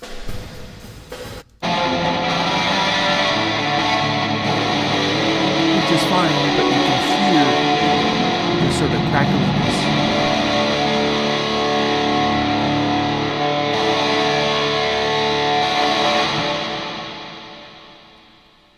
It does have a metallic quality going on.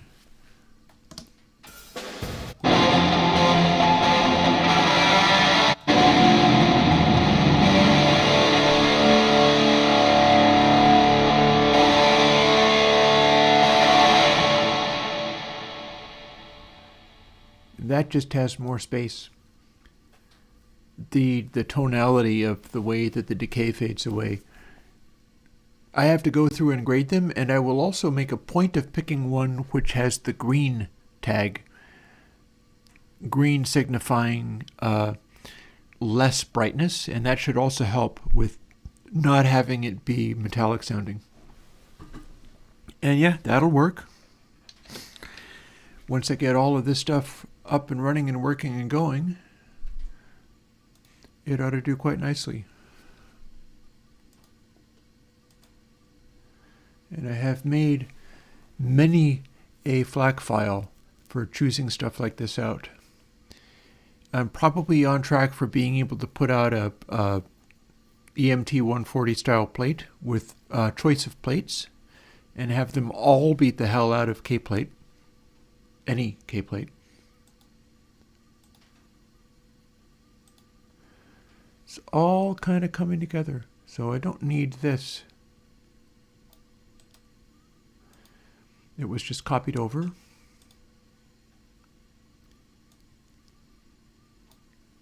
We can eject this.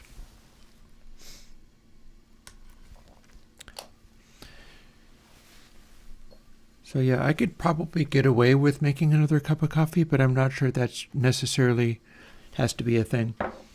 So I've already decided I'm not going to be color coding all of those just at the moment. That's a little much. I just went through all of that. It took me until 1:30 in the afternoon from the morning to get through all of those. And although we had fun hanging out and talking, and it's not like there were a lot of people for there anyhow. So we could absolutely switch over to Minecraft and just hanging out and chatting. I do still have Godot, but I don't have anything actively being developed in it. I never did actually figure out how to export a working Godot program, even though one of my programs into the matrix for generating the reverbs does work. Mathematic Pony is down. Say no more. That is quite adequate as far as I'm concerned. Once I start developing more stuff, all of their crazy updating and stuff. Oh, are we not able to run? Okay, let's try it again. If they have bricked themselves, that would be a... Nope, it was fine. Okay. One of the things that they were doing was like throwing suggested servers into my saves. So that's the price you pay for running this particular client. This particular client is very good, but it is intrusive. It threw something into my saves, which I consider very rude. I do not like that, but that's the price you pay for running a dedicated special client that supports all of these cosmetics, purchasable cosmetics, and is compiled to run really well on Apple Silicon.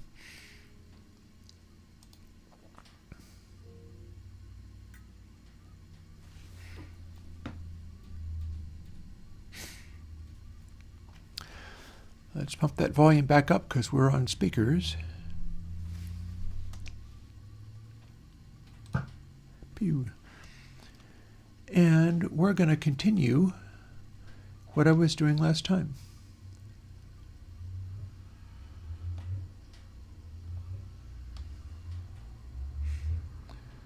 What I was doing last time was trying to get a chainmail helmet.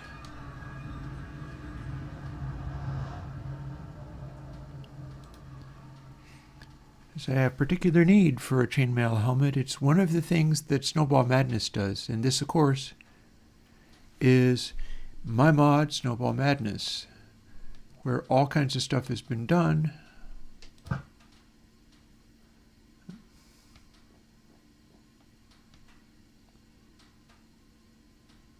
Is to allow for various weird stuff. Like, this isn't the weird stuff.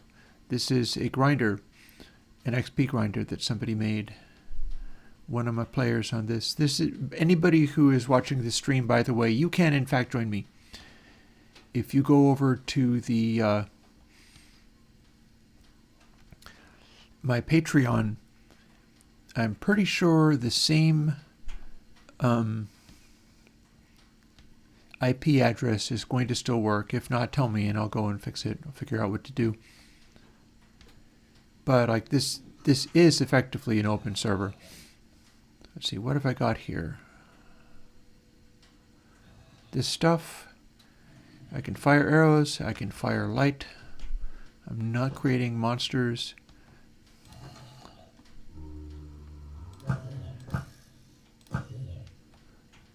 I'm firing very high-powered shots. We're kind of playing in the dark. I am periodically placing down a water bucket so that we can clear stuff out of the way, but I don't have to worry about that too much. And I'm watching for guys with chainmail.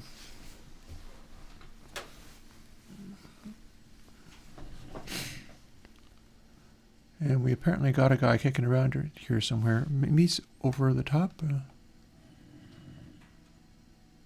I hear him, but I don't see him. There's some more.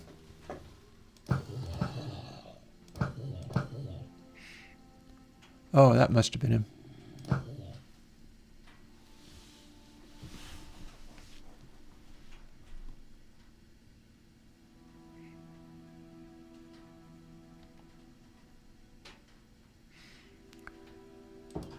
I should get a daylight sensor and run it through some redstone so that I can have a light that alerts me to when it's dark out. Feels like that would be a handy, useful thing.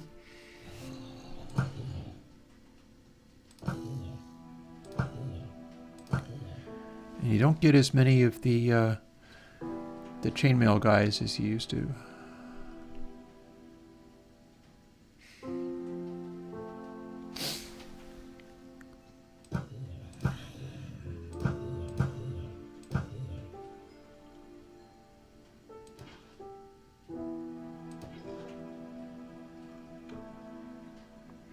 Wash some of this stuff out of the way. As you can see, my level is such that I don't need any XP.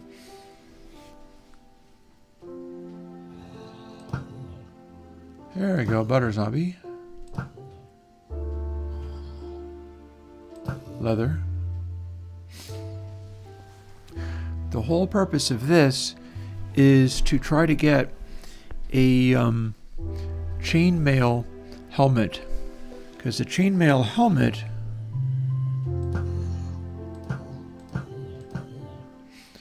will give me the capacity to do certain things in this mod.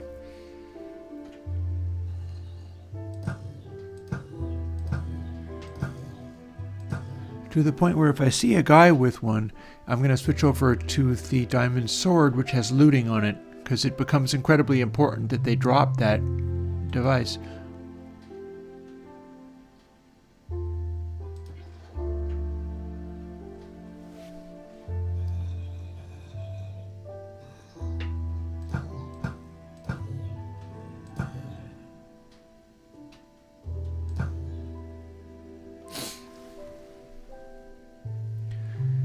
It could take quite a while to get there, though.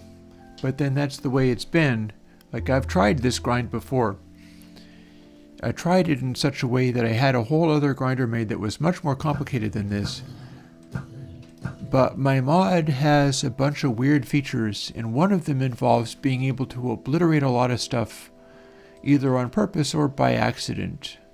One of my players obliterated the grinder that I had made by accident, which was, you know, sad, but what are you going to do? No! That got put on chain and I didn't even see it. Must have been down there or something. And he didn't drop it. That was a guy with chain hat.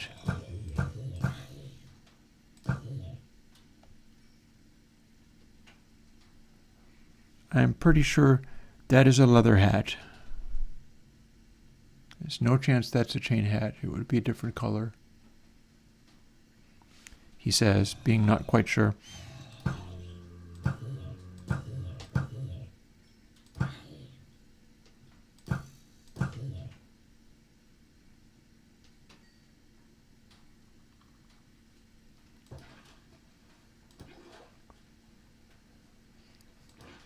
Oh. I could do this.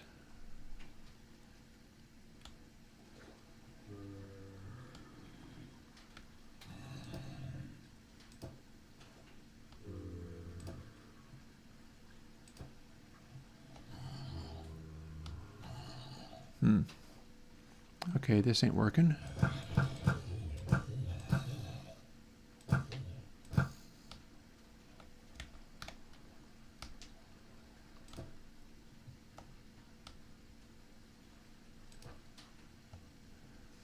Those let you fling yourself around, but that ain't working, so tell you what. Let's climb out of here.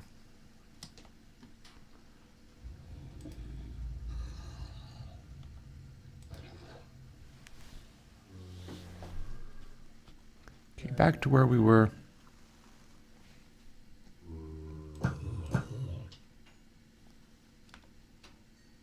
It was a leather hat. It was not a chain hat. Hi! You've suddenly become chainmailed. Sir, drop that hat. Drop it. Drop it. Drop that hat. That's the whole point of this exercise. Drop the hat. Drop it. Did he drop it? I don't see a hat. Dang it.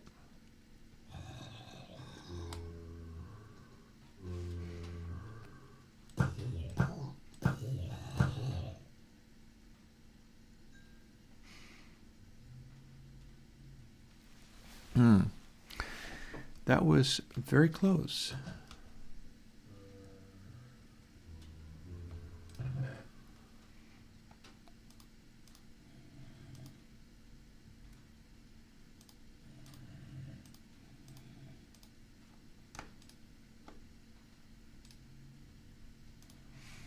We sure do have a lot of stuff. What time of day is it? Probably got a little more time.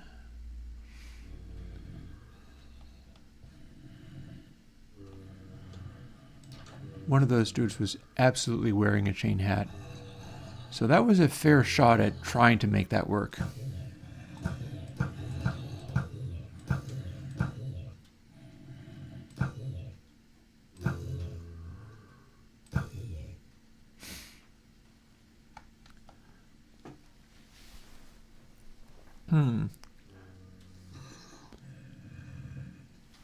Inspired to play a block game.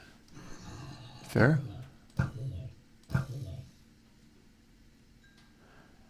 Huh. Don't starve in Minecraft, but deeper and more immersive. That sounds cool.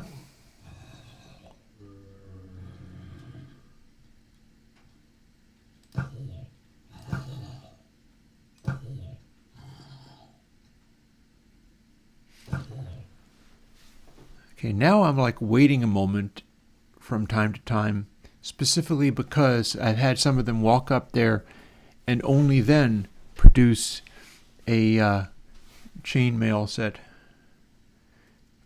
It's all about the chainmail set. I wonder if it's dark. Is that why they're not spawning as much?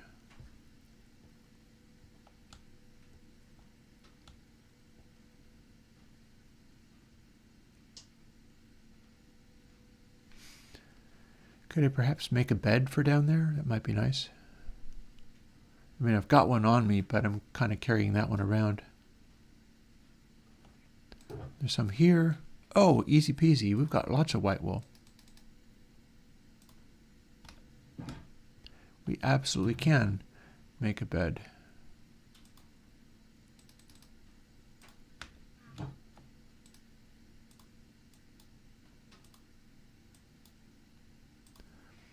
Bada boom. Yeah, I am very enthusiastic about Godot.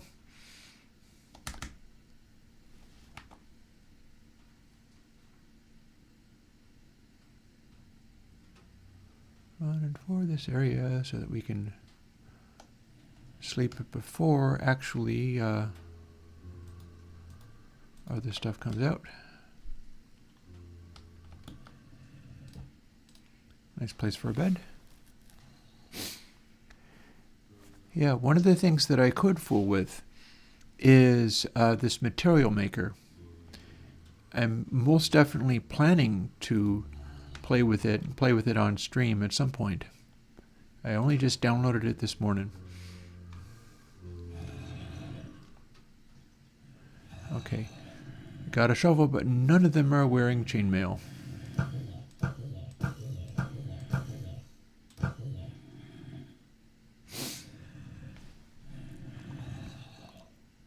Wait for it. Okay. Again, none of them wearing chainmail. We got somebody over in the corner there? Sure do.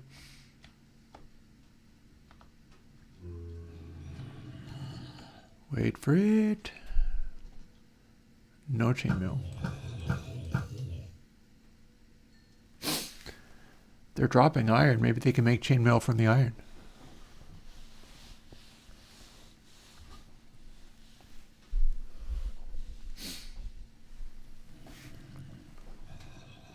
Okay, we got a little armor. Hi there. Hi there, sir. First of all, let me shoot one of the other ones. I'm not even going to risk it. Everybody gets the diamond sword, even though we don't need looting on anybody but the chainmail.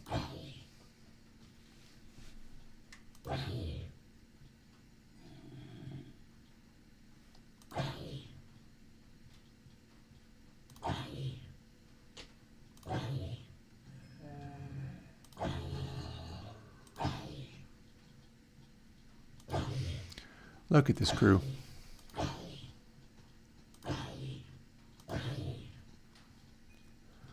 Will he do it? I mean, at least I'm getting him. The fact that Mr. Dude is actually showing up is a good sign. Wouldn't it be great if another one showed up? Then I'd have two chances at it. Oh, wandered off, shall you? Dang it. That's not a hat, that's a potato. Okay, so I mistakenly didn't kill the chainmail guy with the sword. That sucks. Well, nothing to it but to stick with it. If today's nonsense didn't put me off of making reverb impulses, then one mistake isn't going to put me off trying to grind this thing.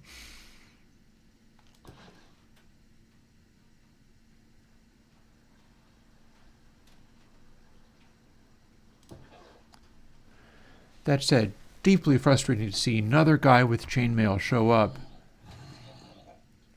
Oh, that was quick. He's on a chicken.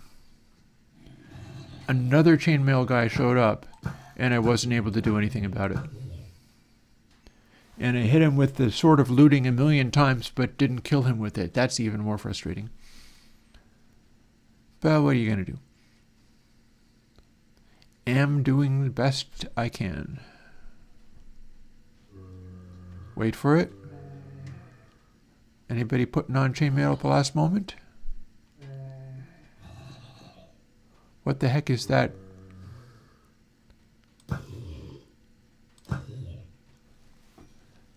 That's a chainmail baby. Wild. Dude. I'm gonna go in there and do single combat with you.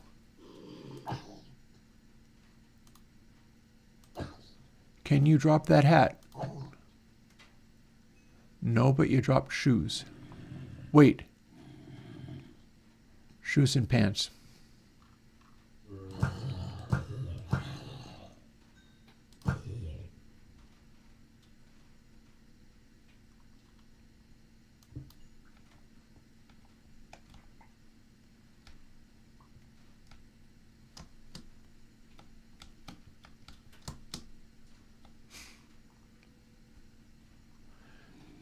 Could put a door in there to make that easier.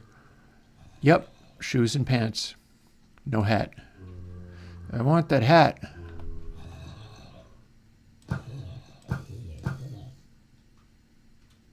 about you? Gonna randomly go to chainmail? No?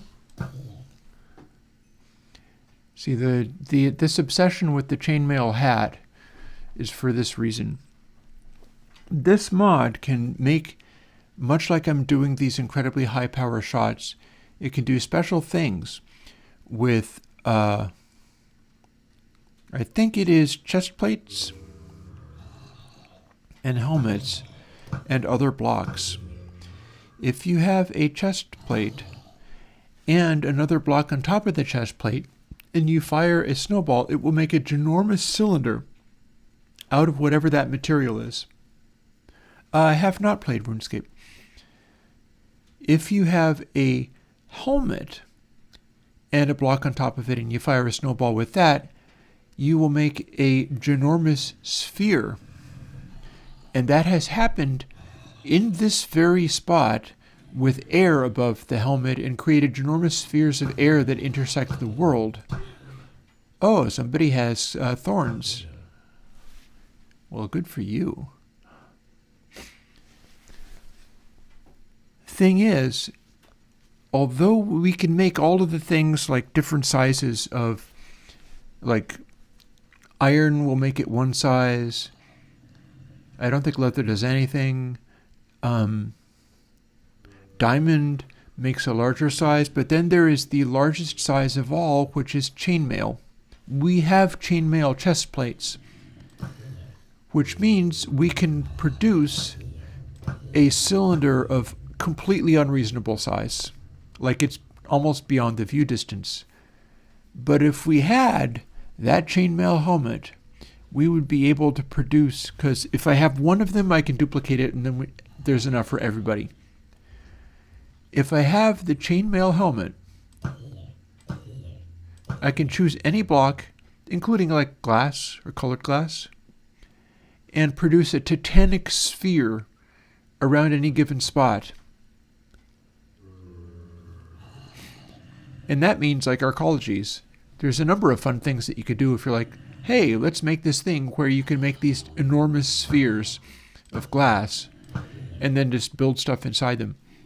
Or you could make an enormous sphere of obsidian, and that can be your special base or whatever. You can place them in different locations. You can go up a noob tower, fire it, and then you have the sphere with the bottom touching the ground. Just all manner of possible stuff to do.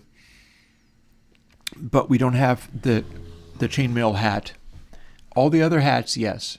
That guy's gold hat, we could make a much smaller sphere using the gold hat. We can make the iron hat is even smaller than that. And we can make a diamond hat, which is a pretty large sphere.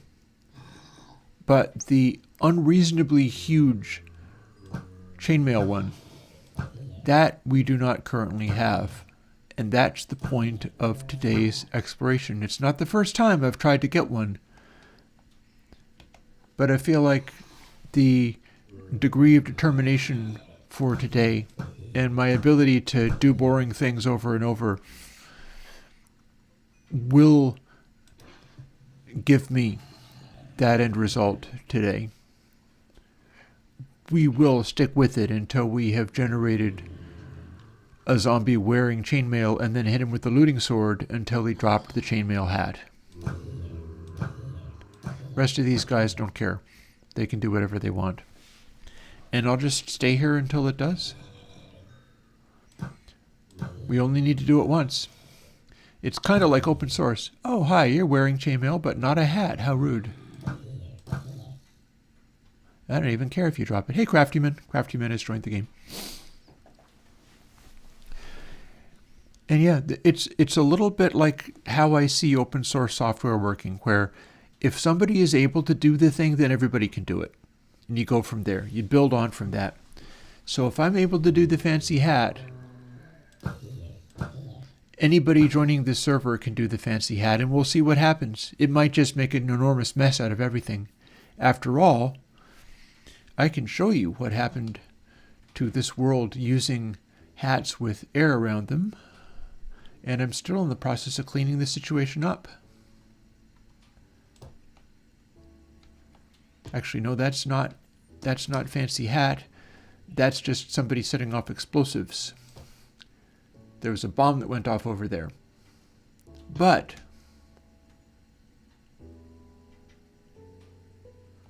what we see here is the result of somebody firing off a fancy hat with air over it. And it was a diamond one. And that made this giant sphere of just air intersecting the world. And it's just, it missed the grinder, which is nice. But it makes this area messy. And part of what I'm doing here is trying to fix that situation.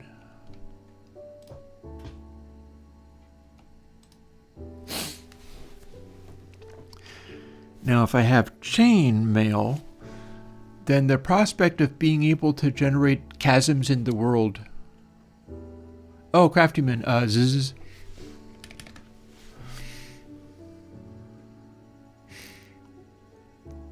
I forgot Craftyman was here for a moment. I think this might actually be Craftyman's grinder. I mean, check it out. I found two spawners right where the grinder is. I'm not sure whether that's simply luck or what. Oh, somebody has a sword. Aren't you fancy?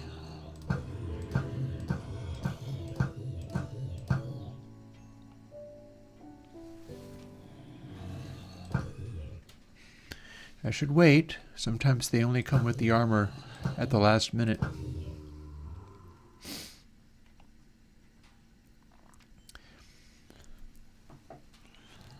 And yeah, that just opens up an area of creativity. Hi there, look at you. This time we're not going to shoot you. This time we're just going to hit everybody with swords until everybody dies. Drop the hat. Drop the hat. Did you drop the hat? No, because somebody would have picked it up.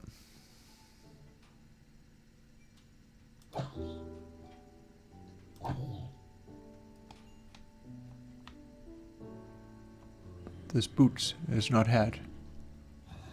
No hat.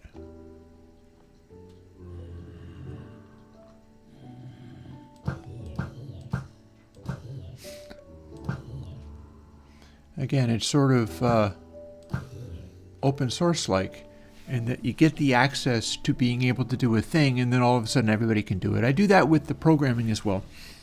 Like if I can solve a thing, get it working, then all the subsequent plugins start using it. There's going to be some interesting plugin experiments going forward. In particular, I'm quite interested in the idea of taking short bus and reversing it so that it tracks the general asymmetry of the sound and then flips it.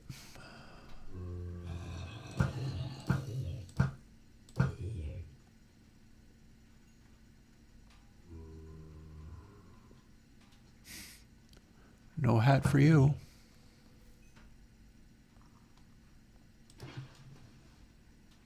Oh, Craftyman left. Okay.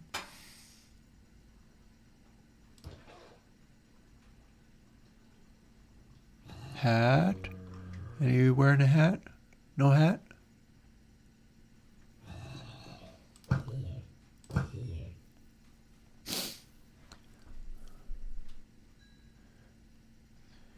It actually suits me quite well that that is the job for today.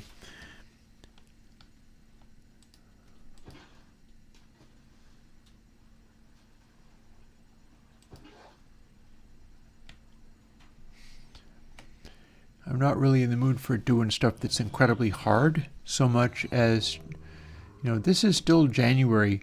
January has been my day or my month, not a day,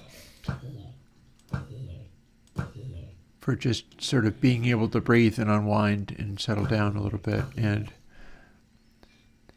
I feel like we're on track for being able to do that fairly well.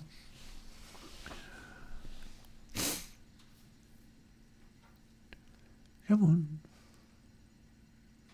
Here, zombie, zombie, zombie.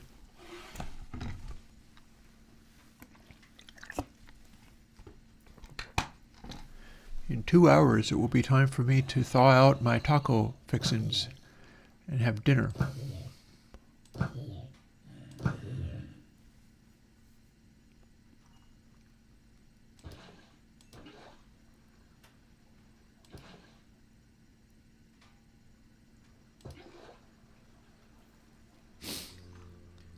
Washing stuff out of the way so that it doesn't pick up things too much. Because otherwise, they just keep picking up each other's stuff.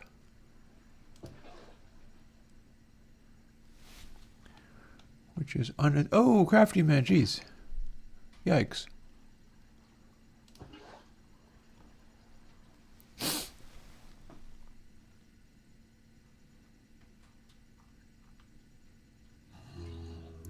Hat, boots. Can you knit a hat out of those boots, please? No? Alrighty then. I feel like maybe I should be picking up the chainmail boots and things. Like, it's not a terrible idea.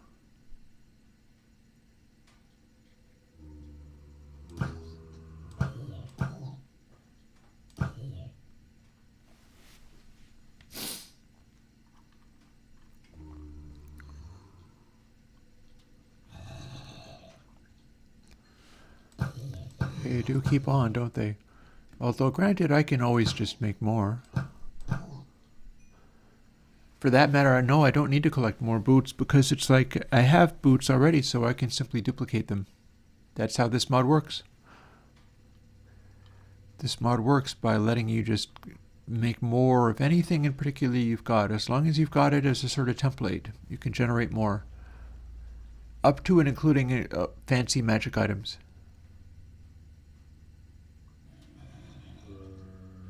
Hat? No. Chainmail? No. Apparently no.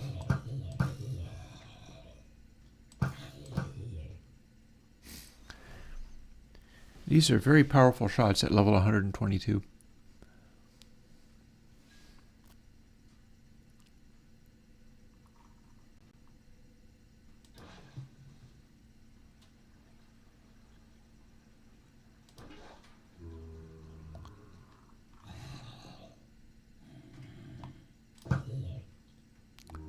Come on, hat.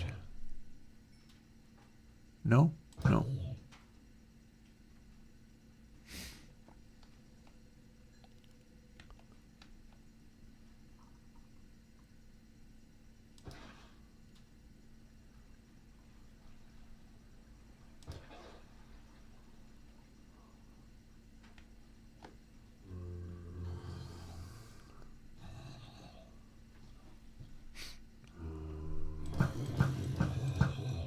Those guys are just very ordinary.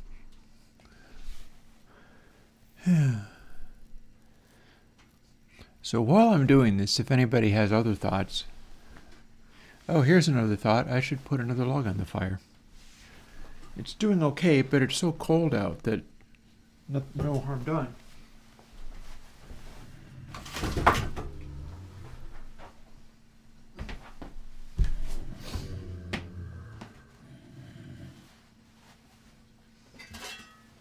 Guys, let your turns be destroyed. More if you get better, but still.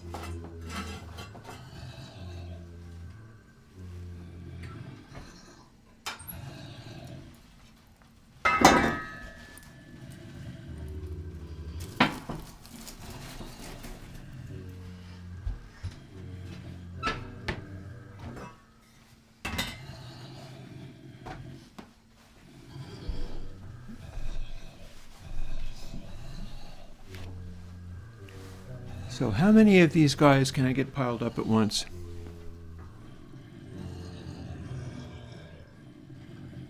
I wonder. So if I went off AFK maybe, then what would happen? Would we have a ginormous infinite pile of zombies? I don't think so. I see no fancy hats here.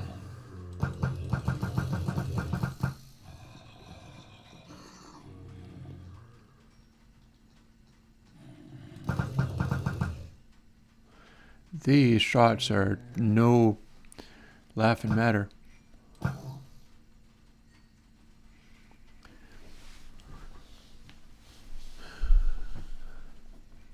People playing PvP would have a very interesting time with this mod because it would be all about trying to ramp XP in order to be able to just laser orbital lasers at people.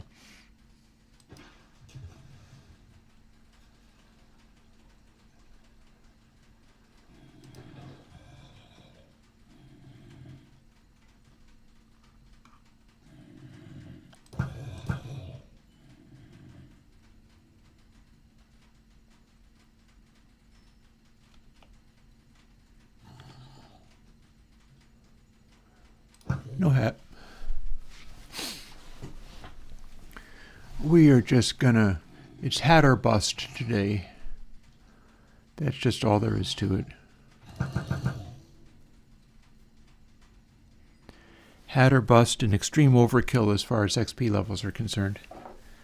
Which is controlling both the velocity of my rocket snowballs and the savagery of my arrow snowballs.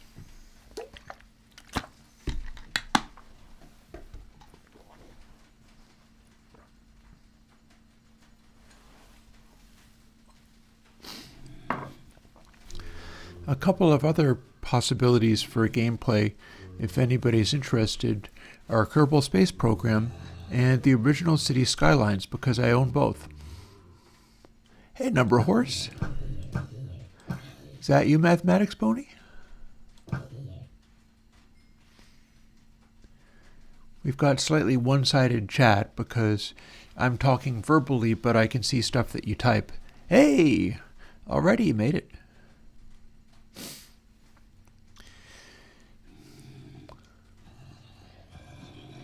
So while I'm doing this, I am somewhat preoccupied, but I can answer questions about how the Snowball Madness mod works. Mainly, you have appeared with snowballs in your inventory, and up there at spawn are lots and lots of things. If you see my chat, you see how I've got stuff laid out.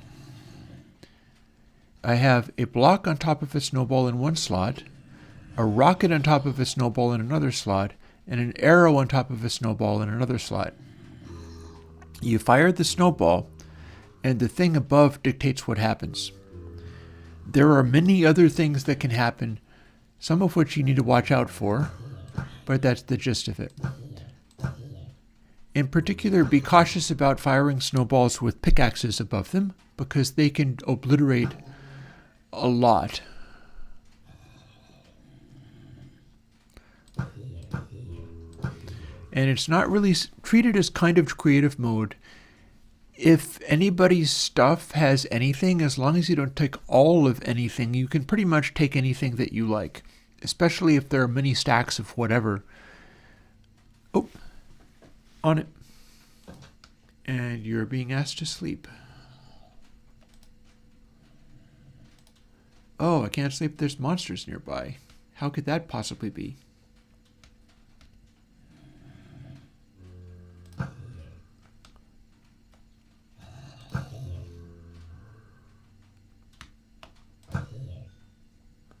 Okay, now let's see if I can. I think those would be the ones. Got there.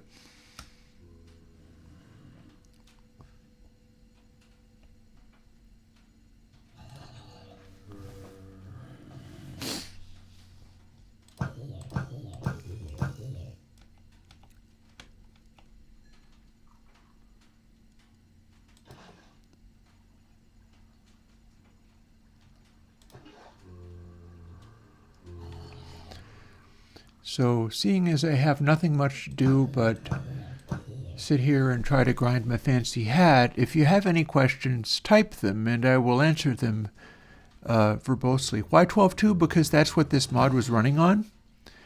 And it's also the color update, meaning that you have access to things like colored concrete and terracotta and stuff. So it's an old version of the game that I spent a bunch of time playing on.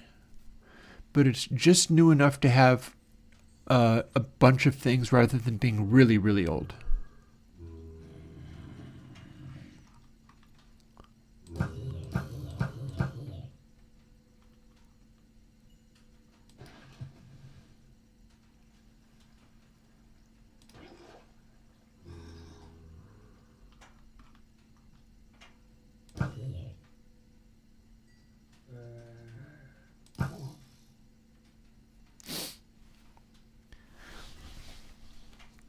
I'm going to go and put a couple of my spare inventory things away. Potato, raw chicken, more zombie meat, spare boots, iron ingot. Just kind of stuff.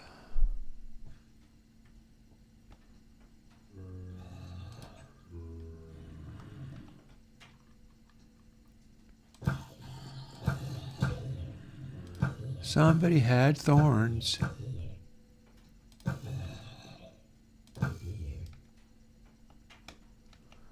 Didn't do him a lot of good.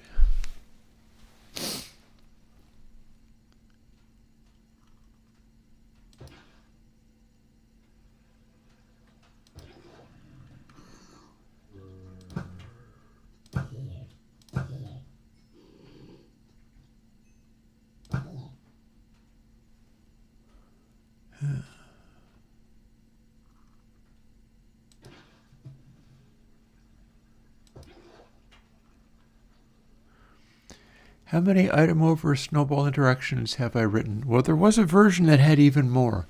There's kind of a lot. There's a video that I made that had them.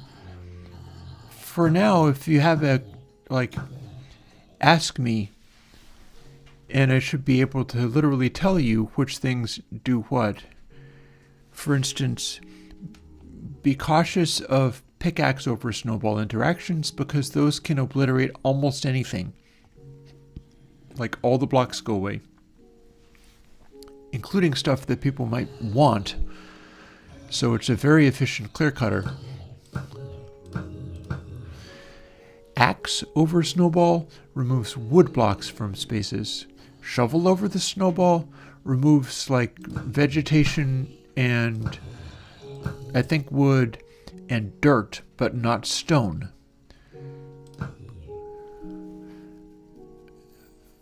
I think there's something that does a good job of path as well. I'm struggling to remember the details. Leather over snowball? No, saddle over snowball spawns an insane horse. And when I say insane, what I mean is that your XP level determines how fast the horse is. And there's not much in the way of a restriction on that, so you wind up with these impossibly fast horses. You have to be very low XP to get one that's actually usable.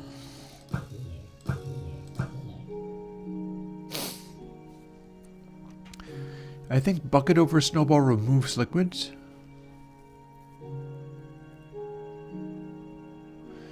And the ones that you're going to really care about are arrow, which is your self-defense, and rocket, which will yeet you around. And if you have rocket over snowball and you have the snowball for it selected, you don't take fall damage. And that's important. Because if you're a million miles in the air and you switch away, like you got this going on, and you switch away, you can take fall damage again. When you fall from anywhere, it will check to whether you have a snowball with a rocket over it. And that's the condition under which you don't take fall damage.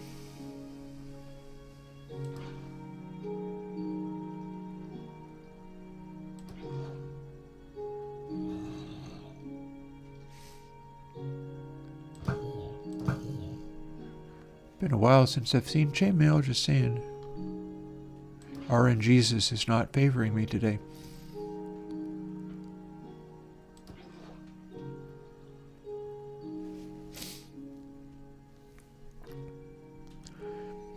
So, I should warn you about some other things. If you have zombie flesh over a snowball, you're going to spawn a zombie that will attack you.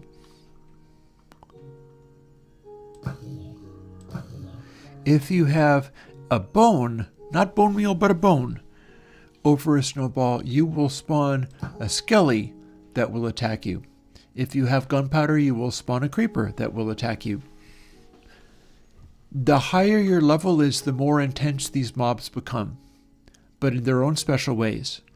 Like the creeper remains acting more or less like a creeper. I don't think it even speeds up. But if you have a high XP level, the creeper will be a charged creeper and will attack you. If you spawn a skelly and you are at a high XP level, the skelly moves faster, to the point of ridiculously faster, and that can be absolutely damn terrifying.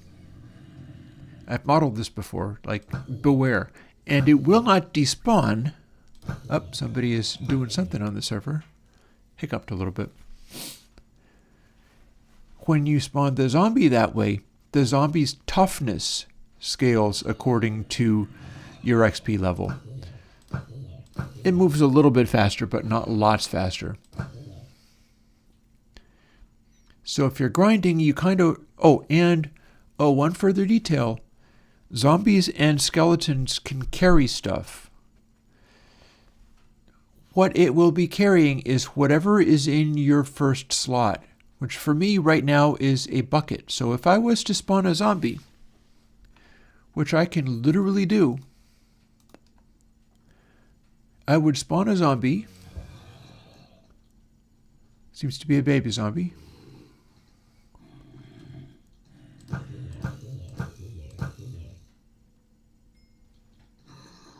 It's moving kind of fast. That baby zombie is carrying a bucket. And it's moving definitely, I'm such a high level that it's actually moving quicker than usual. That's carrying a water bucket. If instead I put like 19 stone, it'll be carrying 19 stone.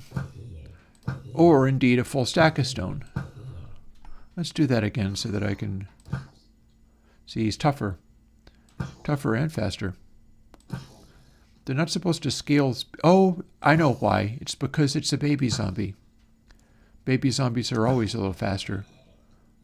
The combination of baby zombie means it's really kind of moving.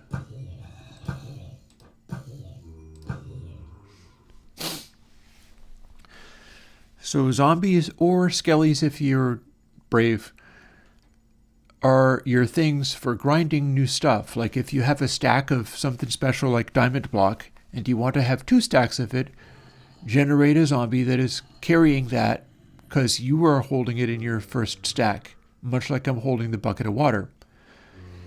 There's that bucket of water again. Another one picked it up.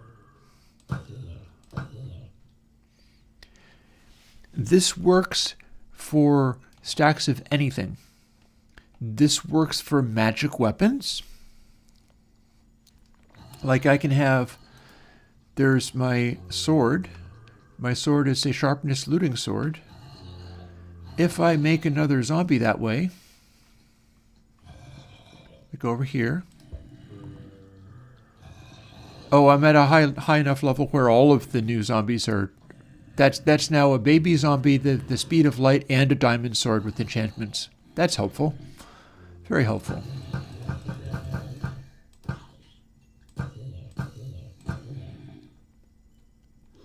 So now once I kill the baby zombie, other ones are able to pick that up.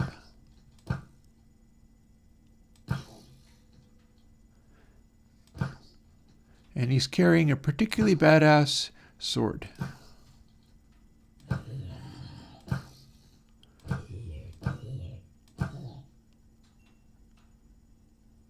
Oh, he happens to have not dropped it. That said, if I use it to make a enchanted thing, like I can make it be an enchanted fishing rod instead, how about? Because I want to be able to use this for if one of my guys shows up with the chain. Oh, no, he did drop it because look at that there. So that is a very scary sword for the zombies to be having, so I think maybe I'm going to come in and grab it.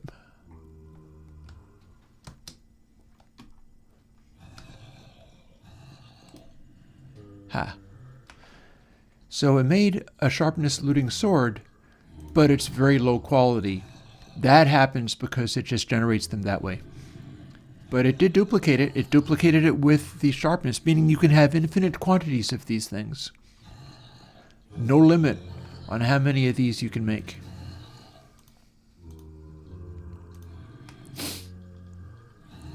And that's snowball madness for you. It's like a weird hybrid between,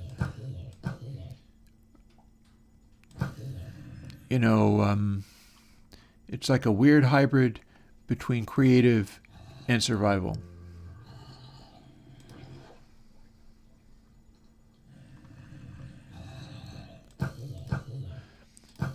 With the extra catch that some of these things can be very destructive.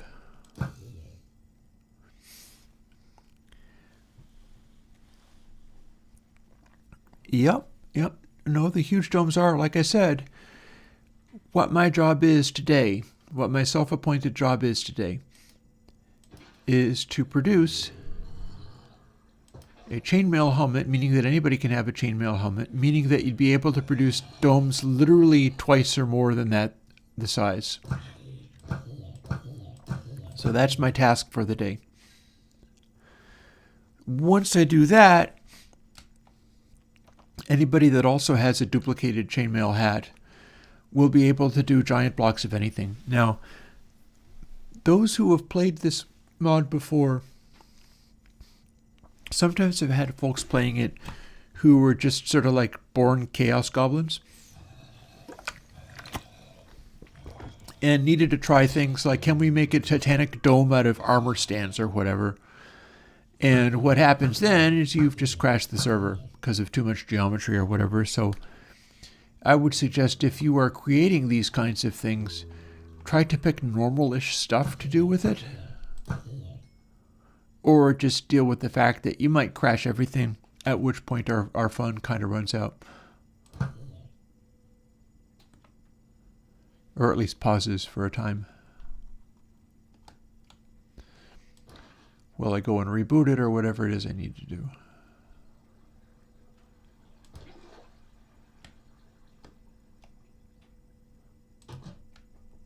and check and see how dark it is outside. Oh, it is completely dark. Are we cool with that? I don't see anybody asking for a zzz, so...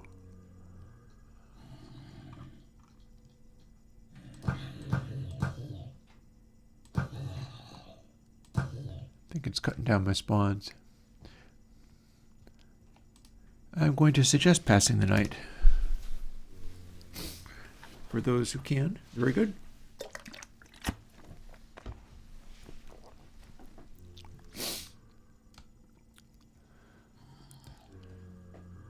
This can be my little temporary home for the moment, just for the purpose of accomplishing this goal.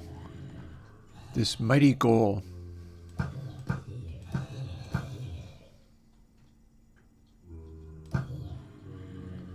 That we can all hope for.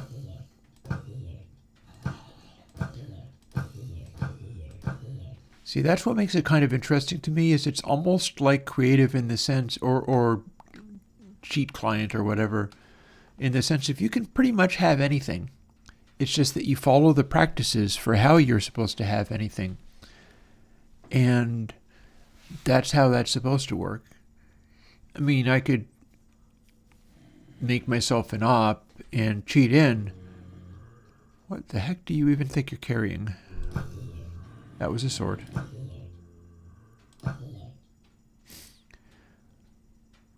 I could just cheat in anything, but the point is the game can't be played in this way where I can get whichever desired goal. Why am I hearing? Because you're standing behind, aren't you? Would it be funny if that was the guy with the chain hat? But he was not.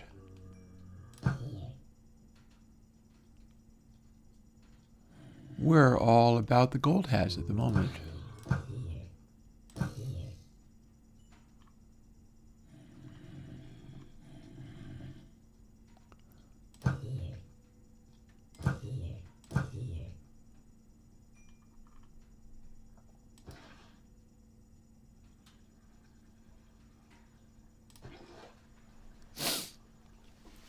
Hopefully stuff will spawn if I treat it like that.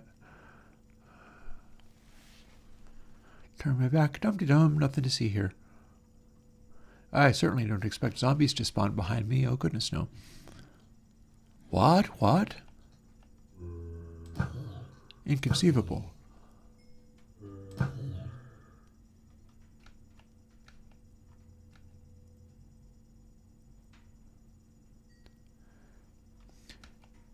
You know, the funny thing with this game is that it's pointless even making like a Enderman grinder.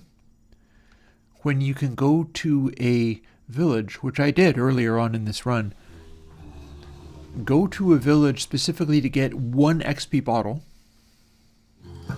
If you have 1 XP bottle, you can then make these insane grinders that give you millions of XP in seconds, way faster than any Enderman grinder ever could. And clerics can sell you a XP bottle in exchange for, you know, zombie meat or whatever. So you find the right guy in a village and unlock the ability to do elaborate stuff that provides you ludicrous infinite amounts of XP. And by that what I mean is, seeing as we're talking about all of this now,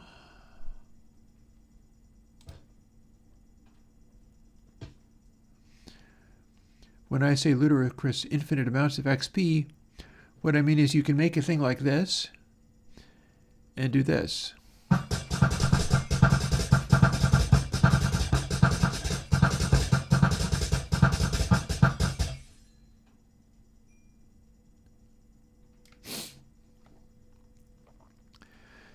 Because you can duplicate any of these things to any quantity, stacks upon stacks of them.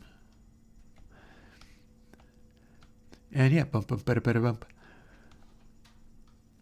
And you're just using XP bottles to do the grinding. And here's where we load more in. And these are shulker boxes full of XP bottles.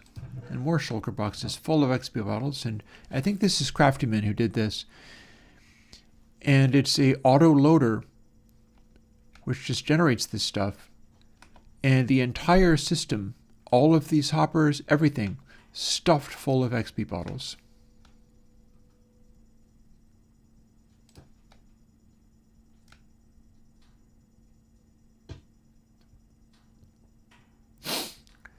So it's indeed completely rule-bound. And yet it's also sky's the limit. And also has to do with like thinking up ways of accomplishing any given task. Whether it be I can grind that using a zombie or something like that, or who knows what. Like if you wanted to clean up a mistake that you made, it's like, do I put a dirt block over a snowball and start firing dirt blocks at something, which will cause them to pile up? Do I make stacks of them by sort of duping them? You know, what's the most convenient way to get to any particular position?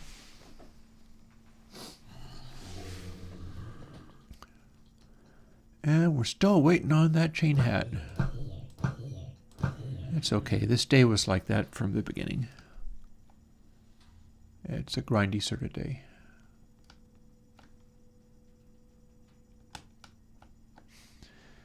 If I do get the chain hat, I'm not going to start making giant spheres everywhere with it, but I am interested in making an arcology base. Going and finding a location and basically just making a titanic glass sphere somewhere and just kind of going from there.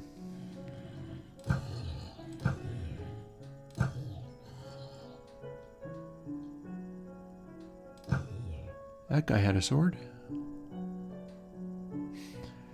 The gold totem zombies are of no use to me.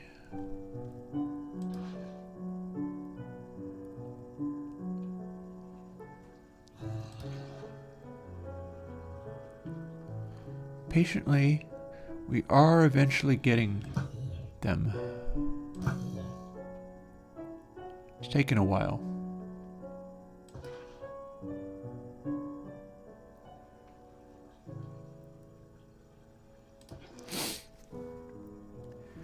Sky Mushroom House. Yep, that would be one of the players on here. So this server is running on a laptop that my brother gave me. It was a cast-off. He used to be running, he runs Linux laptops, and this one he replaced with a much newer one quite some time ago. But it's strong enough to run a server, and it's running in my basement quite peacefully and hooked up to my broadband. Hello, sir, are you going to drop the hat? Are you going to drop that hat? Let's find out. This could be a dramatic moment.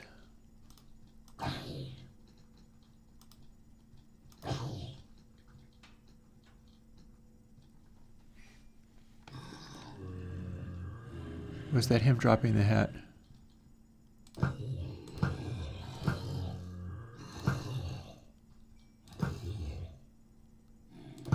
Is the baby carrying the hat? No, they are not carrying the hat. Nor is there a time. Okay, so. No, those are pants. Boots. I wanted to make sure that nobody picked up a hat, because if they picked up a hat, they could then fail to drop it, and that would be bad. Okay, so that was a thing. We gave it the college try.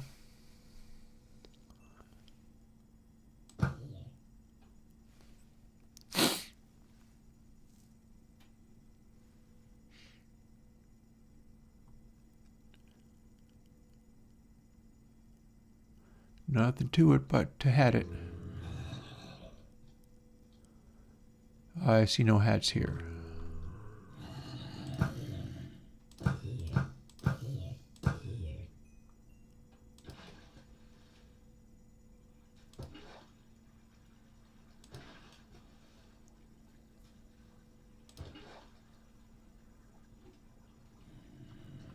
Somehow that seems to clean things up sometimes. Hey, diamonds.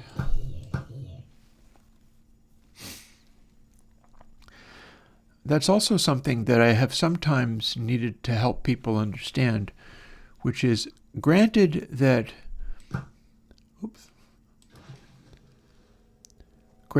we're playing a Minecraft game, and anything that I choose to do could be the subject of cooperation. I experienced this especially playing with like pony fans. Part of the playing it is doing the thing, so it's not always useful to be like, oh, hey, here, let me show you how to do this really quickly and effectively and then do it for you. It's like, that is, oh, crafty man, yikes.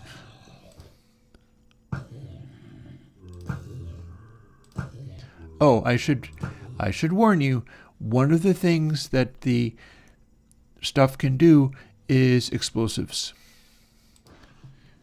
So kind of avoid TNT snowballs. Rather than it adapting to your power, the TNT snowball adapts to the size of the stack of TNT that you've got. It's quite easy to scale that up so that you are carrying such a big stack of TNT that you cannot throw the snowball far enough that it won't blow you up. Like what I have over here, a object lesson up.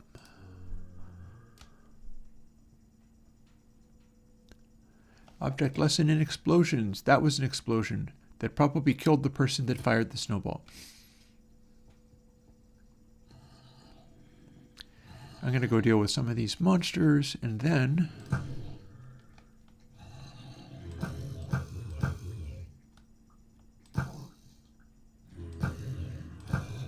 sleep. Can we do that? Let's give it a try. Do I have time? Yes, I do.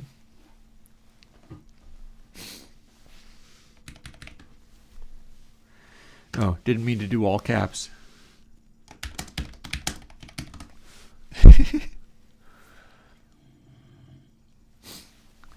That would be snoring. Or large buzzing things. Oh God. Dude's attacking me. Hi. Hi, how about I not let you do that? I think it spawned in the middle of the room. Give it another try.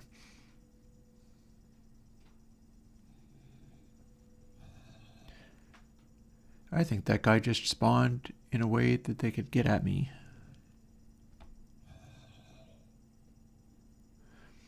So if we can't actually do that, I'll just return to whacking these guys.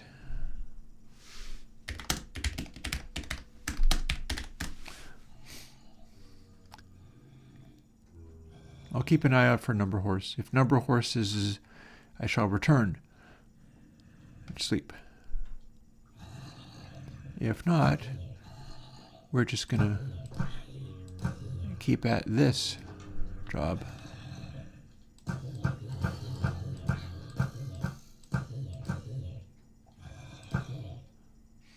It's working surprisingly well.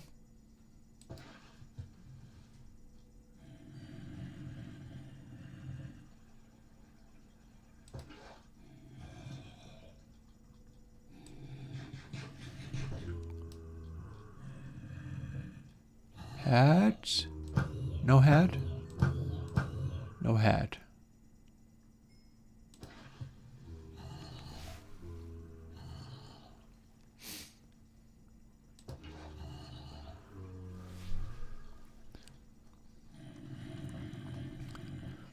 I don't think there's any way to make dispensers fire snowballs that do anything.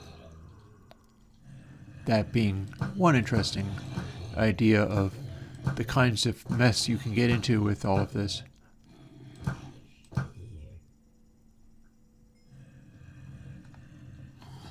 Okay, chainmail hat, anybody?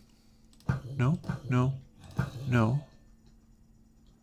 Chainmail pants, I've already got those, thank you. Ooh, a kaboom. Chainmail shoes. Well, I like the fact that everybody is all about the chainmail all of a sudden, but we still need the hat. Failing that, these other chainmail things are not as relevant as one would hope.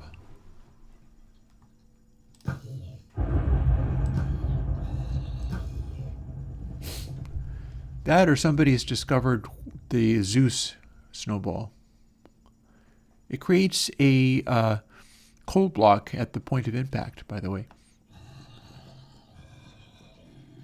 Chainmail hat? Anyone? Anyone? No?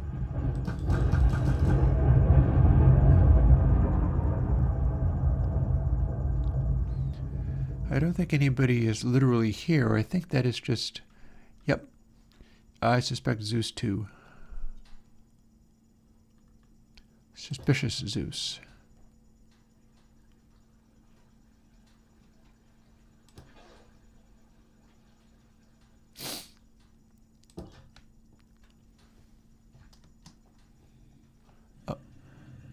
Oh, I remember now. We weren't actually going to sleep, were we?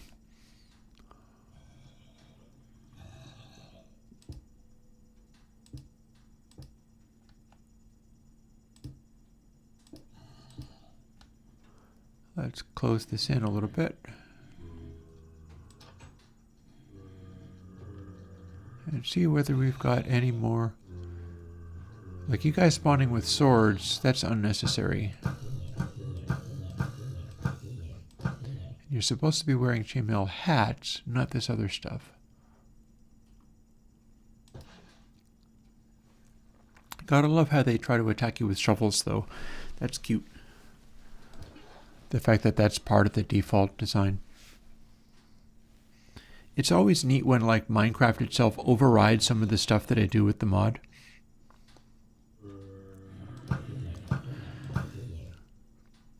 1 minute warning on ads for people who experience those. Like, you can generate these super powerful guys, sure.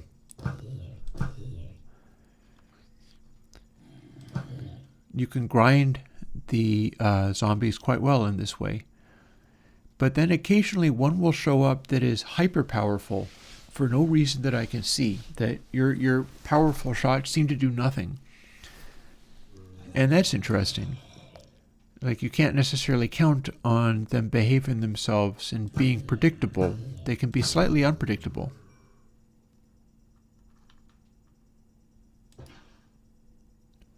That sword can go off to the side, thank you. I've got enough of those things.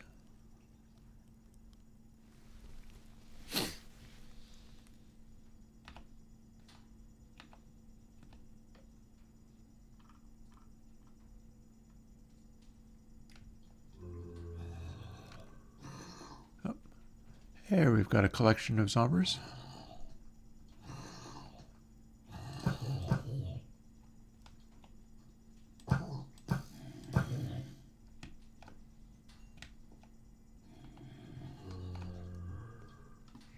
No hat. I want to wait a little bit for the times that they have showed up and only put on their chainmail about 2 inches away from me, which is a nice trick. They're Superman zombies. They can do quick changes in telephone booths. But beyond that,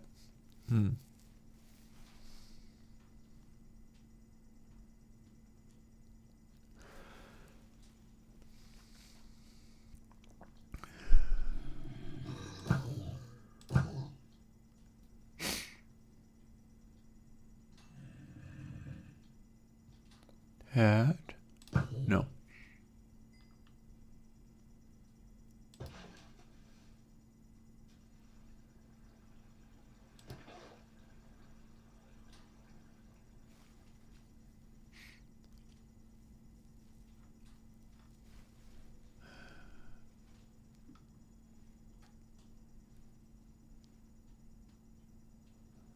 Hi guys. Hats for anybody? No?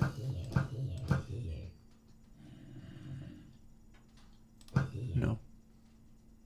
If I keep at it, eventually one's got to turn up with the hat that it drops. at which point I can switch over immediately to firing glowstone around, stopping anything else from spawning. I also worry that they could have a chain hat and then put on a golden hat as an upgrade, depriving me of it. It seems like that would be bad.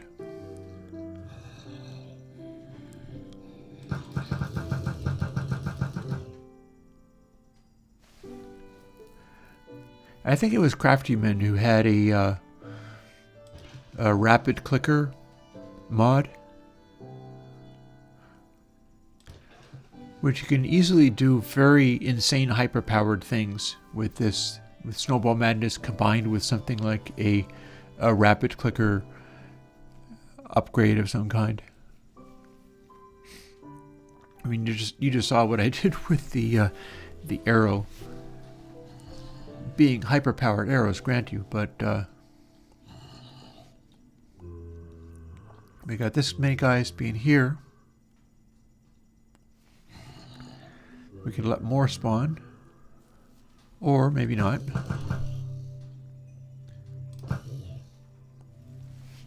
But I really can't kind of obliterate them in instants.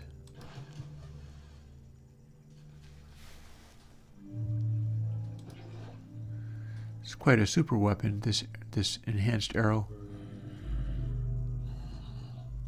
Be right back. Alrighty.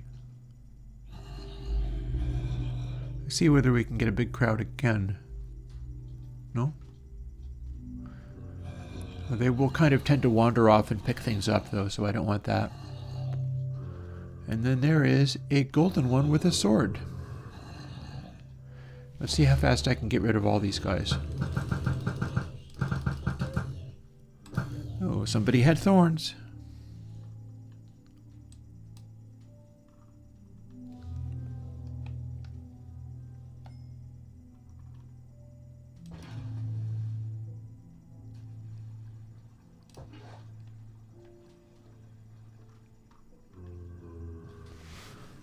Hats, anyone? We got hats? No? No hat? Redundant arrow. One extra arrow.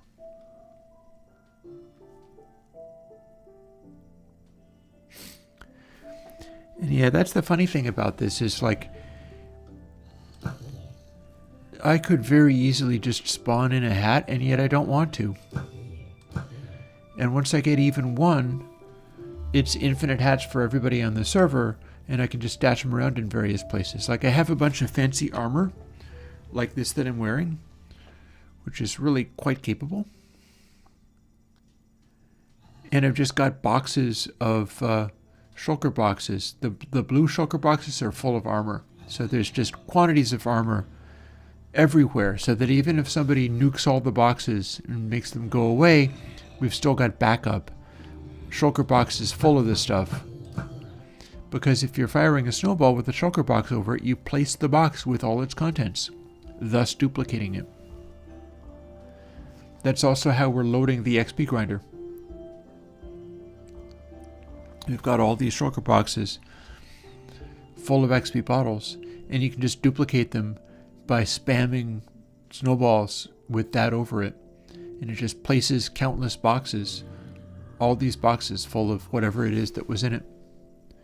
It's a post-scarcity model. That's why I called it post-scarcity Minecraft in the post that I made about it. And that means the whole game kind of changes. Becomes a different sort of game. And this is like the last... I don't think there's a single other thing in this game that I don't already have somewhere other than that chainmail helmet. After that, the final thing is procured, it's very much about like, what do you want to make? Where do you want to make it? And if you clicked the wrong thing and it obliterates an area, do you want to patch the area up again or not care? Because that's the thing. It's like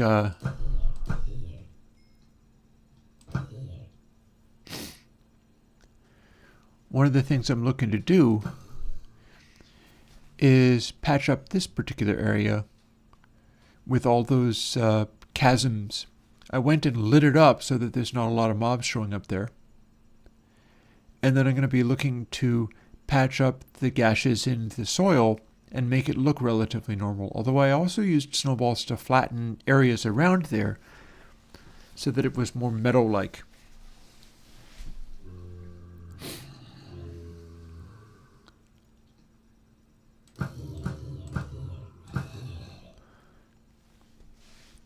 We also had a potential grinder, which was like a monster spawning in the dark grinder that Manu QQ made. And I spent some time sort of trying to enhance that, although it doesn't have the spawn rates of a monster spawner, obviously.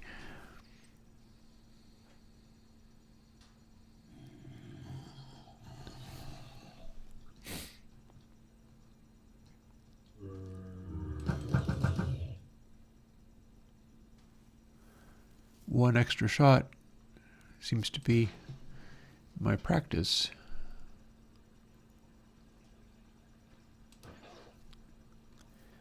Maybe I'll see if I can do better than that going forward. Just 4 shots and done. Probably not this time.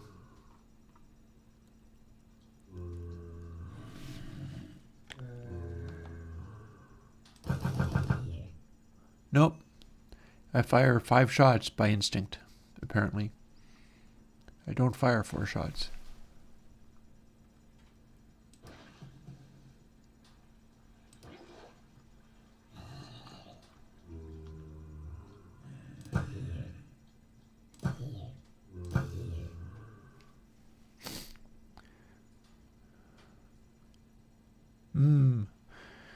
Zombies may very well be the most unnatural things, yes.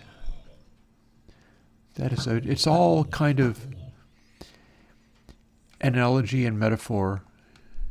We're telling stories about ourselves and our experiences when we make up stories like that.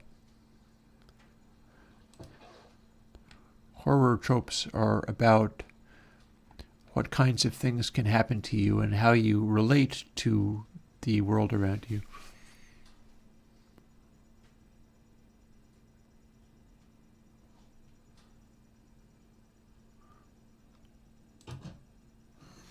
Oh, there's some more stuff. And we're back. Yeah, so what I was in the middle of saying earlier is that this should be the server is dependent upon my IP address staying the same, which is not a guarantee, but it should eventually, like, oh, it's daytime, it's just raining. Like, it's a dynamic address, but it doesn't just change around madly. In fact, it's been the same for some months now. It's just not guaranteed to always stay the same. So if it does change, I should be able to update it.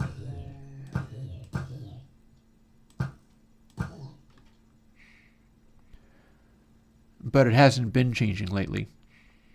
And if you know the address, you should be able to come here any time of day or night, and the server just runs. Even if I'm not playing on it, it'll stay running.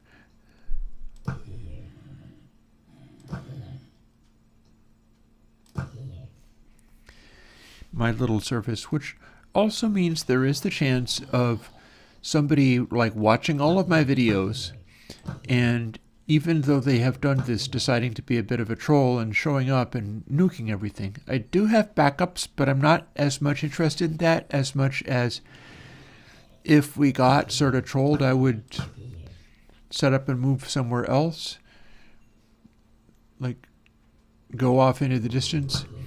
There's an area that had been blown up by explosives where we're in the process of flattening it out. And yeah, be careful. This one of the things about this particular mod and this particular server is be careful about doing anything that you would not be okay with having just go away. Because you could do the My Little Pony arrangements with note blocks. Hi there, you're carrying the thing. Let's see what happens now.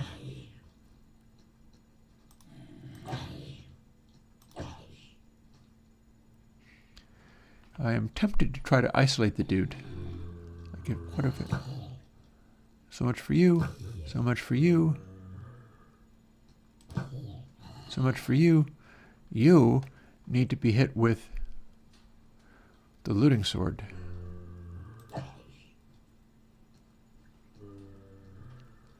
And we're going to get rid of the rest of these guys like this.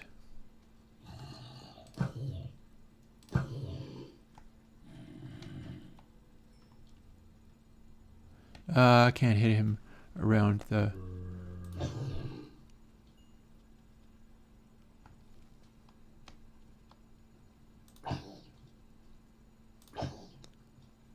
No. No, I don't see a hat. It's a shirt. It's a sword. No hat. Okay. Struck out again. But that was definitely another chance at it.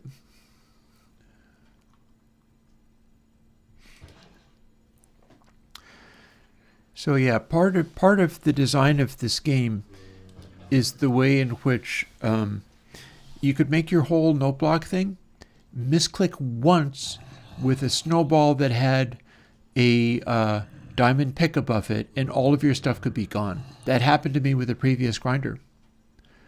One of the other folks playing on the game came to look at the grinder, and I had made all of these hoppers and stuff, and it was this elaborate, complicated thing. Very efficiently designed for the purpose I was trying to use it for.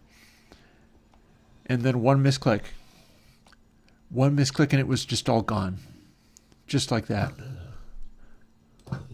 Which is kind of like life lesson territory, honestly. There's a reason that I... Oh!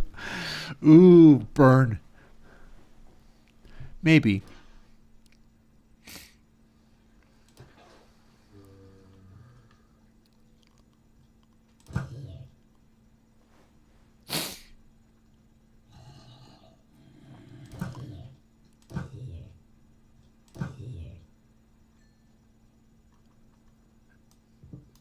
I'm going to move this door around. Let's put the door somewhere else. Oh, we can't open that, obviously.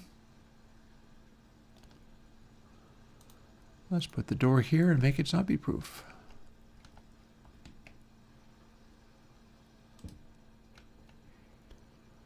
Then, let's seal this area up a little bit.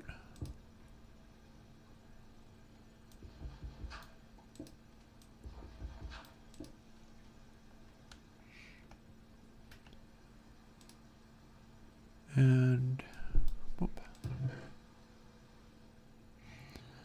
There's like nothing useful in here, apart from I can grab some of the mossy stone, I guess. There's no special reason to grab anything else.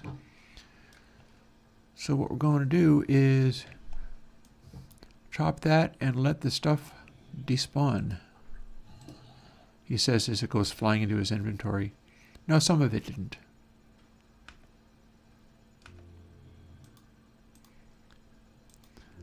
Boats, hats, all this nonsense. Heck with it. Iron.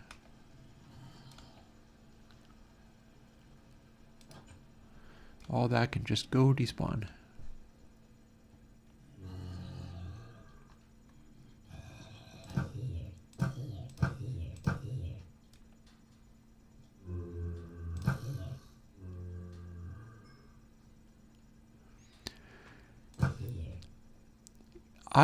Igor, I am honestly not sure.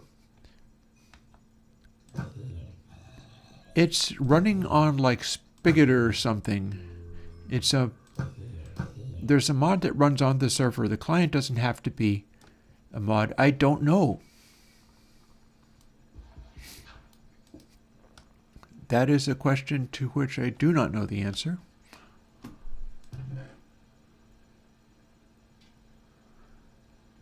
I guess we're letting more stuff despawn than I knew.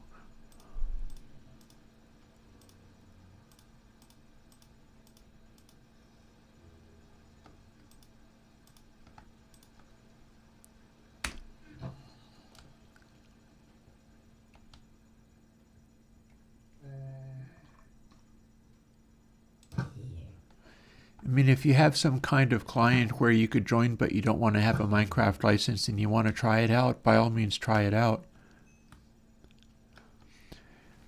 I'm not sure Microsoft is in such desperate need for an additional sale. I don't know. Like, if it does, there's not likely to be anything I can do about it. If it doesn't, then alrighty then.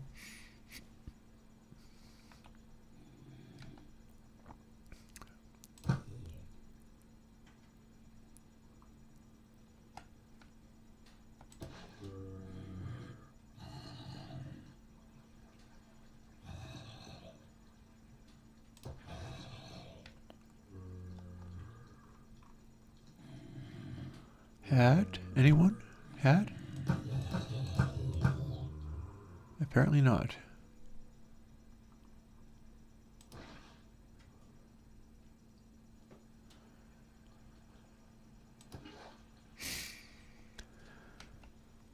And we are just going to see how long it takes.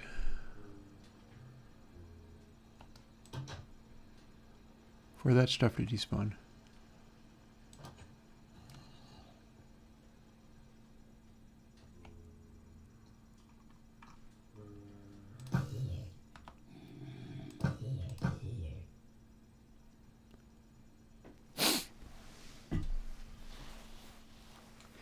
Yeah, if you find out whether joining the server requires a Minecraft license or not, let me know. I'm curious now. Hat? No? Yeah, for some reason when I try to rapid fire click, I'm firing 6 every time. I do not know why that would be.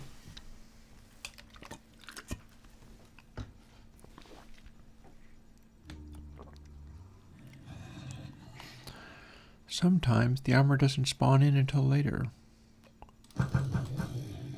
There we go. I don't know why I fire 5 by instinct. I kind of just do, I guess.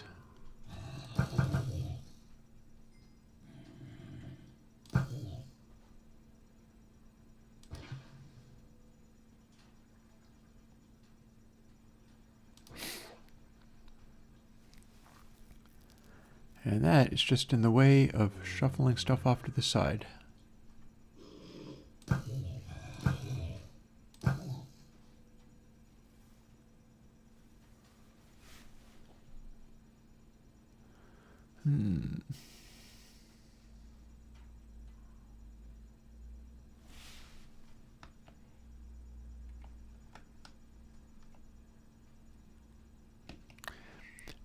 Yes, please.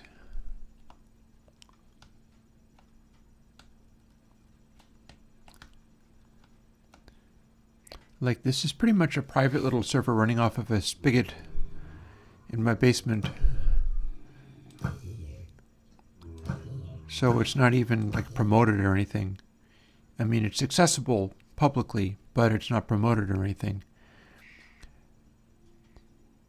I have been somewhat tempted by the reality of servers like the famous 2B2T anarchy servers, to the point where sometimes I've wondered what it would be like if I ran an anarchy server with Snowball Madness. But the thing about that is that if you were to do that, the idea of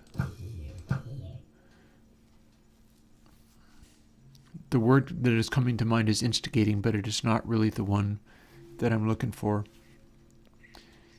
If you're setting up people and telling them, do anarchy and blow everything up, and then you give them the facilities of Snowball Madness to do that, it's just completely overwhelming. You would nuke the server to the ground, or reduce everything to an expanse of flat bedrock, which is another thing that you can quite easily do. And it's not interesting to be destructive when being destructive is that easy. That's part of what I'm trying to do with Snowball Madness here.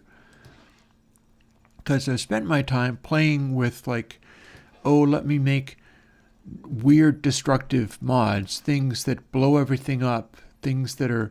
There was a mod where you could do a stacks of snowballs on top of stacks of snowballs, and it would duplicate everything that you did. Yes, yes, yes. That's exactly my point. And there were certain mods that I did.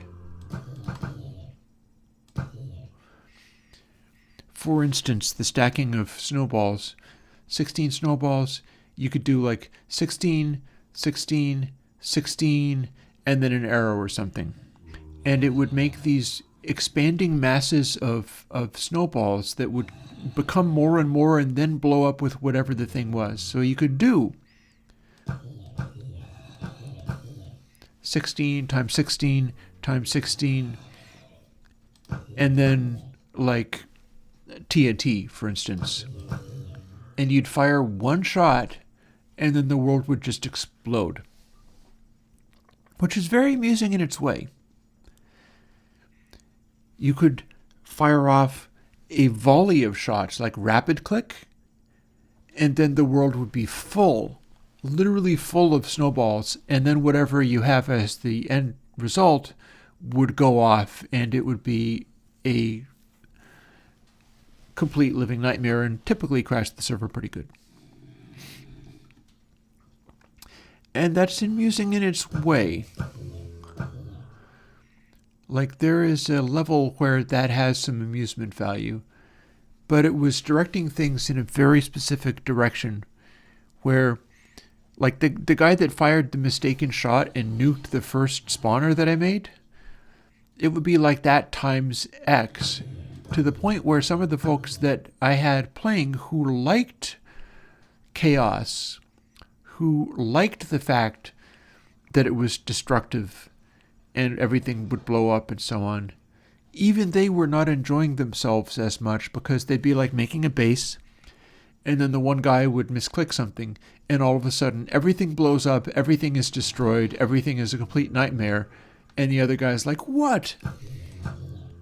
And the amount of damage done is just so over the top that it's like barely even, it goes beyond being funny. It's like a funny once.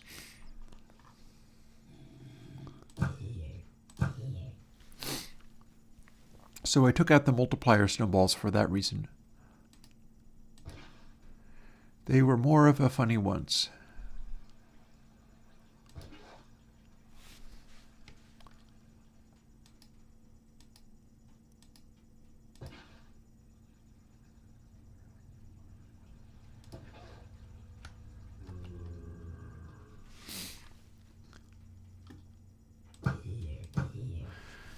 There is a much older version of this that I did at one point where there was just lots of stuff everywhere. I mean, there still is lots of stuff. For instance, try doing a snowball with a iron ingot, and you might find the results surprising, because an iron ingot looks kind of like a magnet. And what ends up happening is stuff gets dragged in the direction of the magnet as it goes, or the snowball as it goes. And that also applies to players, but it certainly applies to mobs, and so you can have these tornadoes of chickens and cows and things. Same, only more so for dragon egg. Like right where I'm at now, you might see very large quantities of dragon eggs. That's because somebody got one, and so everybody was able to have them.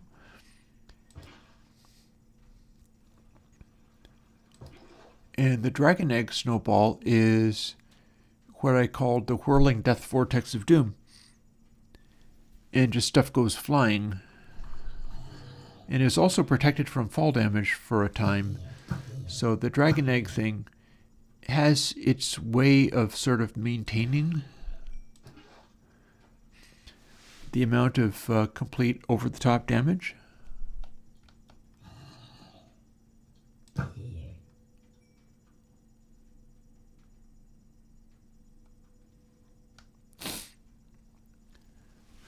There are just many possibilities. Some of them I don't even remember. Like there was a time when the flint and steel snowball was more effective than it is now. The flint and steel snowball, as you might imagine, sets everything on fire. So that can be a fun way of clearing forests. You just fire a bunch of those off, and then in the relative spheres that you're creating, suddenly everything is on fire and off you go. Well, you used to be able to do that, only more so. And you used to be able to do it with multiplier snowballs. And as you might imagine, the end result of that is just infinite fields of infernos and just ridiculousness. Or we still have these guys that you can make. You can still make high toughness zombies. You can still make high speed skeletons. And when you make these things, they are persistent. They don't despawn. So it was possible at one point to do multiplier snowballs. There was one point where, for the most part, if you had created a mob, if you had made a mob, number horse, ow, it didn't necessarily attack you except for when they did, because it was somewhat unpredictable. And so that opened the idea of, can you make... Yep, that is true. That is a drawback.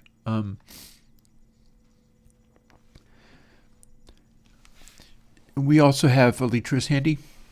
There is a large quantity of elytras because somebody was able to get one, and so we have infinite numbers of them.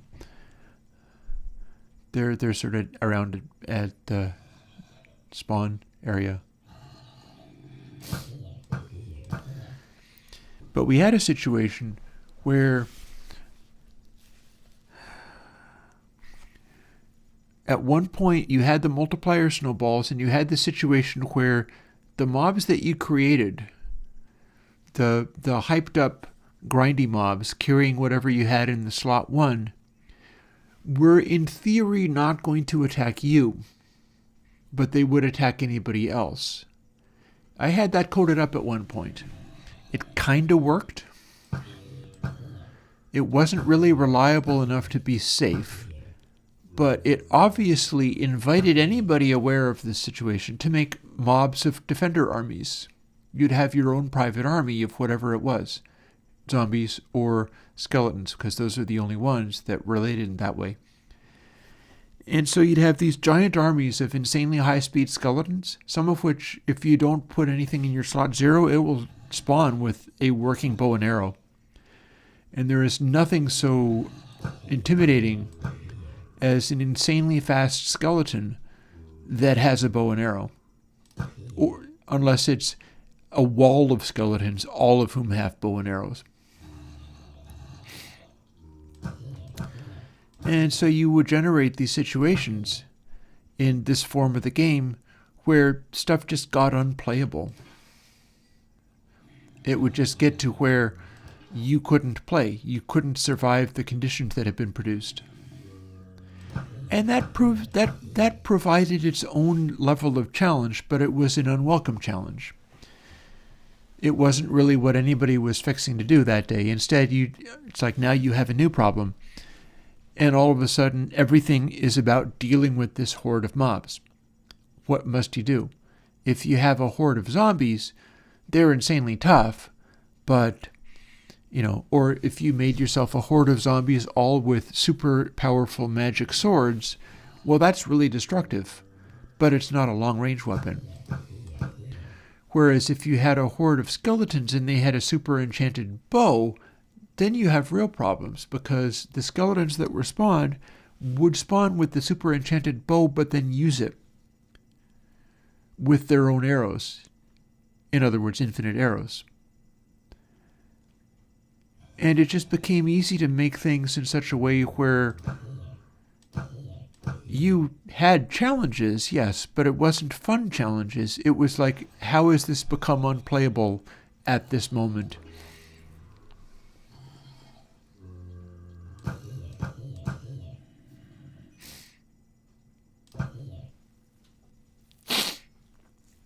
Excuse me. So we've dialed stuff back a bit.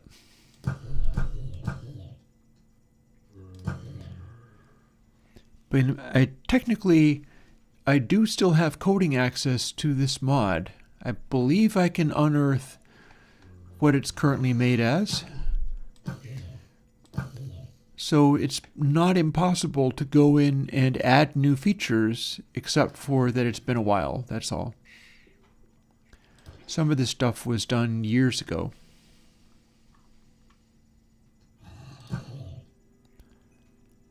So I treat it as sort of a gameplay mechanic, like can we make Minecraft into a different game that's still basically the same game?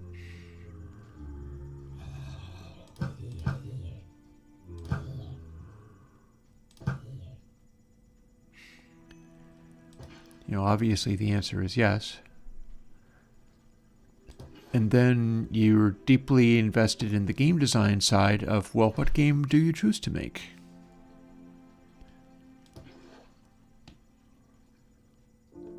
What do we make happen when we can program it to do anything?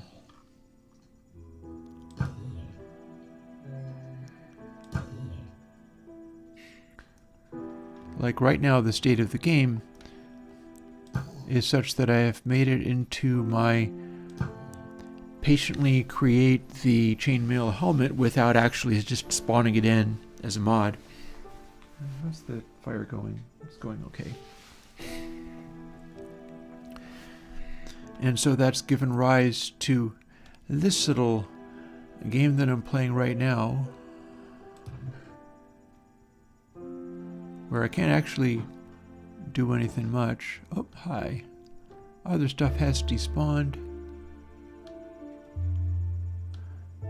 I'm not sure if we're doing sleepies, but we could. But I'm going to go over to this other spawner over here and get some wood and place it there. Oh, let's decorate stuff with the torch while we're at it and put in a window.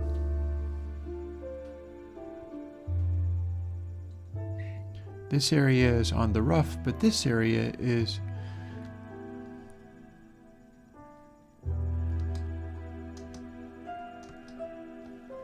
why can I not jump in? There we go. That's better.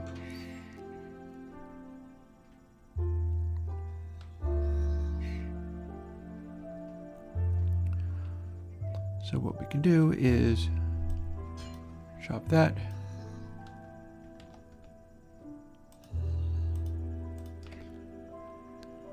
Place it here so we still have light. And return to this part of the game.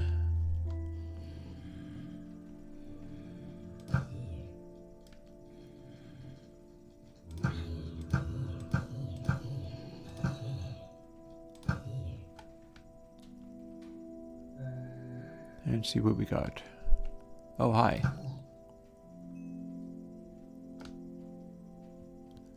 I was thinking of putting some stairs in there, and that seems like a good enough idea. So, re-high crafting mint.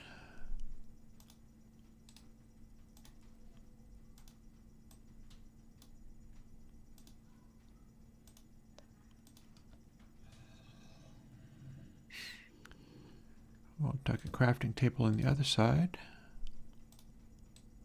Can you make stairs out of just stone? Signs point to no. Oh, and I can put some windows in. It's assuming if I feel like it. Maybe not.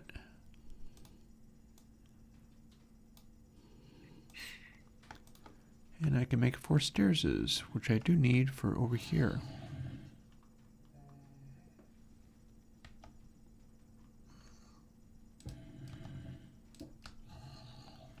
But we got to put another one up here.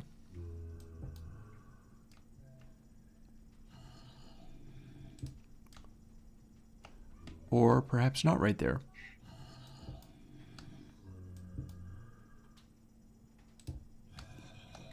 That's better. And here.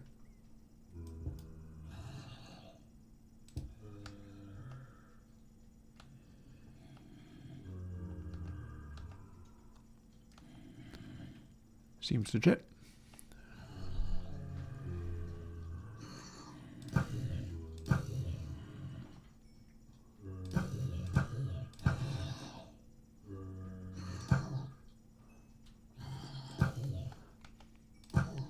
Come on, guys.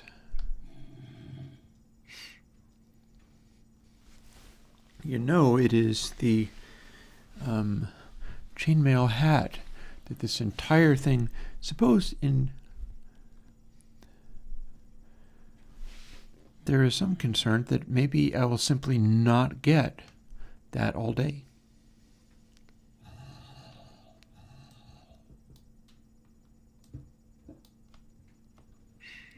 It is possible.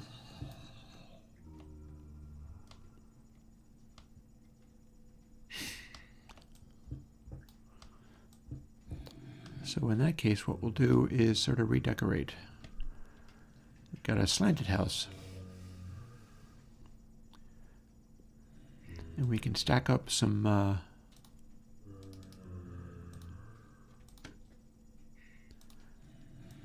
chest.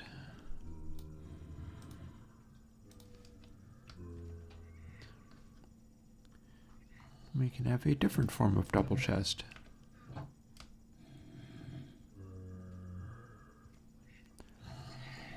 And let's see. Chain mail, anyone? Anyone? Hi there. Chain mail, anybody? Anybody? Oh, to heck with you.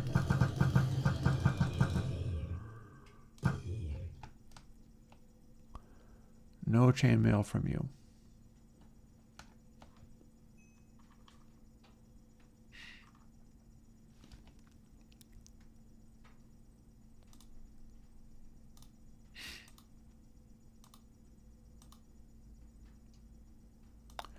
Yeah, I'm using that. Hi.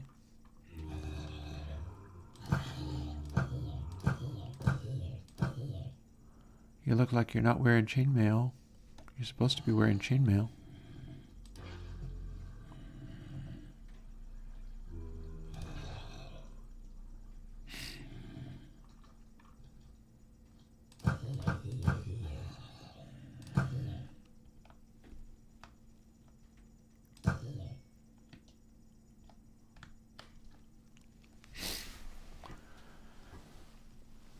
Okay. Could we redecorate by like putting cobble on the floor here?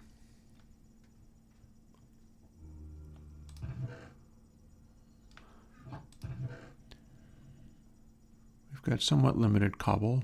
We've got lots of mossy cobble, but I don't really feel like doing that.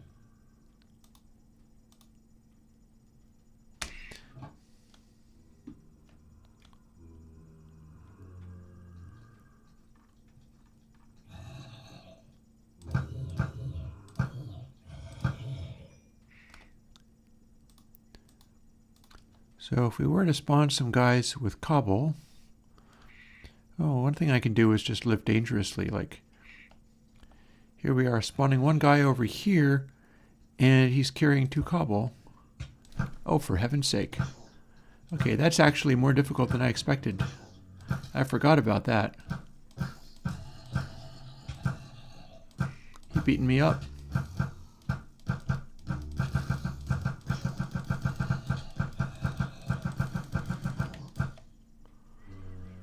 Okay, all that, now I have 4 cobble. That was not an effective way of spending my time. Look at all the arrows that I left in the floor. Let's put this glowstone back over here. And not the zombie flesh. I forgot that at such high power I start getting nightmare mode. It's not dissimilar to if you have skellies and then you're generating unreasonably powerful skellies. It's the same thing.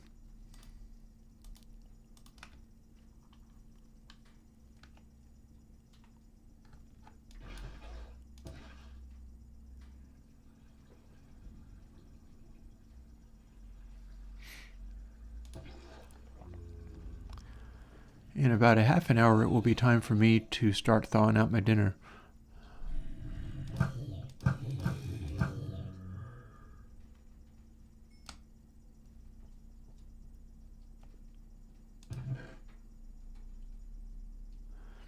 Yeah, that was one of the gotchas that I made for myself, where you can dupe things, but if you get yourself up to insanely high levels, the monsters that you make can have nasty gotchas. Like, it goes through different belts.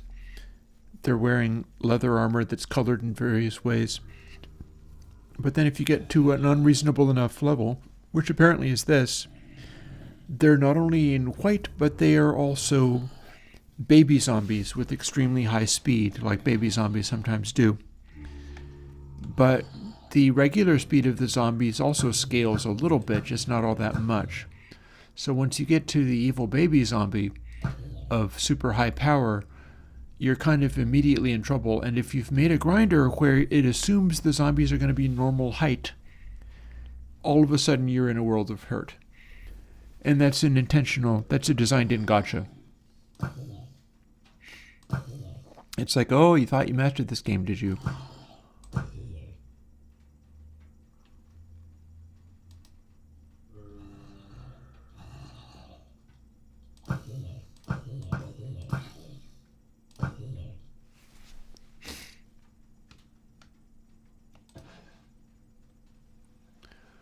Let's get some of that stuff off to the side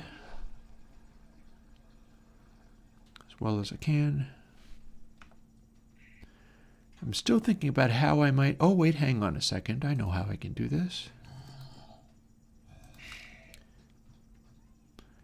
Placing of blocks works too, so I should be able to place cobblestone and then harvest it. My concern here is that I am generating...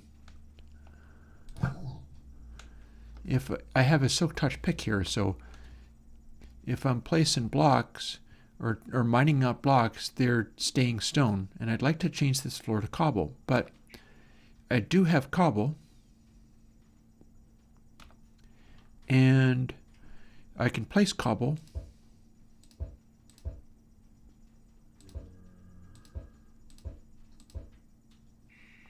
meaning I can silk touch it.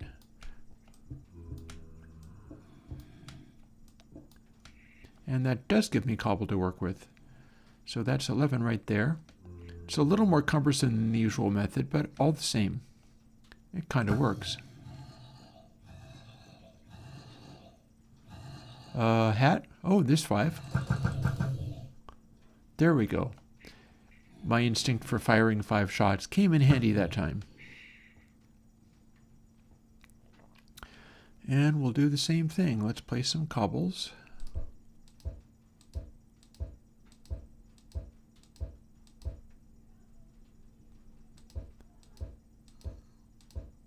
Let's place some more. I'm going to try not to place the cobble in my own head. I believe I could probably do that, but it would be a painful experience, one that I do not wish.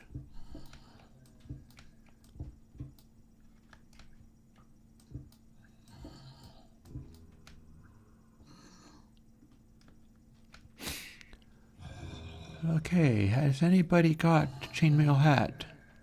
No? Clearly no.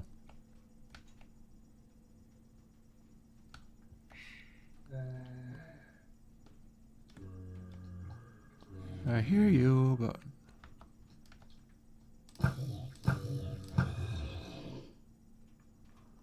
They are tending to grab stuff. Oh, look at you. Aren't you clever? Jump up and hit me, will ya?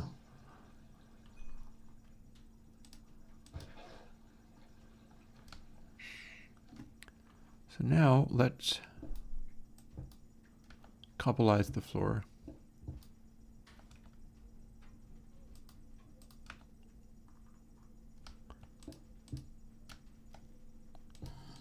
Without using the mossy cobble to do it.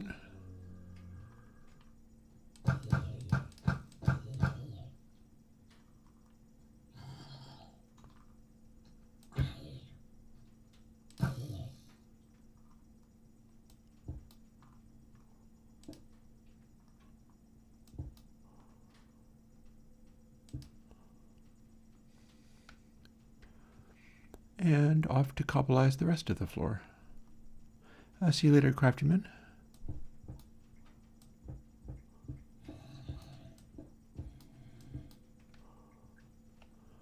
So how many was that?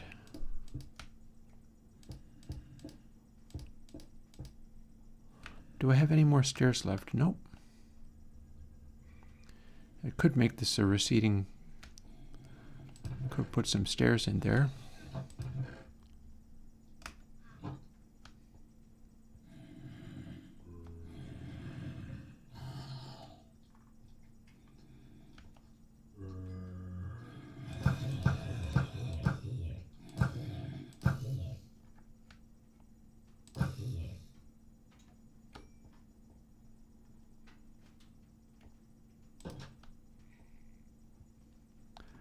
Lovely day to go looking for some more cobbles.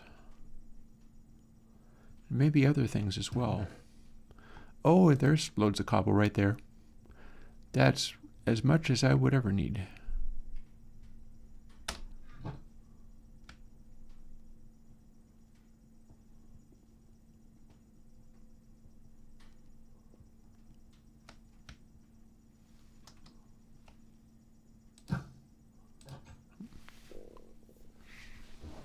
Oh, I meant to do that. Not really. I didn't really mean to do that.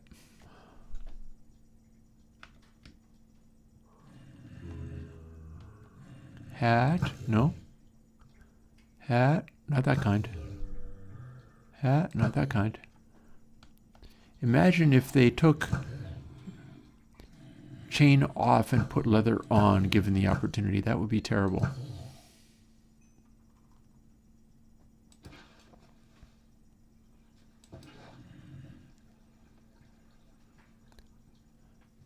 Hi. Hi, look at you.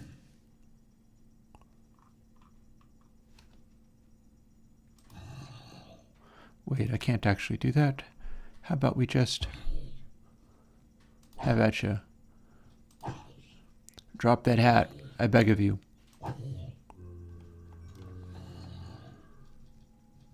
Nope. It was worth a try.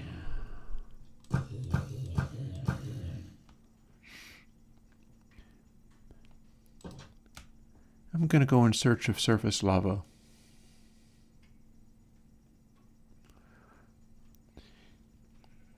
I feel like what I can do here is, rather than using this water bucket and washing stuff to the side, I see no reason I can't simply scour the place.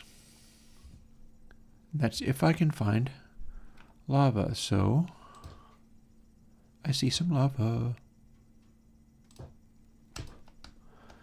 Dodging out of the way to make sure I don't go in the lava. That would be an effective way of obliterating myself. That would be not of the great. Now I've got a lava bucket. I can find my way back. Or failing that, eat myself up until I see where I am. Looking good.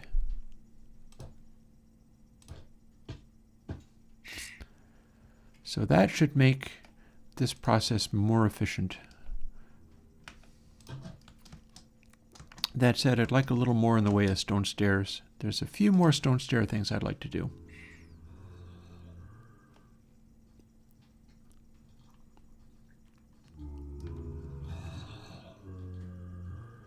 What happens if I place the lava literally on top of them? Let's find out. Oh, I can't reach the ground, that's what.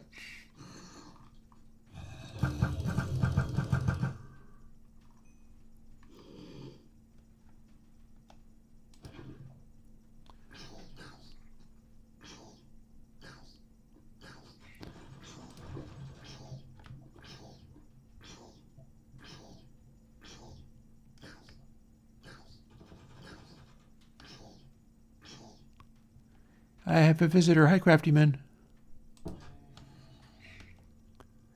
Hi. I got a lava bucket and I'm pleased to see you. Hey. We were talking about that super fast clicker ability. That's one way of using it.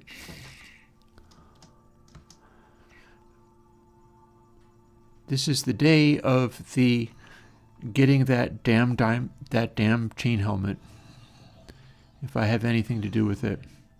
And here's another chance at it. So let's see. Back off. I would beg you not to interfere with me at this stage.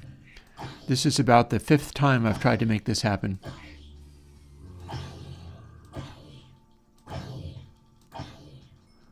And I'm more than a little concerned about the fact that there's so many of these other guys here. Don't like that.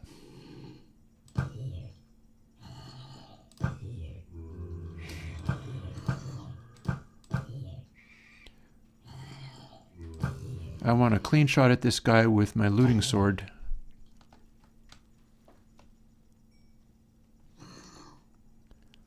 I do not see a diamond hat. That's zombie flesh. And that is a leather hat.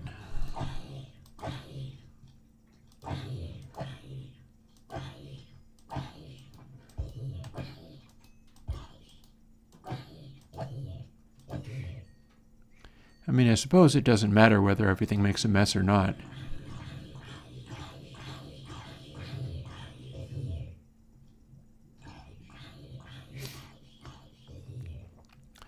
So here's one way to do it. Except for they're not going to spawn since it's so light.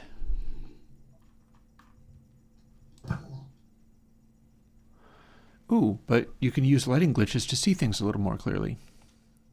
So that's kind of cool. Apparently not for long, though.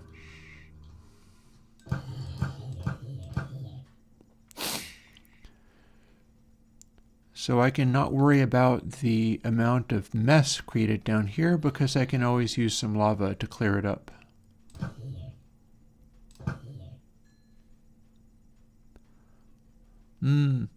Yeah, fireworks snowball, that's just decorative. That's just making a pretty thing. We had the multiplier snowball, which could end up in fireworks snowball, and that ended up being kind of cool for the time that I was doing it. That was not uncool.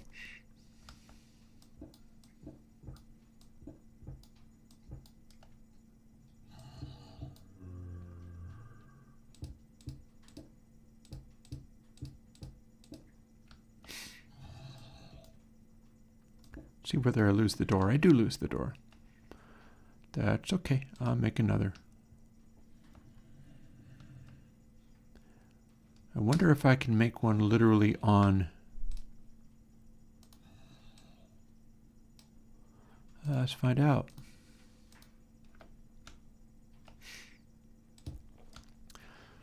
Stairs. Then I should have that door on me. Very good.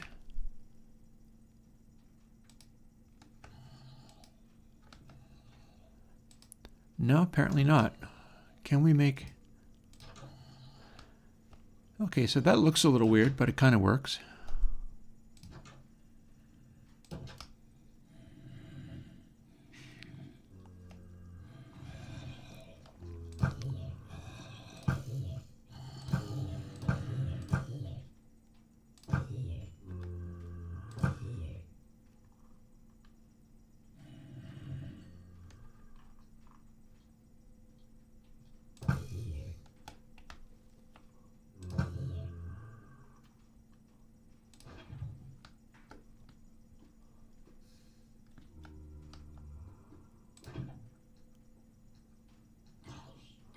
That's not going to go well for you, sir. Yeah, that must be uncomfortable. Yeah.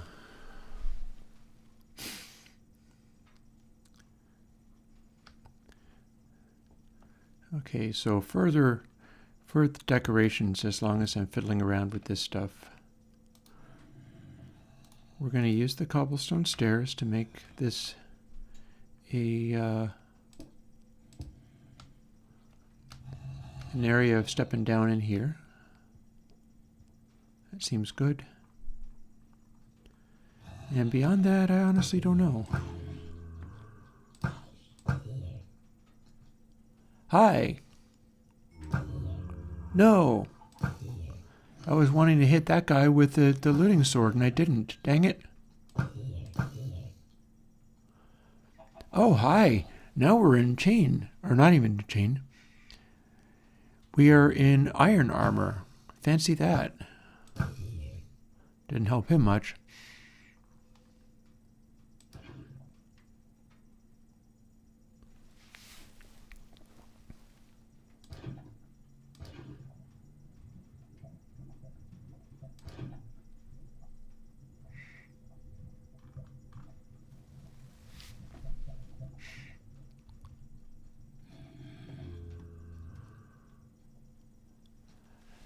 Hi, yet another one of these guys. Eventually, it will work.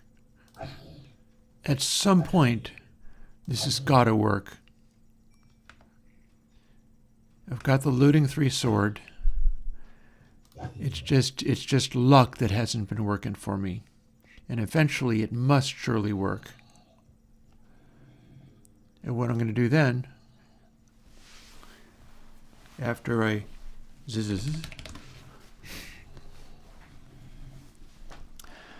let sleep so that it can be daytime, and then I can have higher spawn rates.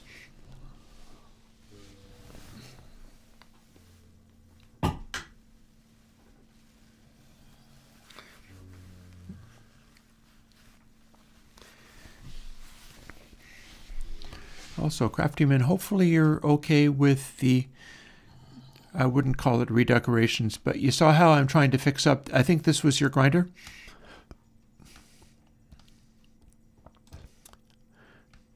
I have tried to fix up the grinder to some extent. For instance, oh, it's not yours? Okay. Whoever this was, I've been working on trying to clean up the damage from whatever happened over here.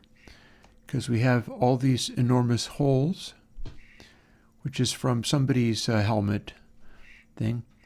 We've also got a ginormous crater, which I'm not actually fixing, but I might tidy up near it. And right now I'm just working on that first of all, making this area here. That's me pointedly not closing the door, because what the hey. Y'all come over if you want, just don't get shot by my arrows as I try to do this thing.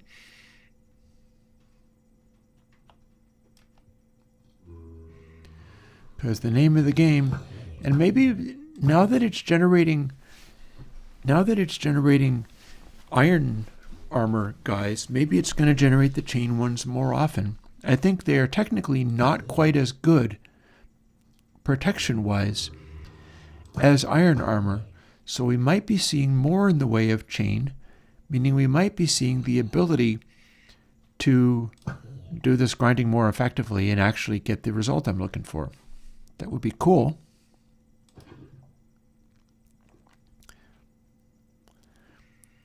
I would be well pleased if that was the case.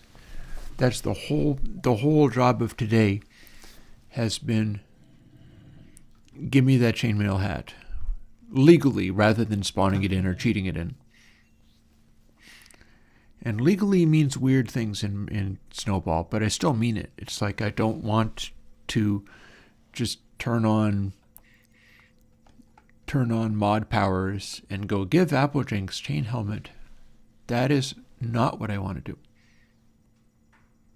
Nor would I want to be given one by somebody who had a cheat client and was able to do that, whether or not they were a mod.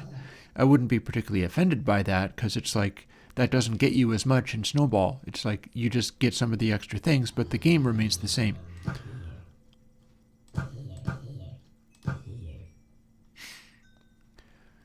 And I kind of say that because I'm not sure what everybody has on them as far as their Minecraft client is concerned. I know we got the super speed clicking guy. I don't know quite what that means.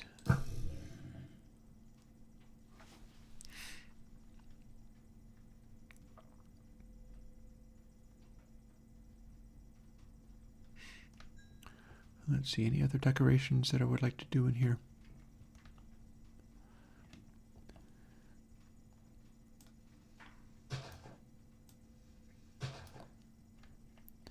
Maybe just make it a stone arch.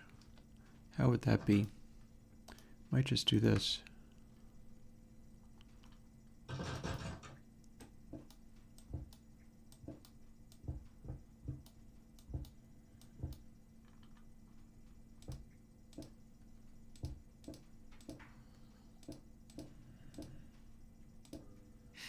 Here we go. Let me come and attend. Let me come and attend to it. Hey, hey. All right, so is our luck going to be in? Looting sword. Looting sword. Looting sword. And we're going to use the arrows to pick off the guys in the corner. Or not, I just screwed up. We're going to have to wait for another one because, by gosh, I think I hit him with an arrow by mistake. And there's still a chance that he would have dropped it, but the chance is going to be greater when I have the looting.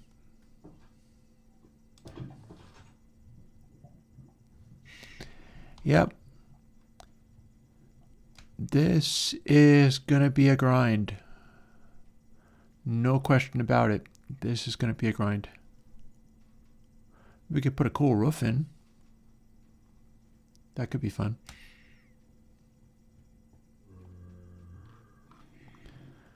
I think it's speeding up slightly though. Oh. Well, I didn't actually mean to do that, but it didn't do any harm.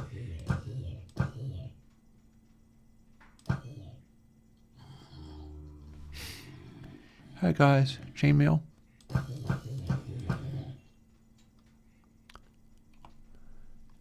Like, given enough tenacity, eventually this is going to work.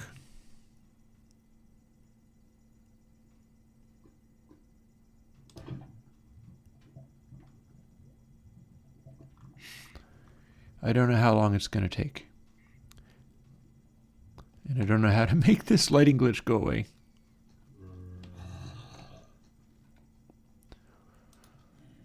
Well, I've got torches on me. Maybe I could place a torch and make it go away that way.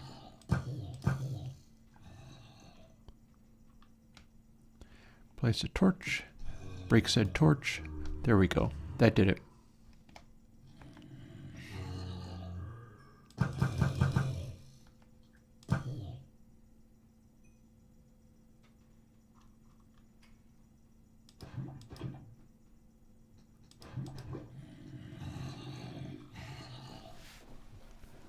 Okay.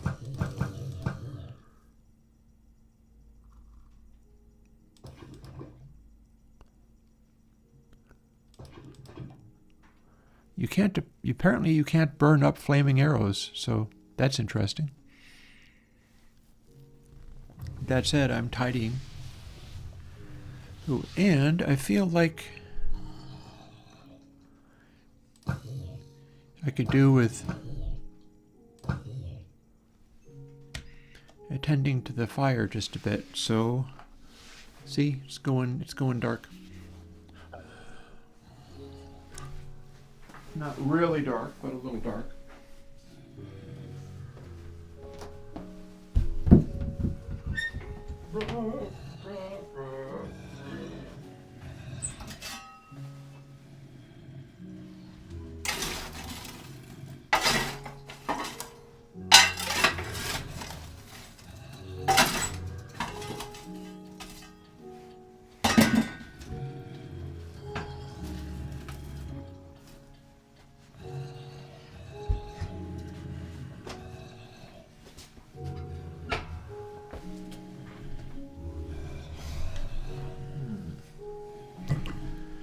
Okay, and in about 10 minutes I need to go and get my my dinner-a-thon.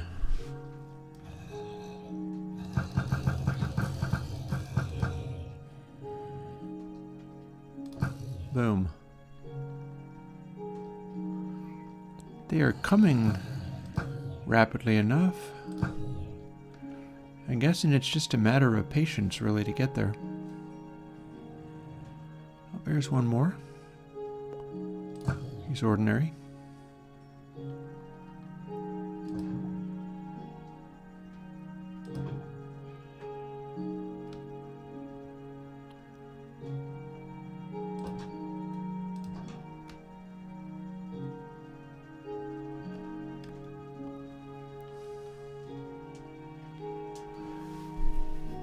Nice strong Minecraft theme going. These are all ordinary.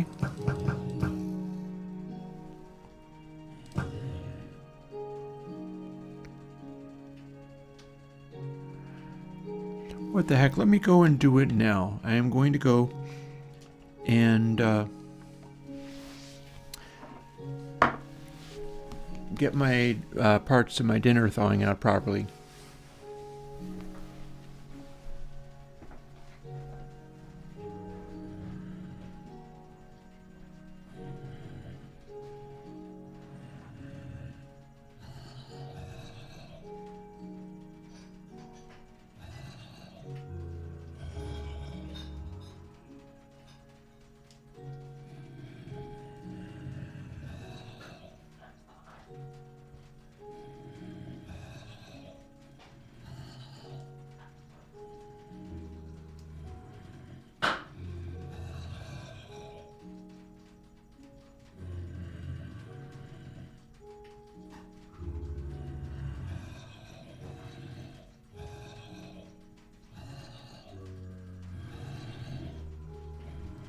Actually, I'm going to do that in 2 goes.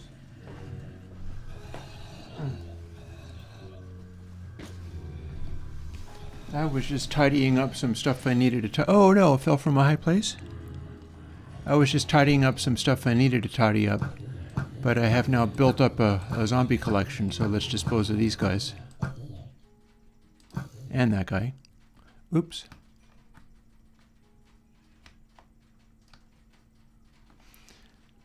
And now let me go and thaw out.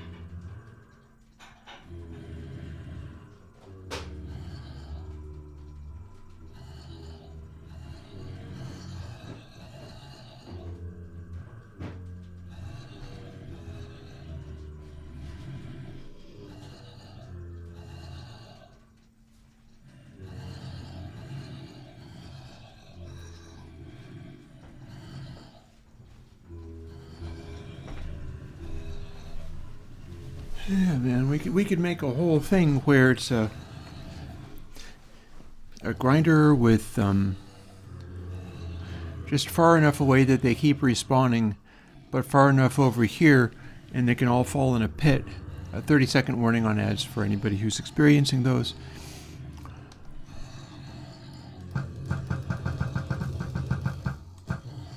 Then we could put in hoppers.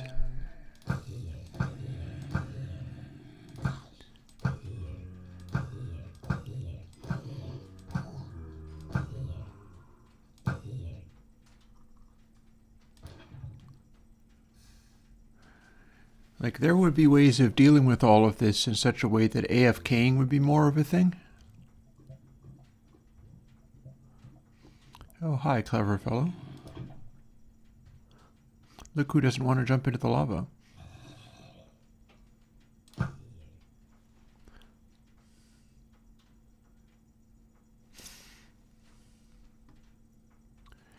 I think that flaming arrow is still there and has been there this entire time.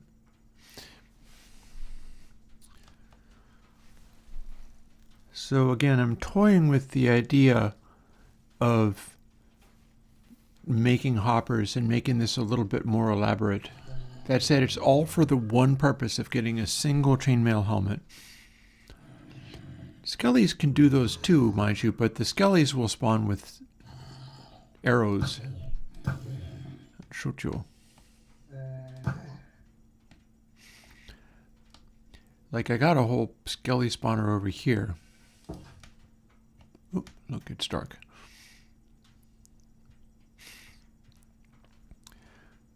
What we have all the way over here through these well-lighted tunnels is in fact a whole other spawner, but this one's a Skelly spawner. Well, you're quite welcome, and drop by any time. I've been doing this on the regular on Tuesdays and Thursdays, and then I post my plugins on Sunday most times. Yeah, so maybe what I'll do is I'll make, well, no, why would I want this to be a working spawner if I have the other spawner nearby? It would just cut down spawn rates, so let's not do that. But that is one possible thing, is making the Skellies do it instead, in hopes that they will produce chainmail gear.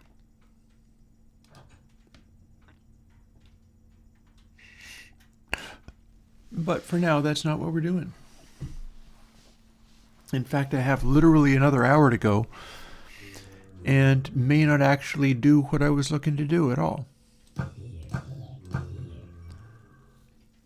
But we can try.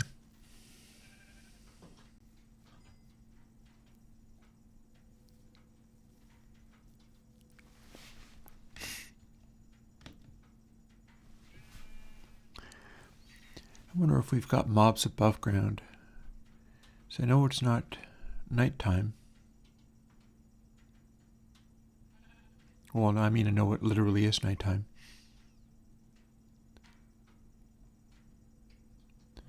There we go.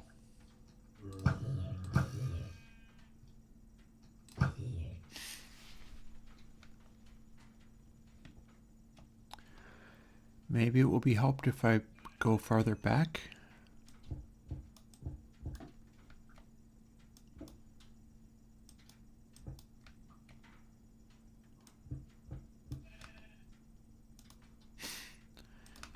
At this point, we're just trying to see what can make the spawns ramp up at all.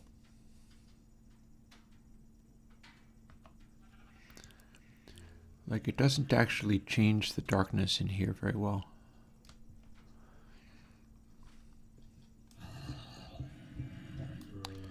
We can take out this area and go right over to the edge.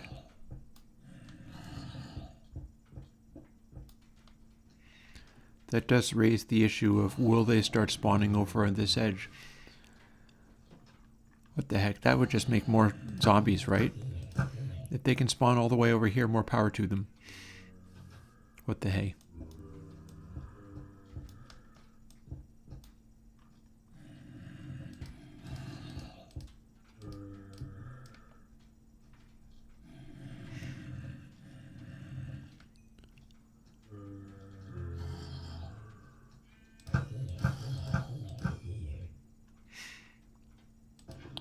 For the time being, though, let's put some light on this subject. Oh, hi. Let's not actually have this stuff in here.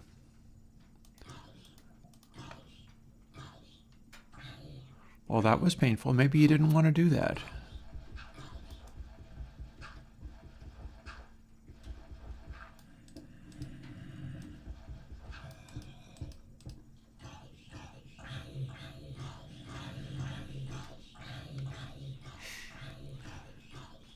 Well, you can climb up just a little tiny bit, not that it helps very much.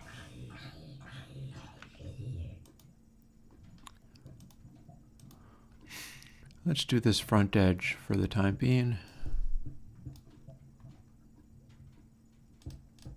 Oh. Nope.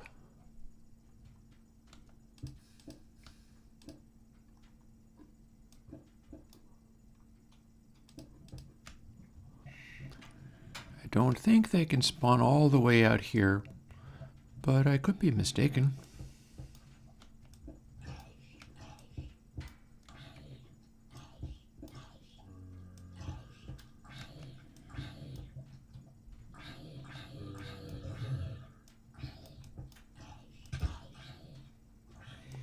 Go fall in the lava, sir. There you go.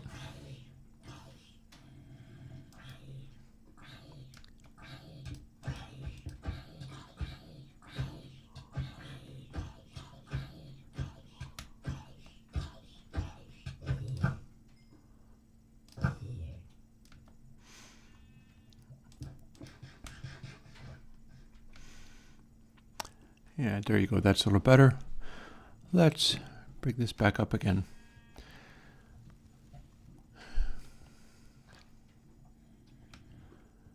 Okay. Now I am curious as to how this changed our conditions. Like the light here probably isn't cutting down spawn rates very much. They all seem to want to attack you. I'm not sure why that would be.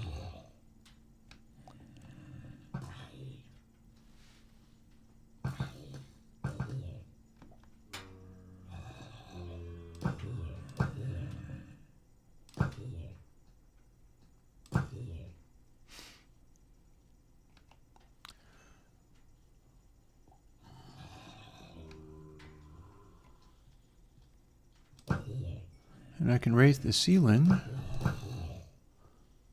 That could be a thing, raising the ceiling.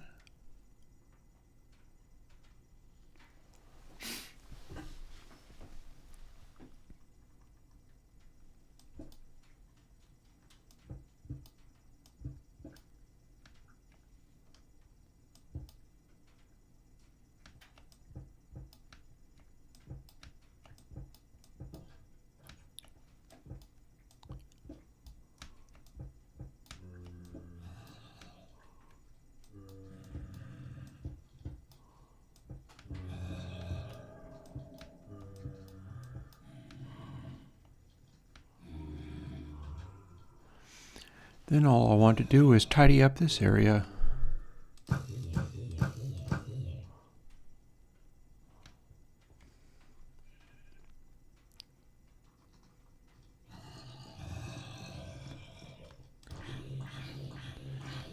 Guys, I'm not impressed.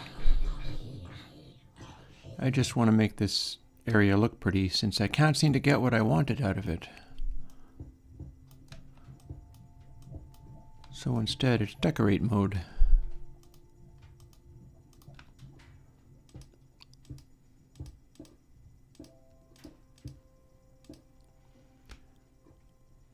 There we go. Stone walls. Picking up stuff. And picking up the lava.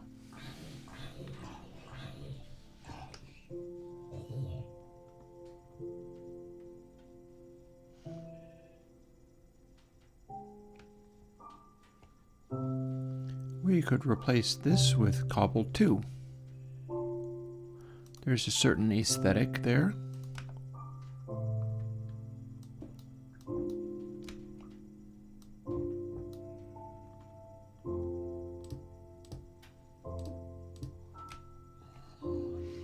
If I replace that with cobble and then I replace this with cobble,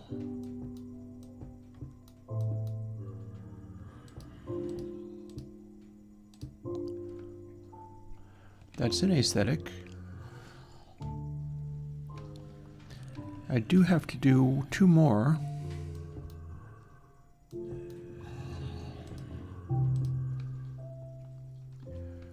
There, something like that. Oh, hi, I see you. I see you.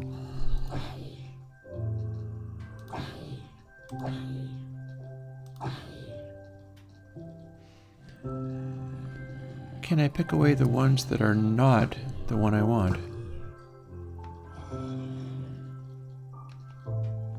That's the one I want.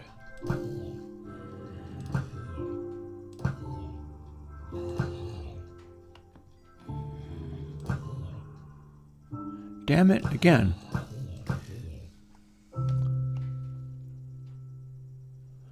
He dropped boots. He didn't drop a hat. He dropped boots. Here's what I think your boots. They were magic boots.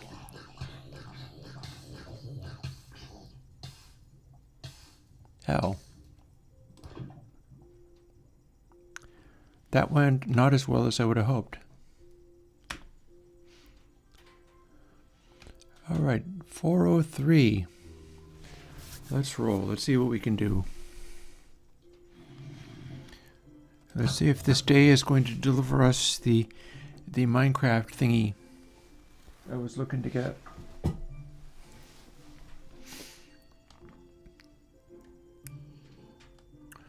Or if it is nothing but a tragic loss. And we'll just hopefully have all of this work out okay.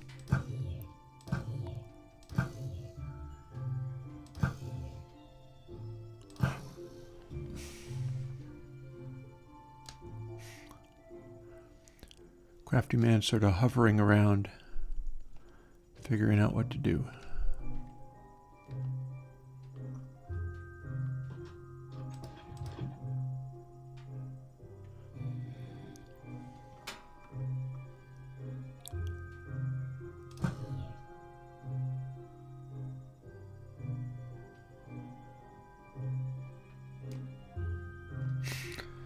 It's a pretty good jump. I wonder if that's like jump boost or something. Go down in here and then be able to come right back.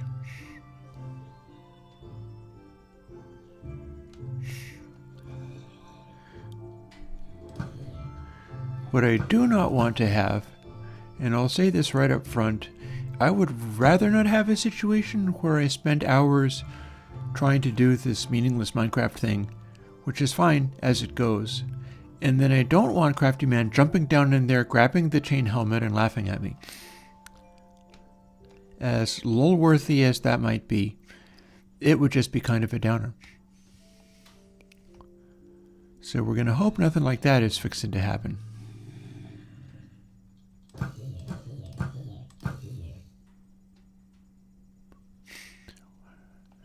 Oh, am I supposed to look at your helmet? Are you wearing one? Let's go and see.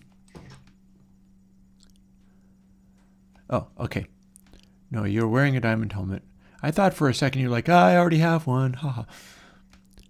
I mean, that would count. As far as I'm concerned, that would count. If you're able to get one before I do, there's a whole other grinder over there, a skeleton grinder. And if you're able to get a diamond thing, that counts. You win. But in the absence of that, I'm going to still attempt to do it this way. We'll see how far it comes. See how far we go. Because only one person needs to get this item. And it doesn't have to be me. And then the world of Snowball might take on a whole other level of either messiness or wonderfulness, depending upon how we handle the new power. Depending upon how we handle our new power.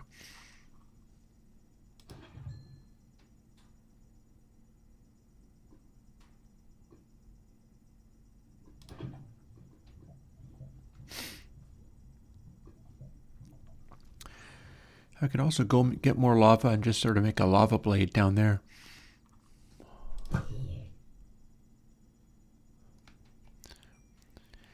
I am not sure how well, like, do hoppers automatically suck items through lava, stopping the lava from destroying the items? That's something I don't actually know.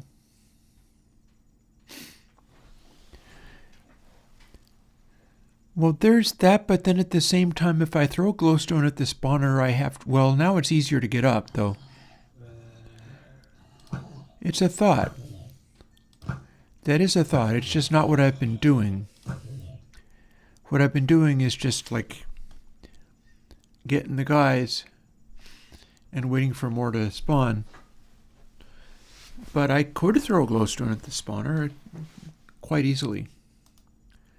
All I'd have to do is this, and then boom. At will, I could make that spawner mostly or thoroughly turn off.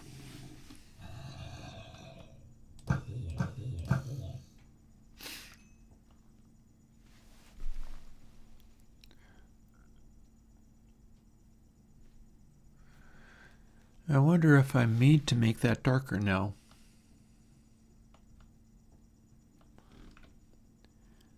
can give it a try.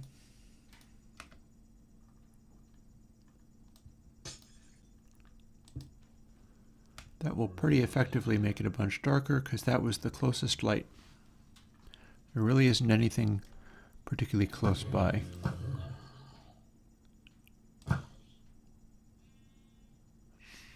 I can't believe that I have hit at least 2 or possibly more of the chainmail zombies.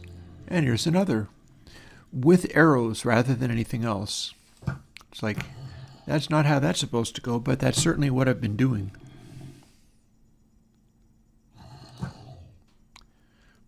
So we can give it a try. That was your suggestion, so let's try. There, now they stop. He's pushing the dude out of the way. They're too close. And it hasn't completely stopped the spawning.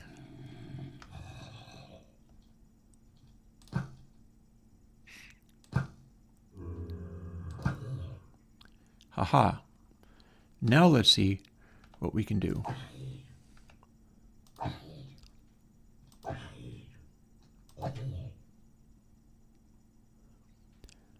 That's going to be a nope. And we've got some guys spawning, but not very much. So if I use the chain thing and then immediately eat myself up with this, that worked. I'll give it a shot, Igor. I'll try it a couple of ways that time and see how that works. That's part of the situation I'm in, is trying to separate out that guy. It didn't work that time, but that's not to say that it couldn't work in future. I'm tempted to try to make this all stony.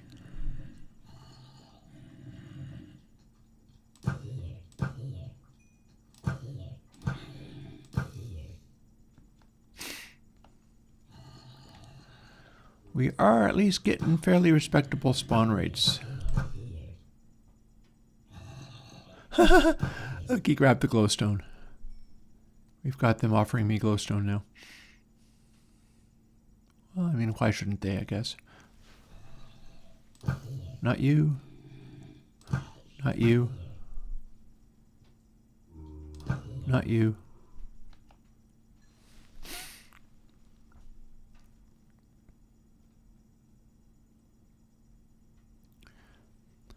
I wonder if getting closer to it would help. My feeling is that stepping back from it is part of what can help. That it likes you not to be too close.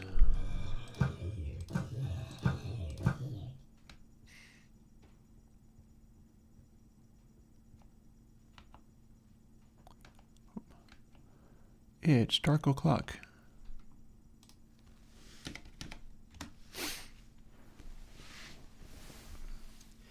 Yeah, I'll try that a couple of times, Igor. I'll try the throwing a glowstone and then removing it afterwards.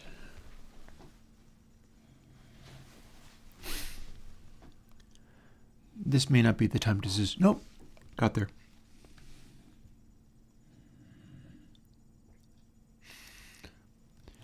Here we are in the dark of the yucky zombie place. And there's another one. He's not wearing anything special.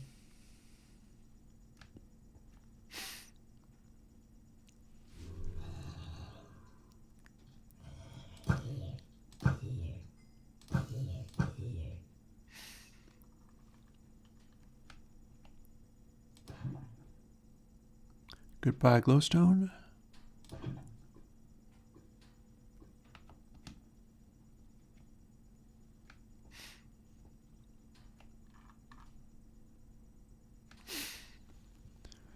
So let's see, we got about 45 minutes.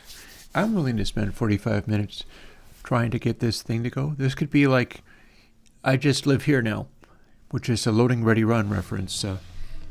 We live here now until we have the chainmail helmet. Or until somebody does. If somebody goes and gets one and then comes back and is like, here, then that's an acceptable answer, as long as they didn't spawn it in using some kind of cheat, because that would be lame. But in the absence of cheats, beating me to the chainmail helmet is a acceptable answer. That said, I'm going to be persistent, much in the way that I was persistently making all of these reverb things for today.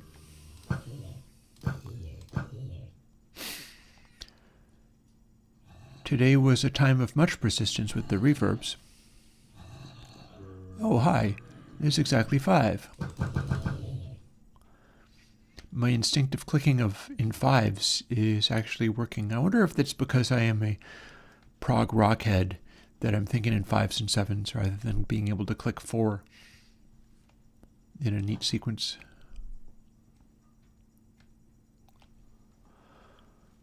I'm also wondering what I can do with the roof here that would be cool.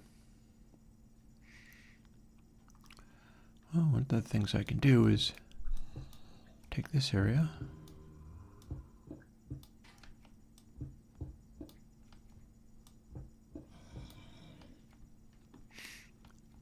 go. Back in here, what do we got? Nope, nope, and nope.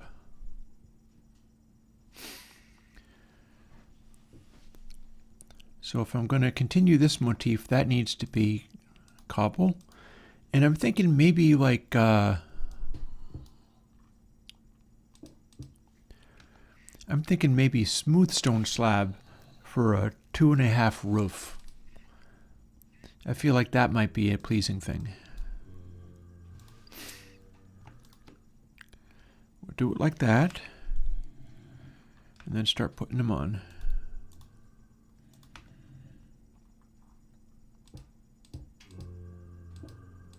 We'll cover over that stone. Also, that can move elsewhere. Or indeed, it can be in the middle.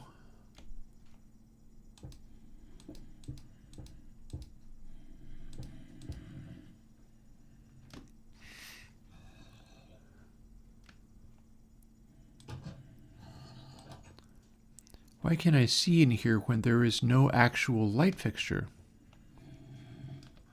Well, I got some torches. I'll place a torch or so. There we go. We can have a torch there and a torch there.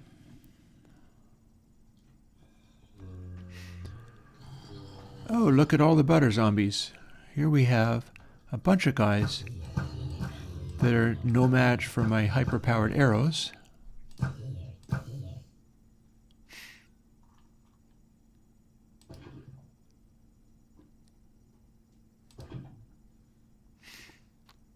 Yeah, I will definitely try that, Igor. If another dude shows up, I will attempt to use that for him.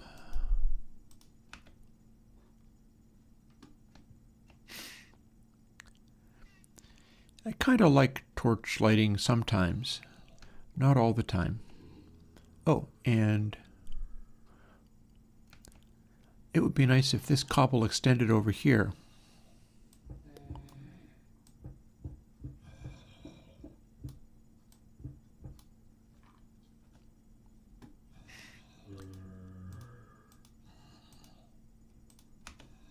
Oh, I remember, yeah, Craftyman is the torch fan.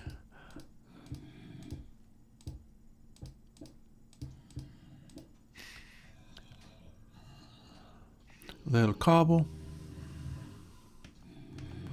Scope these guys out for, nope.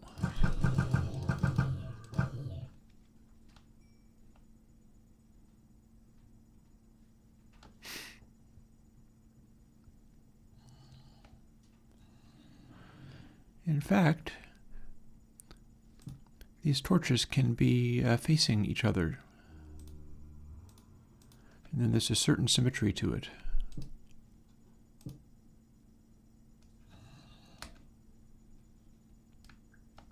There you go.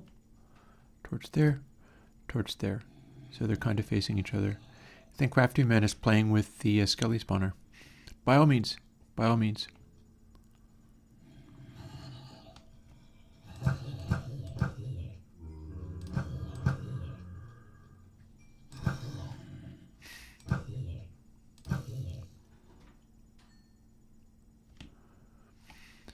We are all only spawning as fast as we can, and we can't spawn any faster than that.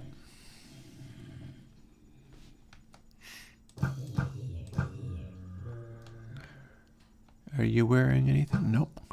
No, he's not.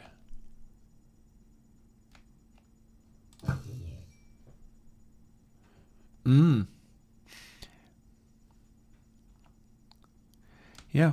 Well, like I said, if you beat me to the chainmail thing, then we have a chainmail helmet. And the day is complete.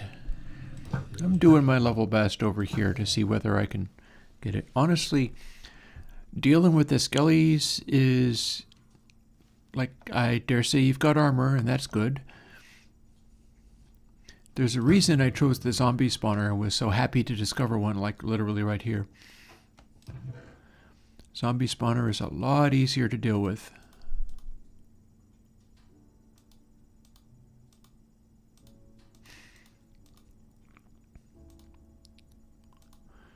And I've made this little house look more like a little home.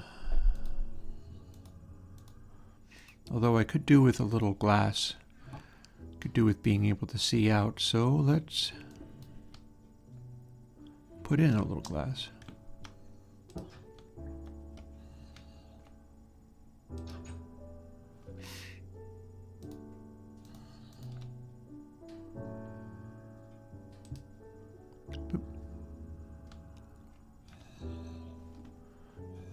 Now we can see out.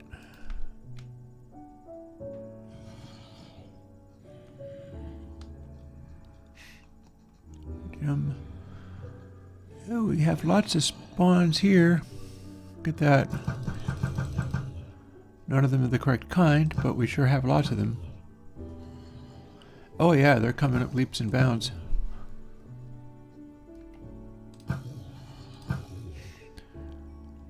It's a big old horde of spawns. Oh, here's more.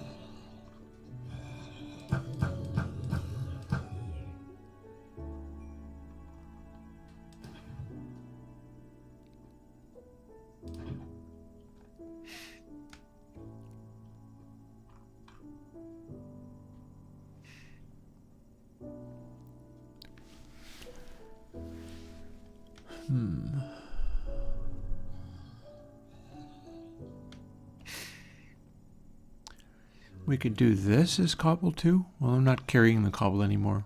Enough interior decorating.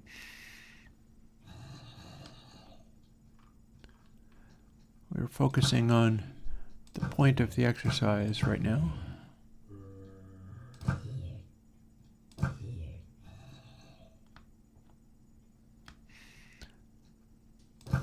I like the number of spawns I'm getting, at least.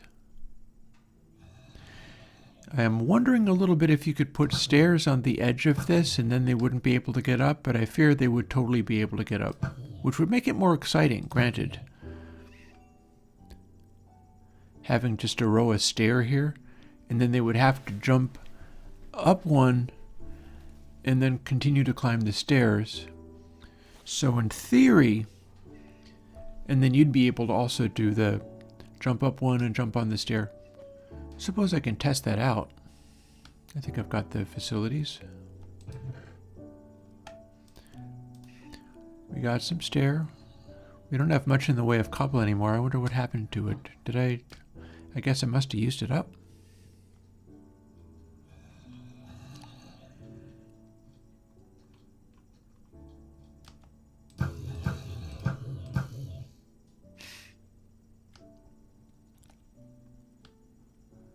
Yeah, this is a 3 high area,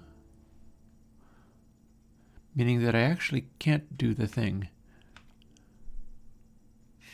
Well, hang on, I'll just go out.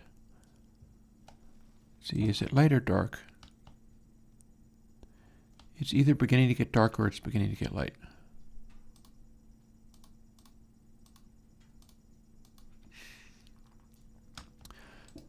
So if you place a block and you place a stair, you can, in fact, not actually jump up onto it. Okay. So it would look cool, but I don't think the zombies would be able to get up. So maybe that's worth actually doing. Though I kind of need to grab more of the cobble to do that, though.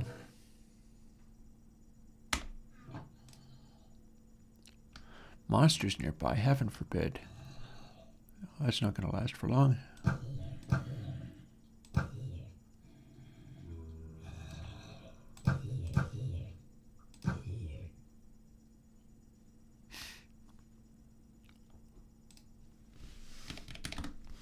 This is awesome. Do I have more stacks of cobble down here somewhere? In order to make more of the stairs, I would need more cobble. Oh, I have 2 stacks of cobble. That's more than enough. Or I could make them out of wood, I suppose.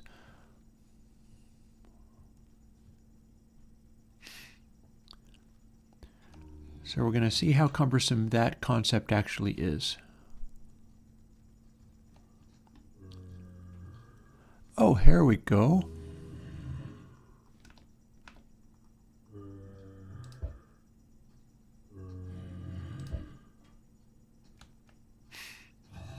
We are getting guys kind of spawning up a lot.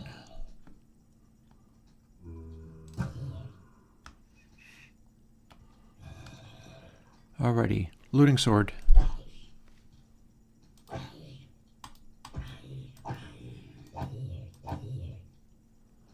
That would be a nope, not that time.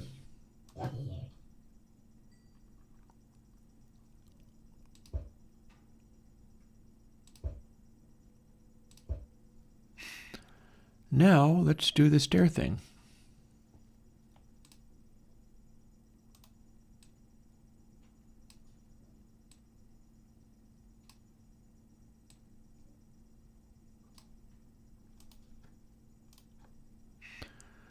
I feel like maybe it's more than 14.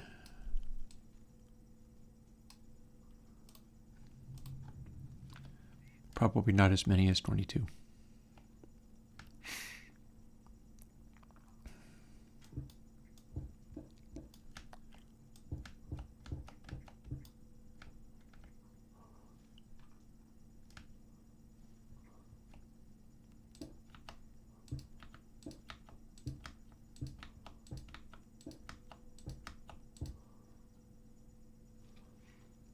Still got to eat myself up to get there, but... And we've got a bunch of cobble, so let's make this wall cobbly.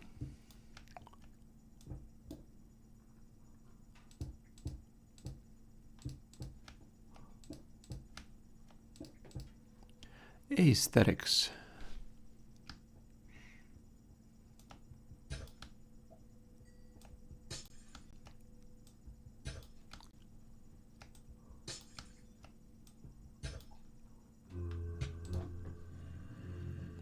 Now we find out whether they can get up this. Signs point to nope, and there's more chainmail. So, off with some more of the, this.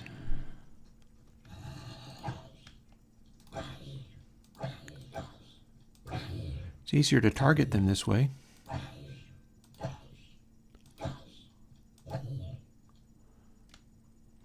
Now you, oh, I see some places where I should put in another cobble. Before I finish this guy off, we're going to place one more cobble. Doing things at a time. Oh, can't kill him, but I can kill him. And in fact, I can kill him. Come and face my sword.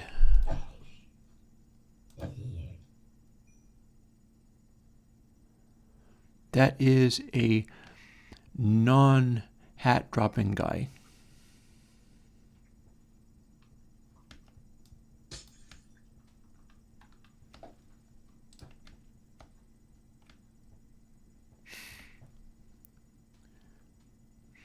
Alrighty, so I'm liking the separating the guys from the other dudes.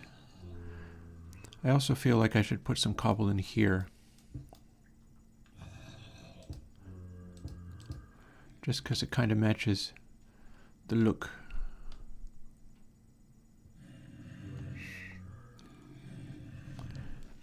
And I'm happy that they're showing up a little bit more often.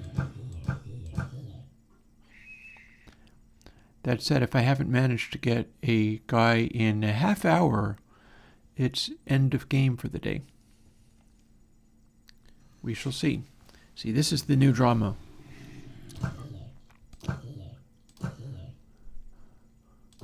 The new drama of missing a tiny dude. You definitely can't jump up a block in a stair.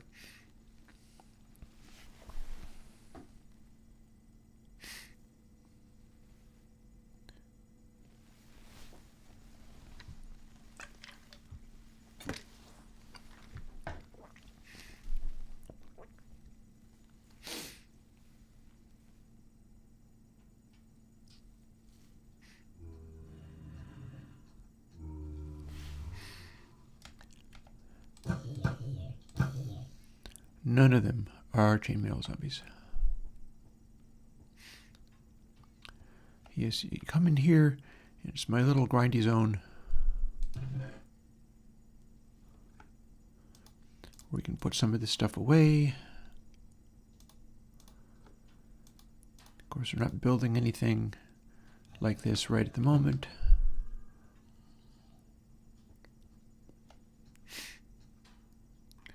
Now let's see whether we have any chainmail. Nope.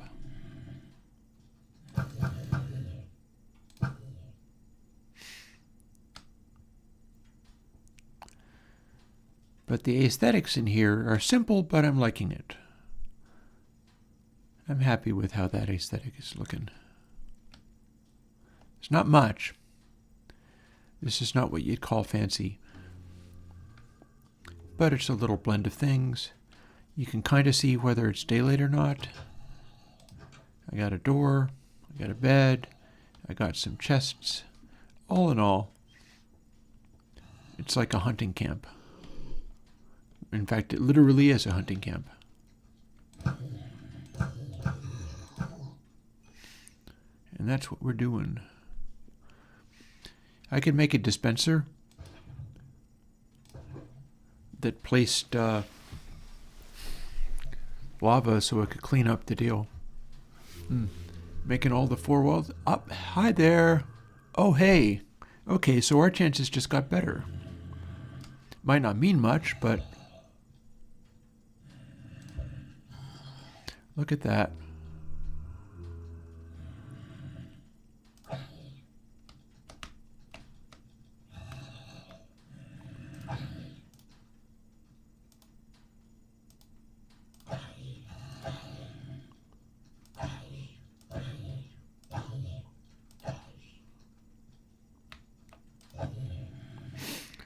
Okay, I'm going to jump in here and fight you guys personally to make you drop something. This is a looting 3 sword. Do you understand what that means? You need to drop those hats. 2 of you at once. You need to drop the hats. What if I get 2 hats? Wouldn't that be great? Nope. Drop the hat. Drop the hat. Please drop the hat. And they did not drop the hat. Well, it was worth a try. I asked it nicely.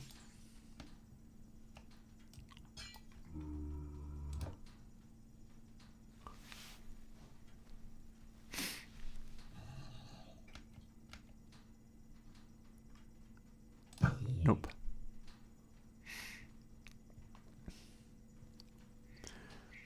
That was two chances at it. That's not so shabby.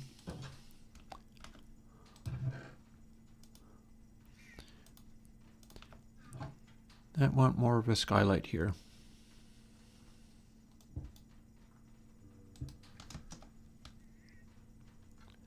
That's more like a light. Or not a light, a window. There we go. And We can open up the angle of that window a little bit if we just simply use stairs.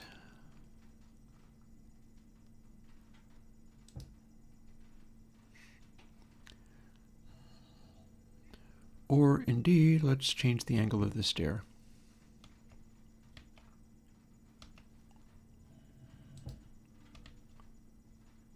Something a little bit like that. Oh, we actually have a... Doing it that way, I am blocking off the light, but now I also have a vent, which is not what I had in mind. So let's undo that.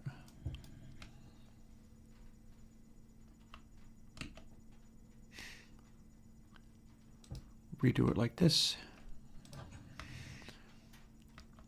Now we've got the stair, which is kind of like a skylight area, but it's not a vent.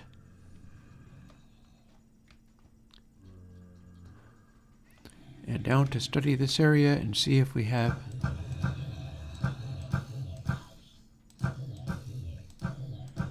any of the correct zombies.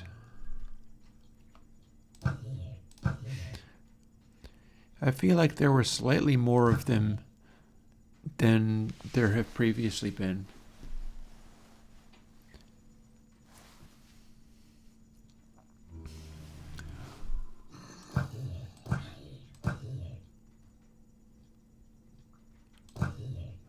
Yep, that was a leather hat put on at the last moment.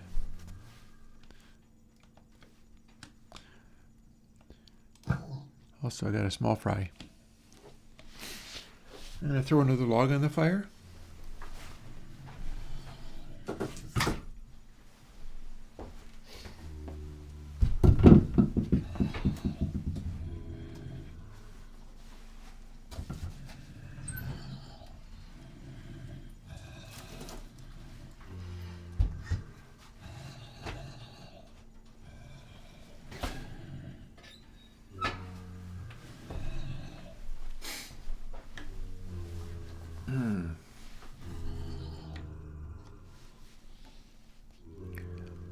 Nothing much useful here.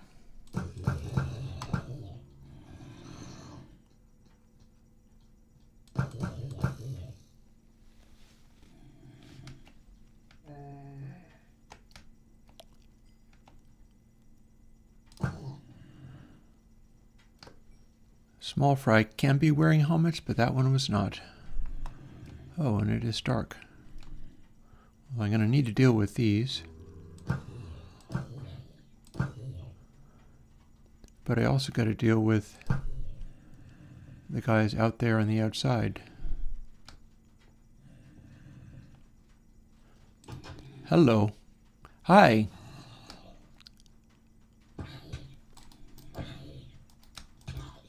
Don't you despawn. I saw you.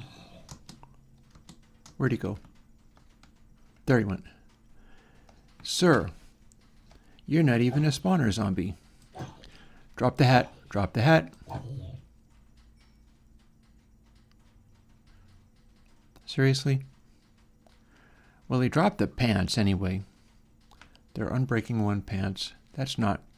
It's better than nothing, although it's certainly not what I was looking for.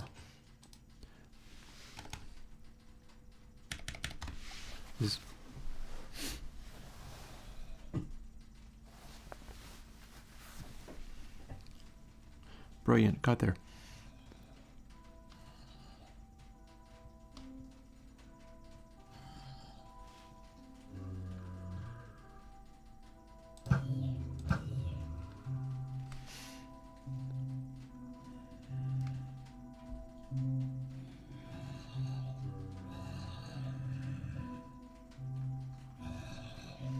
All of you guys, and none of you are the correct kind of thing. Look at that. Oh, hi. I see you.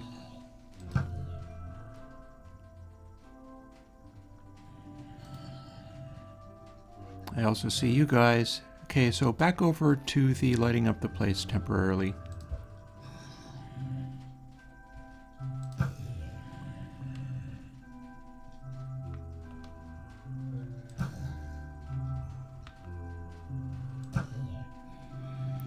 towards the edge.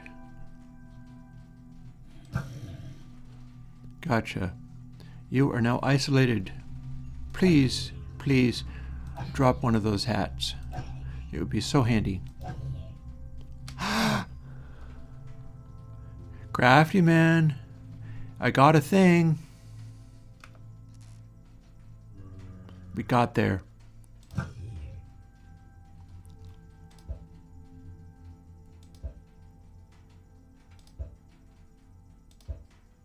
Finally.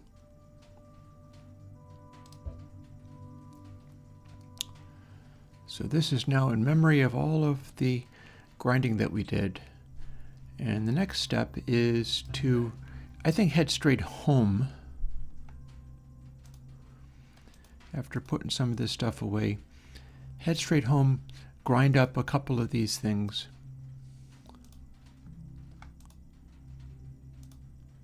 Don't need that shovel.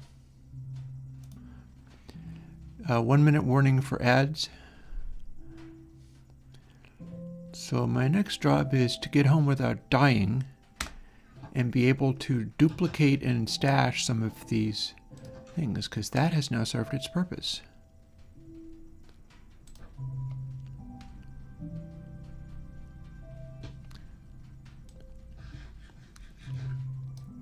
So we're first going to eat stuff so we can respawn. Firework rocket is engaged, in case I need to eat myself out of trouble. We're going to avoid falling in lava or anything terrible like that.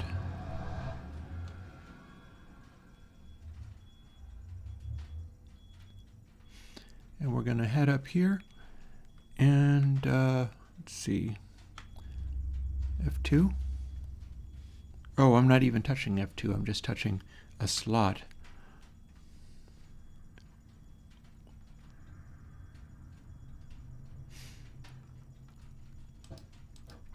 I wasn't even reaching F2.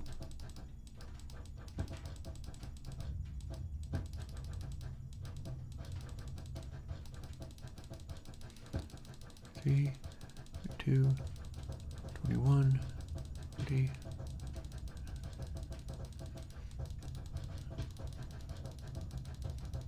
I don't have the quick clicker phenomenon, but that said, I can still get there. 11, 10, 9, 8.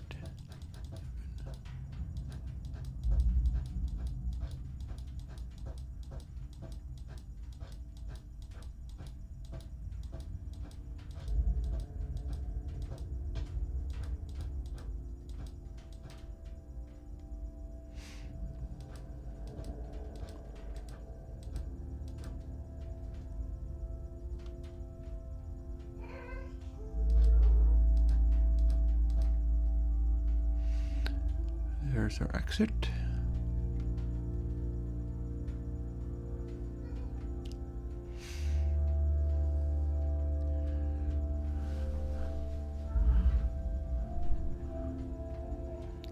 Let's see.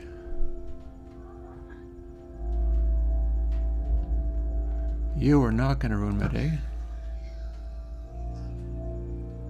Oh, maybe you're going to make my day. Did you just drop a gas tier?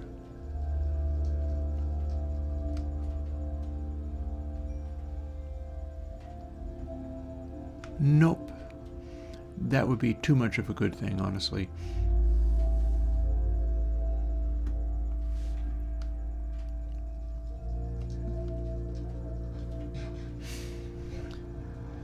Back we go. Is it night? Nope. You can only sleep at night.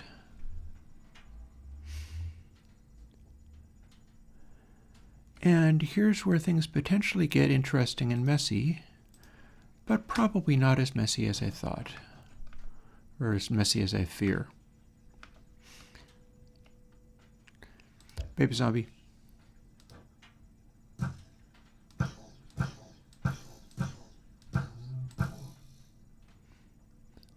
Baby zombie.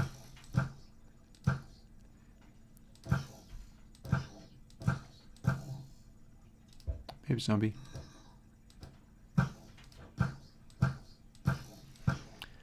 So if all is going well, we're dropping some of these chain hats into the system.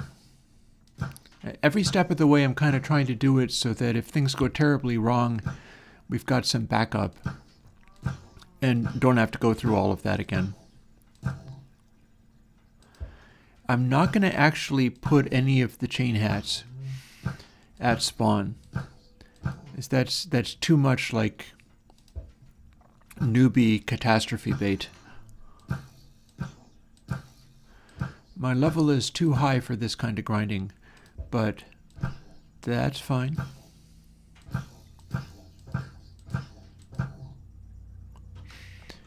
And now that we have done a bunch of that,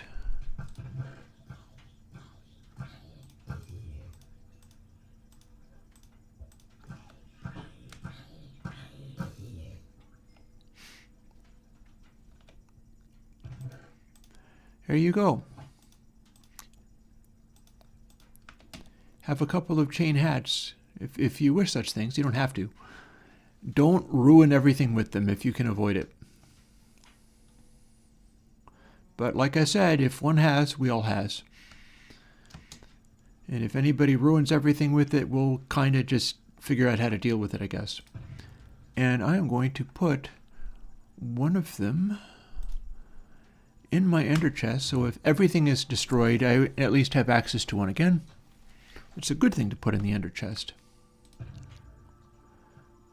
We don't need these slime balls. In fact, oh no, I do actually have chain chestplate. Does that mean I can make a non-enchanted one of these? Because they don't have to be enchanted. It's a little distracting.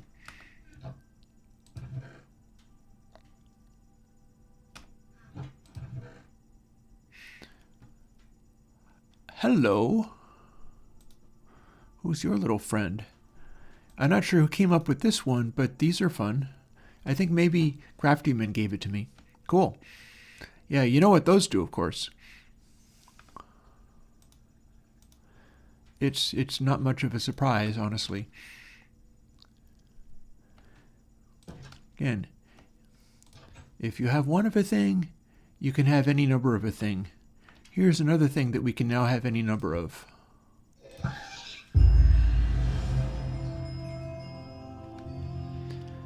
That's what gas tiers can do for you. We can now make them in the overworld. Which also means they can fly around blowing stuff up, and that's not necessarily what you want, but I mean, it's snowball madness, so go figure. Have your snowball arrows handy. That's definitely something I'm also putting in here. And I'm going to see whether I can unenchant one of these, because it just feels kind of like... Oh, and there's yet another. Boy, we've got them all over the place. I have mentioned that those are a thing, so it should stand to reason. So, anvil. Can we repair a busted old chain helmet with this? Yes, we can. Can we repair them like this and disenchant them? Sure can.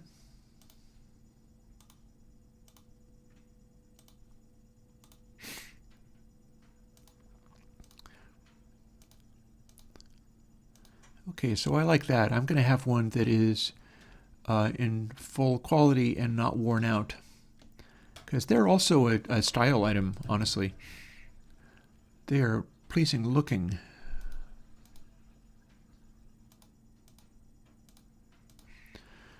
So we can have boots, chain, chest plate, and then shortly there will be non-enchanted helmets. Let's see. But not that way. Oh God, that would have been a mess. Oh, what I almost did. What I almost did should not be born. Let's fix that, shall we? Never have chain helmets above a snowball if you can at all help it. That was a interesting near disaster.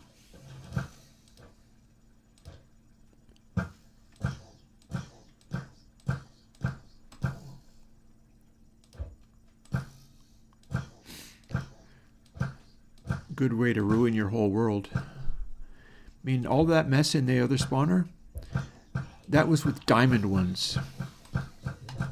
Not even the chain ones. The chain ones are even more so.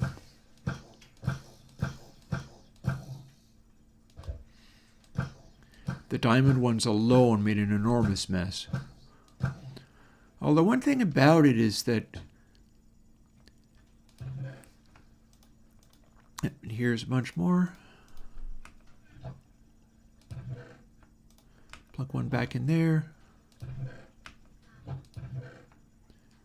Plug one in the kind of fancy. And then we got to get one somewhere where if everything gets destroyed, it will survive. Because that is one of the things that can happen in Snowball if you're not careful.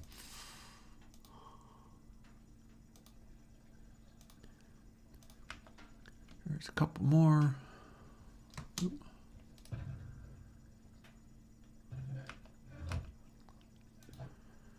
Am I close enough to having one completely fresh? Yes. Completely fresh one goes in my inner chest. And now I'm going to yeet myself all the way down here. Past the llamas and all of this other stuff.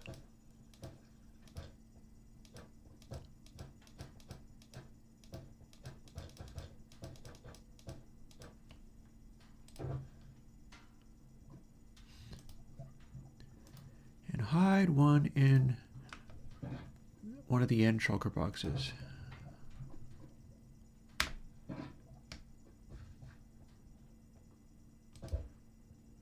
Oh God.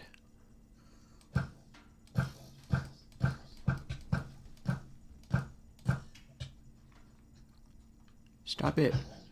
You're not even carrying anything, you jerk. I'm being bullied. I'm out of here a bit. You can come and chase me. He's actually very good at chasing me. I'm back out of here the other direction. Can't get to me now, can you? Yes, you can. Oh God, now there's two of them?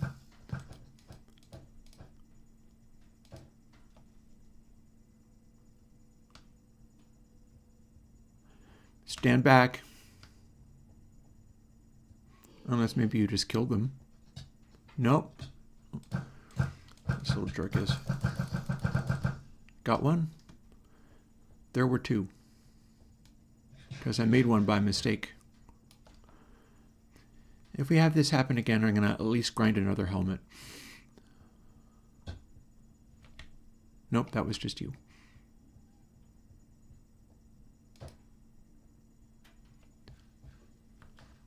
Nope.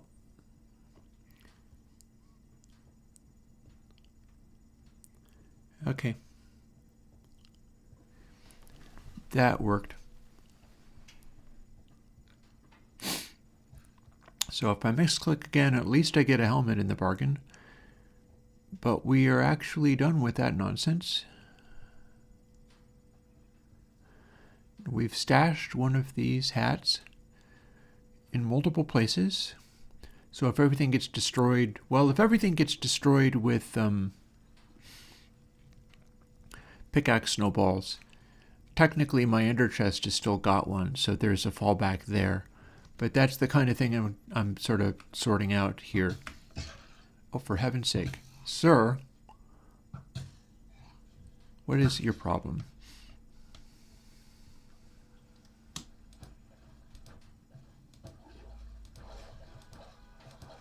Salmon swimming upstream. Whee! And it is now dark. Unless somebody has accidentally made a obsidian giant sphere over everything, which would be kind of sucky, but it's a possibility with our facilities that we have now. So here's what we're going to do.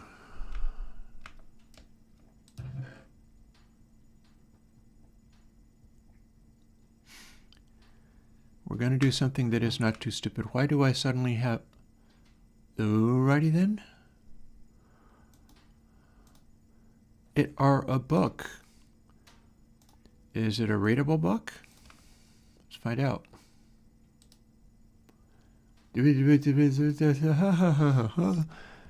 Page 1 of 2. I do not see how you read... Oh, page 2. Yep, I feel like that many days. It's very abstract. Oh, and we've got some sea lanterns. How nice. Got a couple of sea lanterns over here. Prismarine. Stuff is beginning to accumulate, like fun things. Cool. So further decorating with sea lanterns. That can be a thing. We have a bigger palette of blocks to work with next time we do a thing. We no longer have the concern of getting all of our possible building blocks because we've kind of got everything that is possible to have up to and including our magical giant-sized thing. And what I'm going to do is go and find some glass somewhere. And then I'm going to go off somewhere far away from here. And we're going to close off the stream in the last 5 minutes. Here's glass. By doing the thing. But we're not going to do it here. It's too damaging. It is just too much.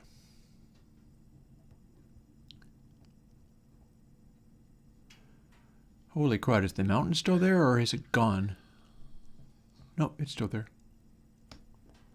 That was a horrifying noise. I'm not sure what that noise is.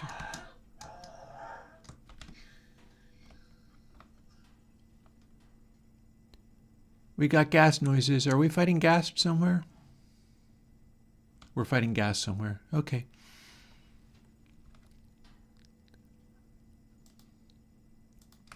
I'm not fighting any gas, but gas fighting there is. It is making noises all over the server.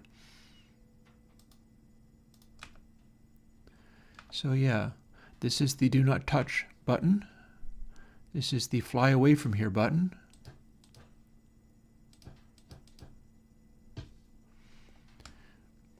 I'm speculating on whether I should go and get an elytra.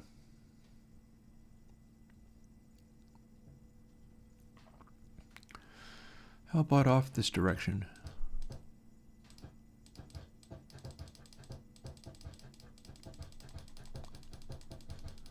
Minus 1,000 plus 1,000. How about? Let's see what's there.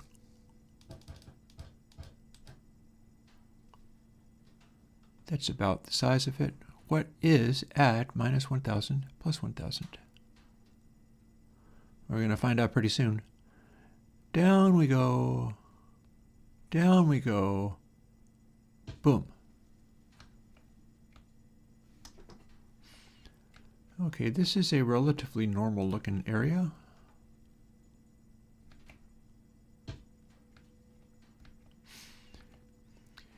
We've got this little stuff here. I don't have any building blocks other than glass. That said, I could use glass. This moves up here a little bit.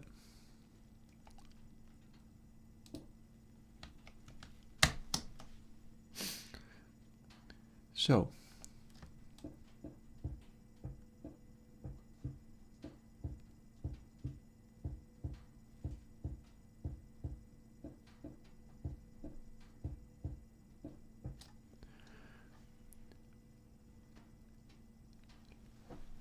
there's a bunch of stuff.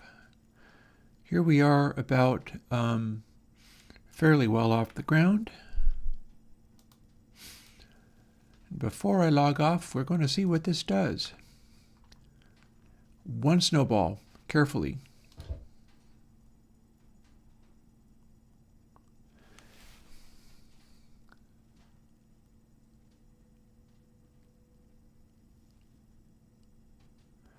And here is our new arcology. A very impressive sight.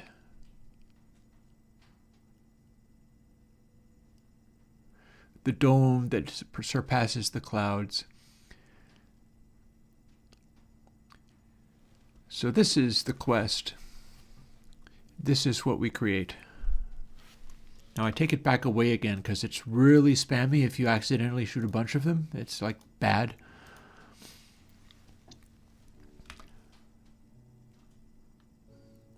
And it's not exactly at 1000 minus 1000, but it's pretty close.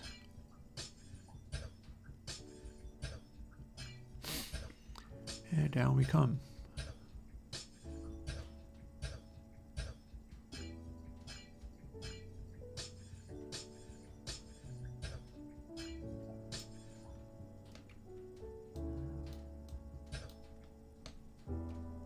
Sploosh. You would barely even know that you were in a habitat until you go over this way. And then you learn, oh my goodness, I am in a habitat.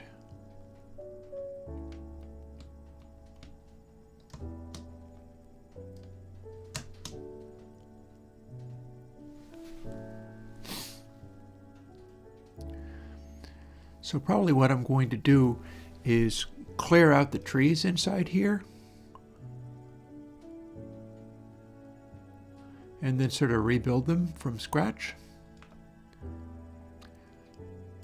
So I can start doing that immediately. I mean, I could clear out the ground as well, but I'm not sure that's useful.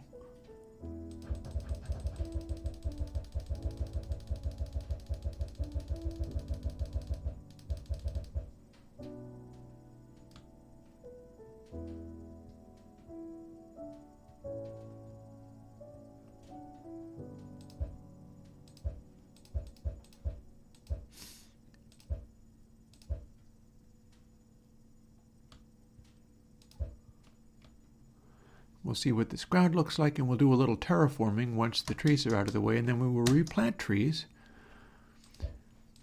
in the spirit of what our cool new arcology is going to look like. But we're starting with a blanker slate.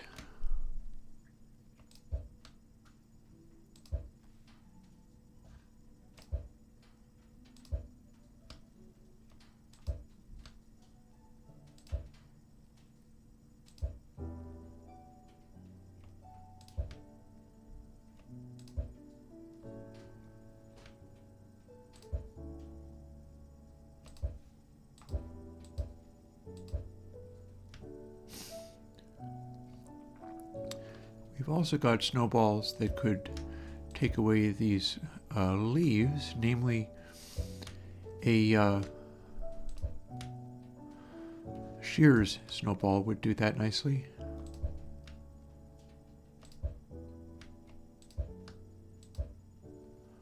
Not terribly worried about that though.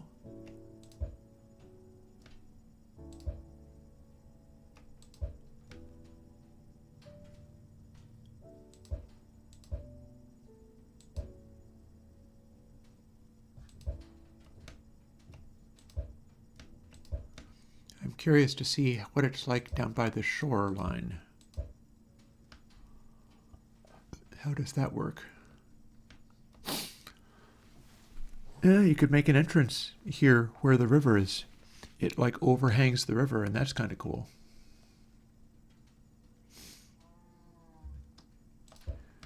We will place the trees once we're able to do it manually.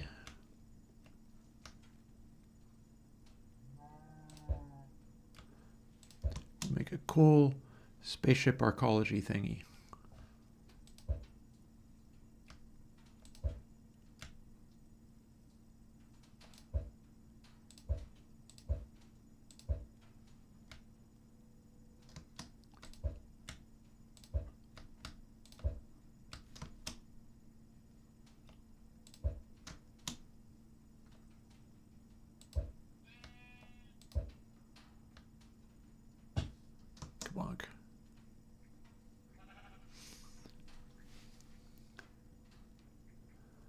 And pick up apparently a whole bunch of apples while we're at it.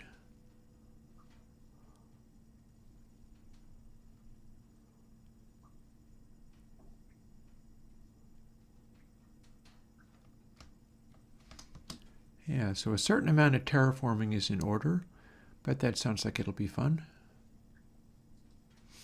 A 1-minute warning on advertisements for people who are experiencing those things. And we've even got some firewood left in the middle of the area because it's that big that we went around the outside firing snowballs to get rid of trees, and it didn't even get rid of everything because the area is so damn big that it's a little astonishing.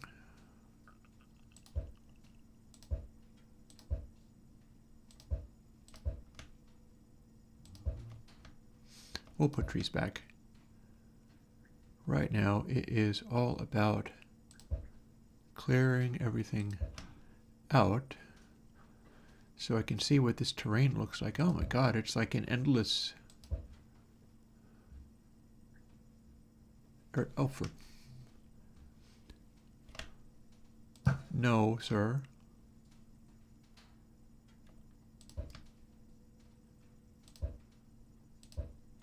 Man, the trees, they just don't stop. There's so many. We're getting rid of the trees, and then there's just so damn many.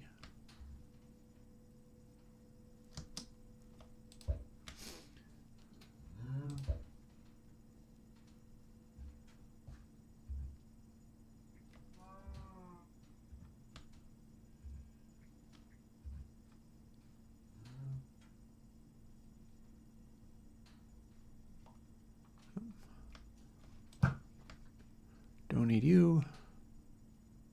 Man.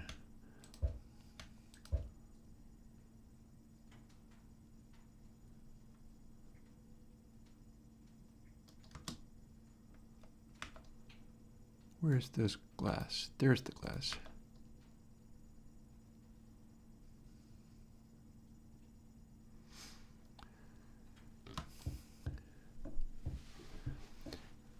So I'm going to make a noob tower, and then I'm going to log off looking upon my crazy new domain made with a single snowball. And this insane, this is what I wanted the chain thingy for. You can do this. And I'm going to rebuild once I have cleared this out and reshaped it a little bit. And it's going to be a little arcology. If I wanted to be really tricky, what I could do is go far up enough into the sky that it was literally a globe floating in the sky, which is going to be so far up I'm not sure if you can even place the blocks that high. Have it flying and then build a terrain inside it, kind of like this. Although for now I'm going to pick off random mobs that I see down there. And we're going to call this a day.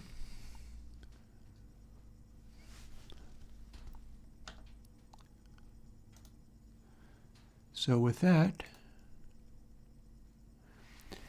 I'm going to call that a satisfactory amount of trouble to get into for one day.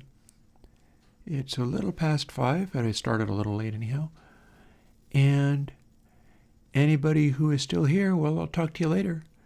And now the world of Snowball Madness has the capacity to make the giant glass domes anywhere in the world that we want, as long as it's hopefully an appropriate place and not ruining anybody's day or peeing in their cornflakes, because you can also do a lot of damage by just making too many giant spheres of air intersecting whatever has already been built, and that's very messy and ugly.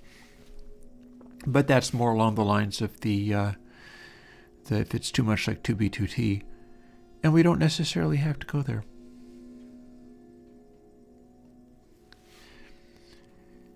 So I'll talk to you later, and see you next week. Bye-bye. And hopefully people will enjoy the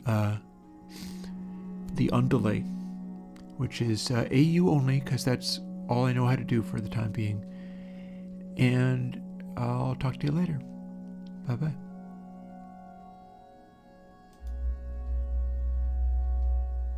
He says as he clicks on the wrong thing. Bye-bye.